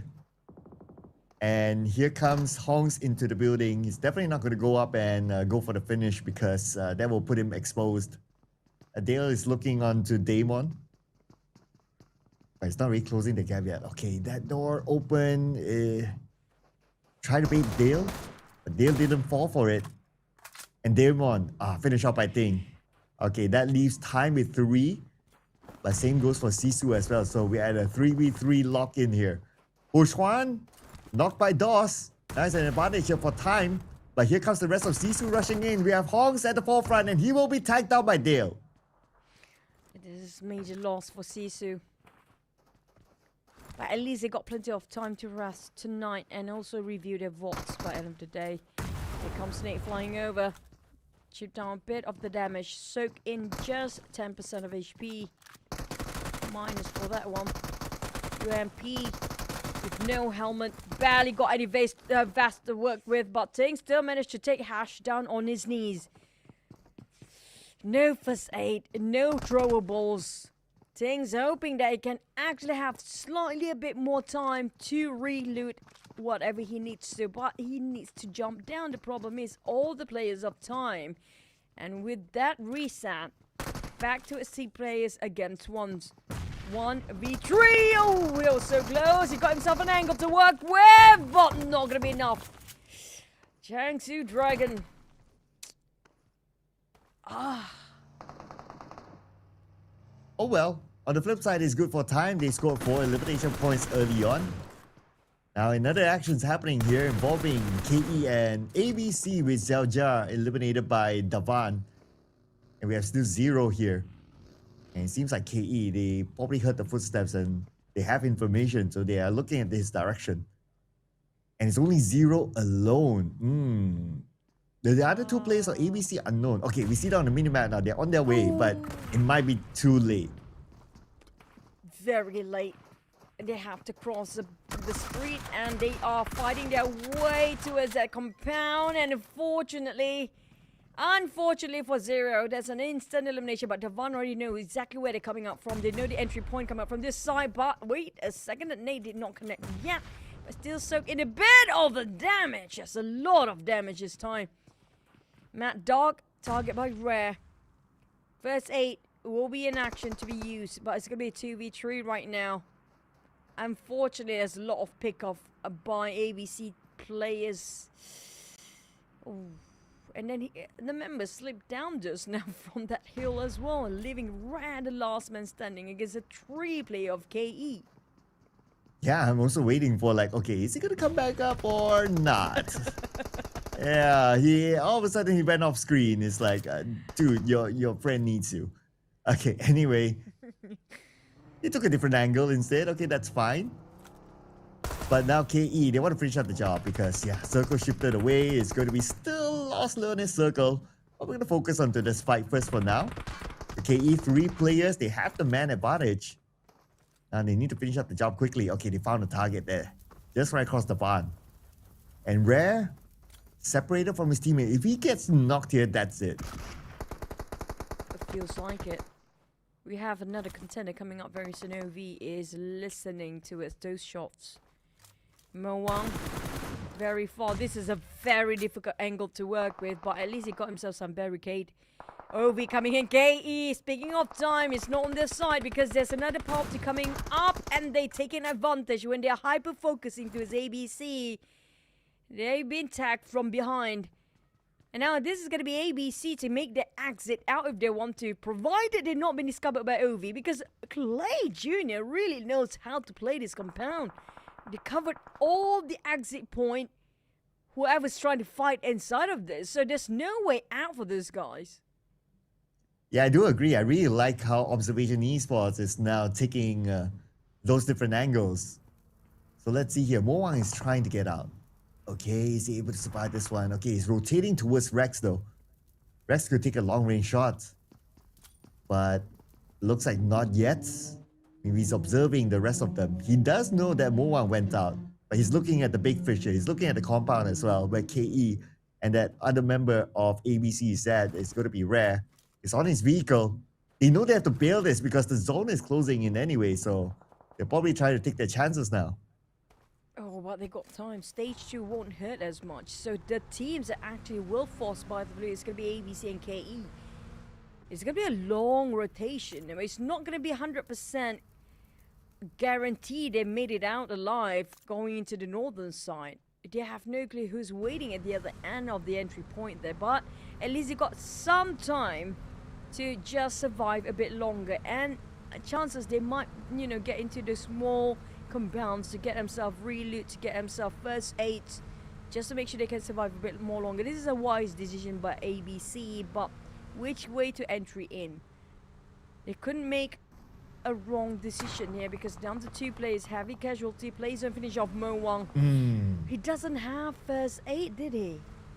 Probably not, because like what you said, right? Stage 2 zone shouldn't be that bad, but the fact that he got knocked, that means maybe he doesn't have anything. So, just too bad, because his teammate Rare only has bandages, no first aid. So, I guess that's a clue that they didn't really have anything at all to heal themselves. It's a bit unfortunate there, but no point given away to any other team. But it also means that ABC now is only down to 1 player left. It's going to be Rare. And let's see how he's able to survive this one. With good fellas in front of him. These guys are going to pull over. We do the GFS don't bow out from any fight.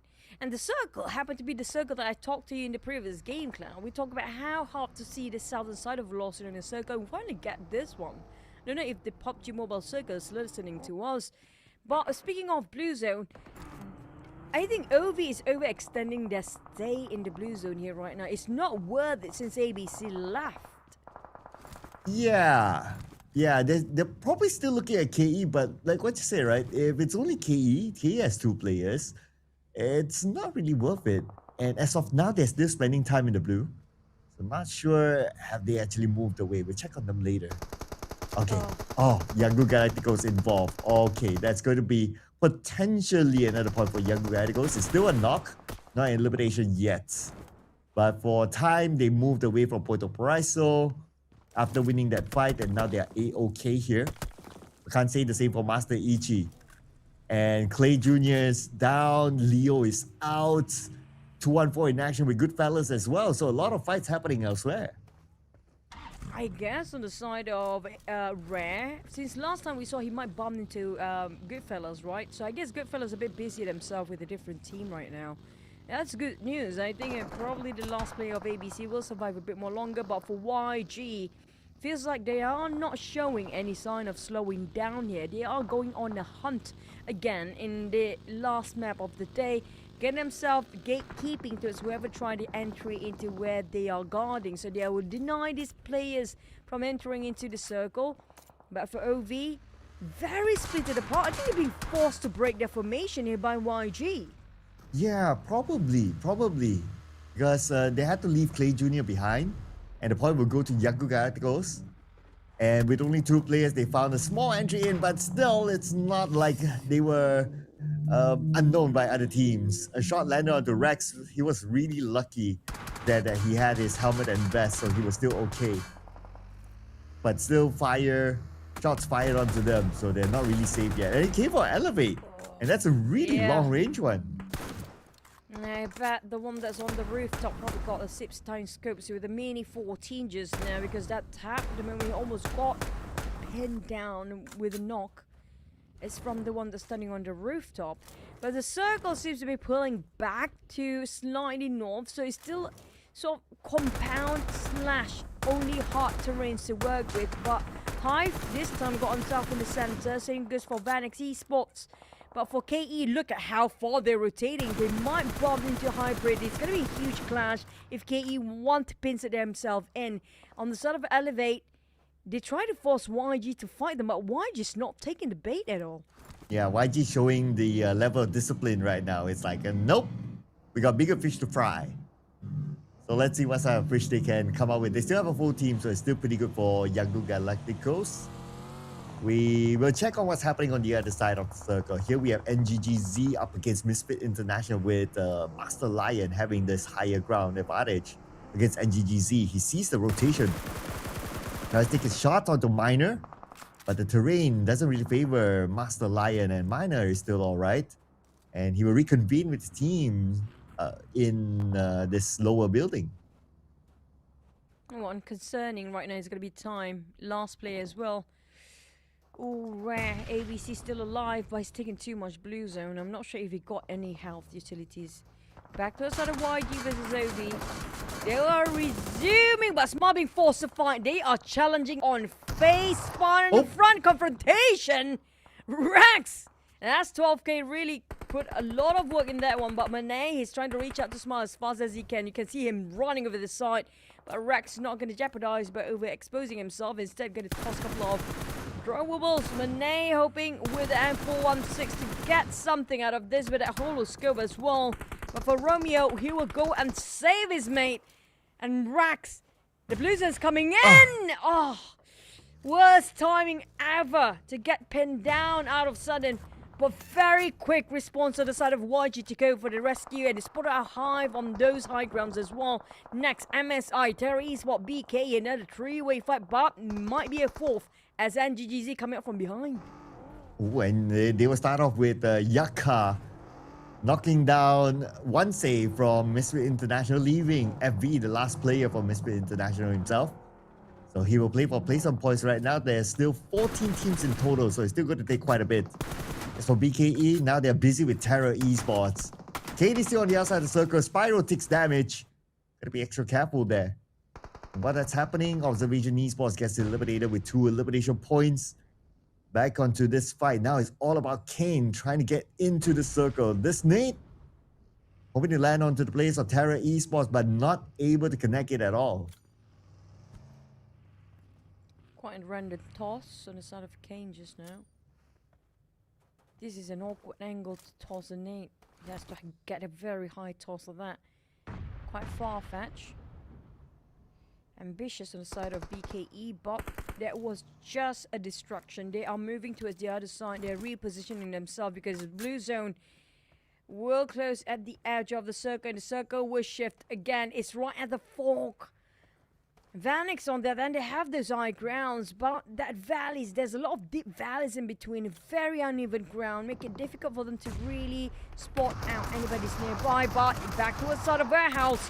Rare managed to survive. 2-1-4. Cap was down on the ground, but Rare with a DBS. Oh, can he clutch? He got one. At least he got one more before he went down. Yeah, at least he locked in that one. So ABC is not a 0-point round for them. Capo unfortunately did not survive that one. Hades follow up, so that was a good one by Hades again. Probably the man of the day with the chicken dinner brought by him to 2-1-4. And with that clearance, they have easy entry from the north into the circle.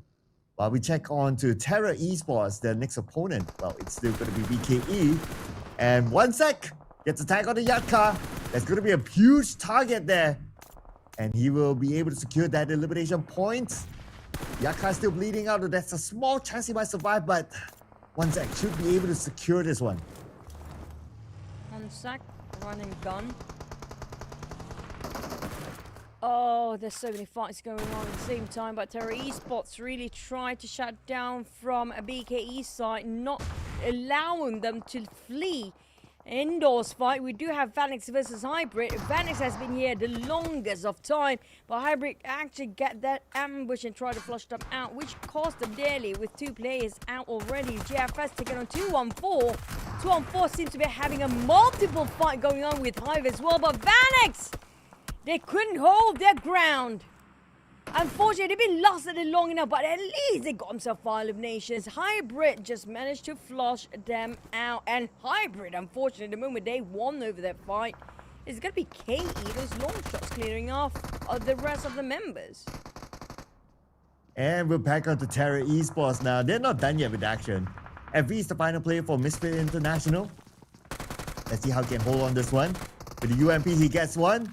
But then again, it's just too much for him to handle, and Terra Esports will take him out. That is it for Misfit International at number 10 with 1 elimination point. Now Terra Esports with the compound on the inner side will try to stop BKE from coming in. It's going really quickly. We're down to 9 teams at stage number 5 with 45 seconds on the clock for the next stage here. BKE just arriving with Terra Esports, and they are opting for the slightly lower ground but have solid 4 walls of compounds. Well, the Black Eagle Esports, this is quite wise for them. They actually put Kane on the off angle, so he knows what's going on the high grounds. But if he's not leaving here soon, he will be stabbed by NGGZ from behind, so he needs to leave to regroup with the team.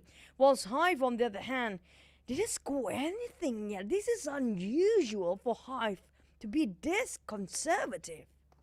Oh yeah, you are right. Yeah, 0 elimination points. Okay, they might get their chance now that the circle shift, and if they just move forward, they will bump into 214. And if only they have the information that 214 only has 2 players in this warehouse, then it'll be good for them. But they're making the rotation all the way down south. That means there's a chance they will meet up with Yangon Galacticos. Hive moving straight and cutting across the circle straight. Oh, not like this. It should be a smooth ride. But the moment they bump and crash, oh, this is too much of a risk. They're going to take the warehouse, but the warehouse is going to be difficult to defend here with 2 teams surrounding this warehouse, and nearby is going to be 214 as well. Now Elevate just passing across. They're not taking the fight against a Hive yet, with YG now breathing behind the necks of Hive. And YG definitely will force the fight into that warehouse. We just wait and see, and it's going to come soon. Well, I guess we need to really wait and see on what happens on YG, because right now it's going to be Terra Esports on screen. Terra Esports and BKE have been going at each other for quite a while now. But this time they might be joined by NGGZ, they might be joined by Goodfellas from the north. But then again, this is a well-compounded area, so everybody has their own corner for now. As long as Terra Esports, they keep an eye on who's around them, they should be alright. Now it's time for Yangon Galacticos to make their move against Hive International. This is going to be the top 3 team fight. Time is not on their side. They have to force their way in. Going against Hive, it needs greeting them warmly to make an entry in.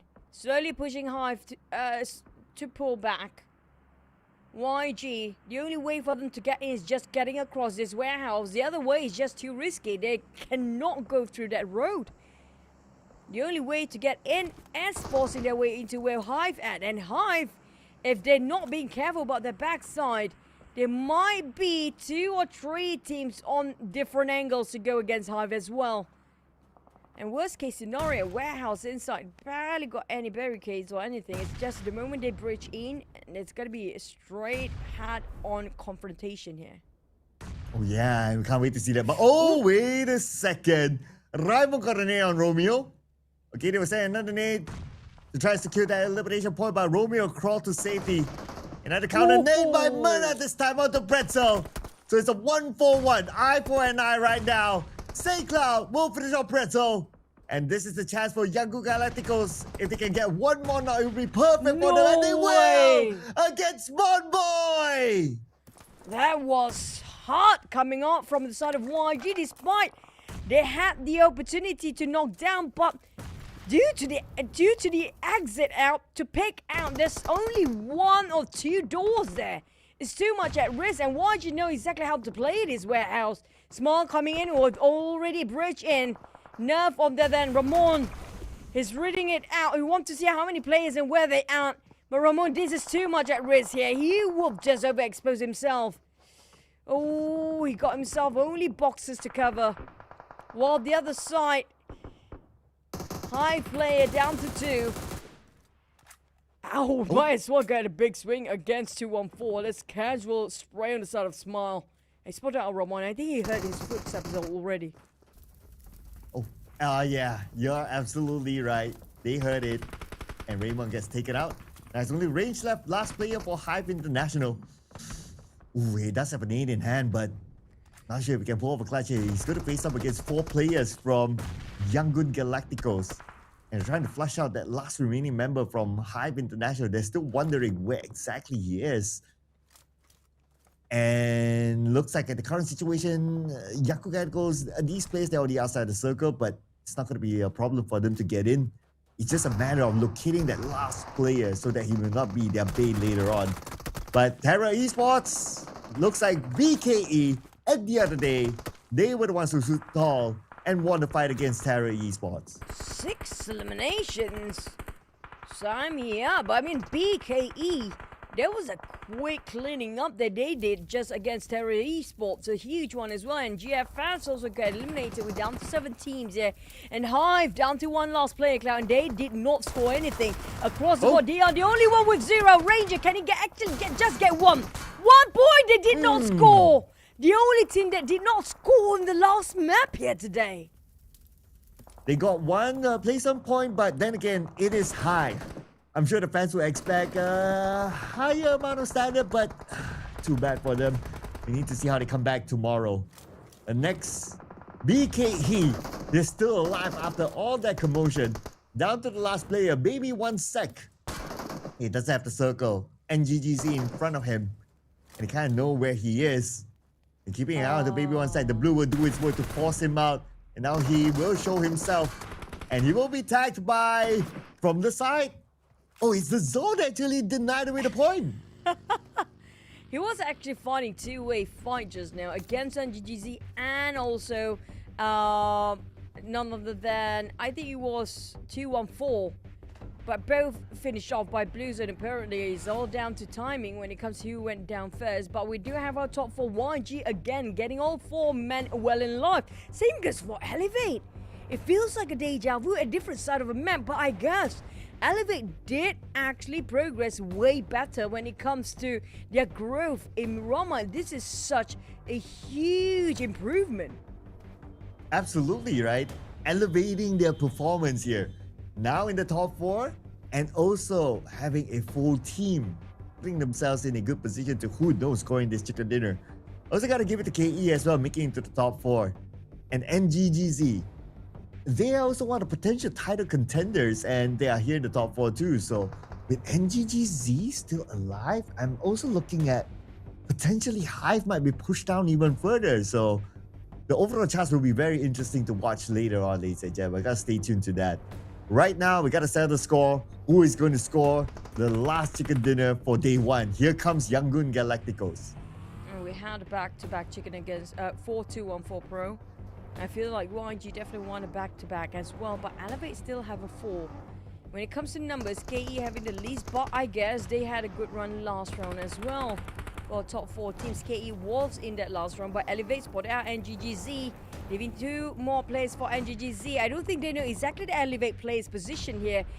Oh, they are fighting 2-way wall. That's making more sense. Davon taking on Minor.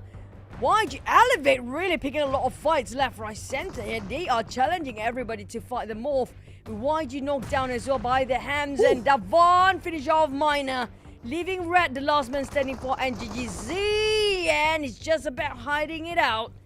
But Davan, Elevate, being spotted out as well. Ooh, and Davan even got Holy Say as well. Now it's a matter of locking the elimination point.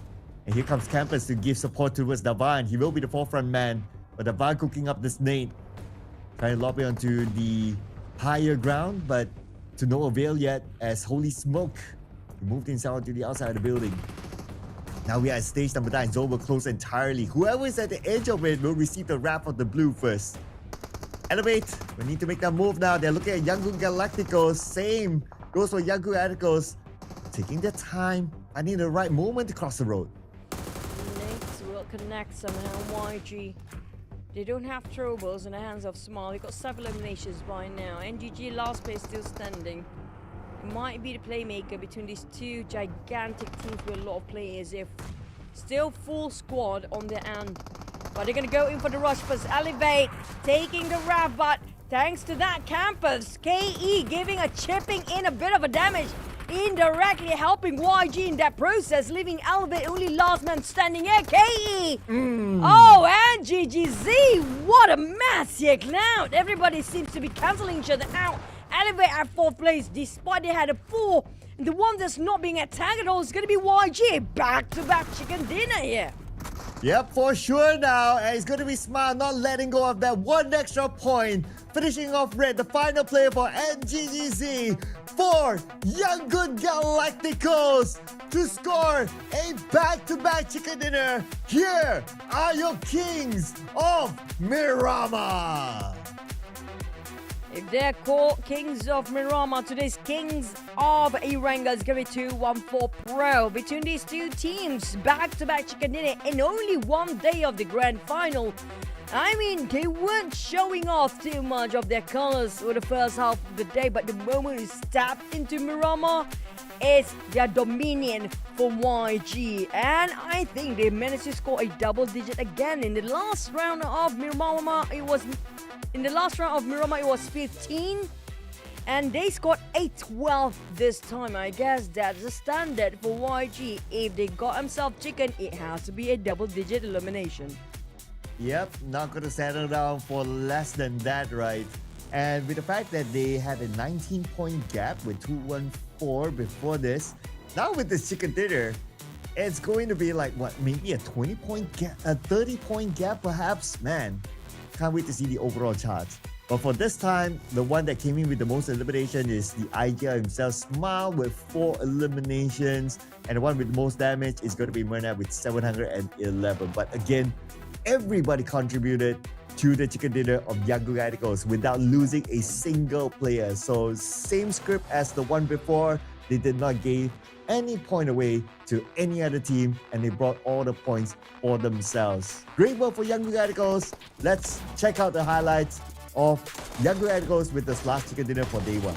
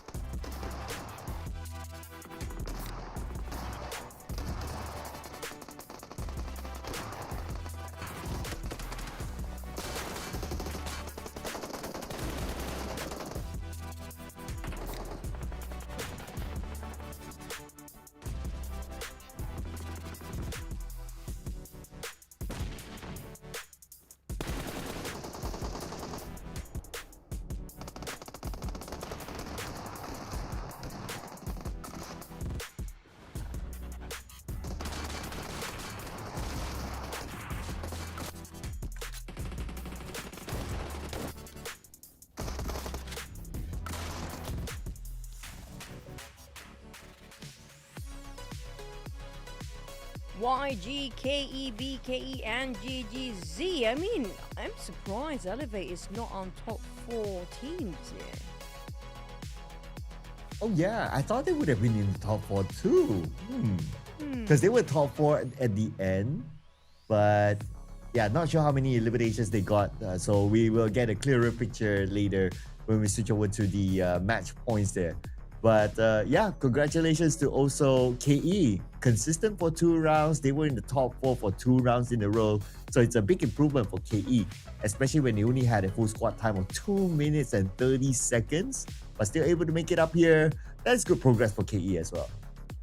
True, I mean, this is the best performance yet throughout the entirety of the league stage as well. I'm not talking just about the grand finals, we're talking about the entirety of the tournament here, especially for KE. I wish they had this going on slightly a bit early.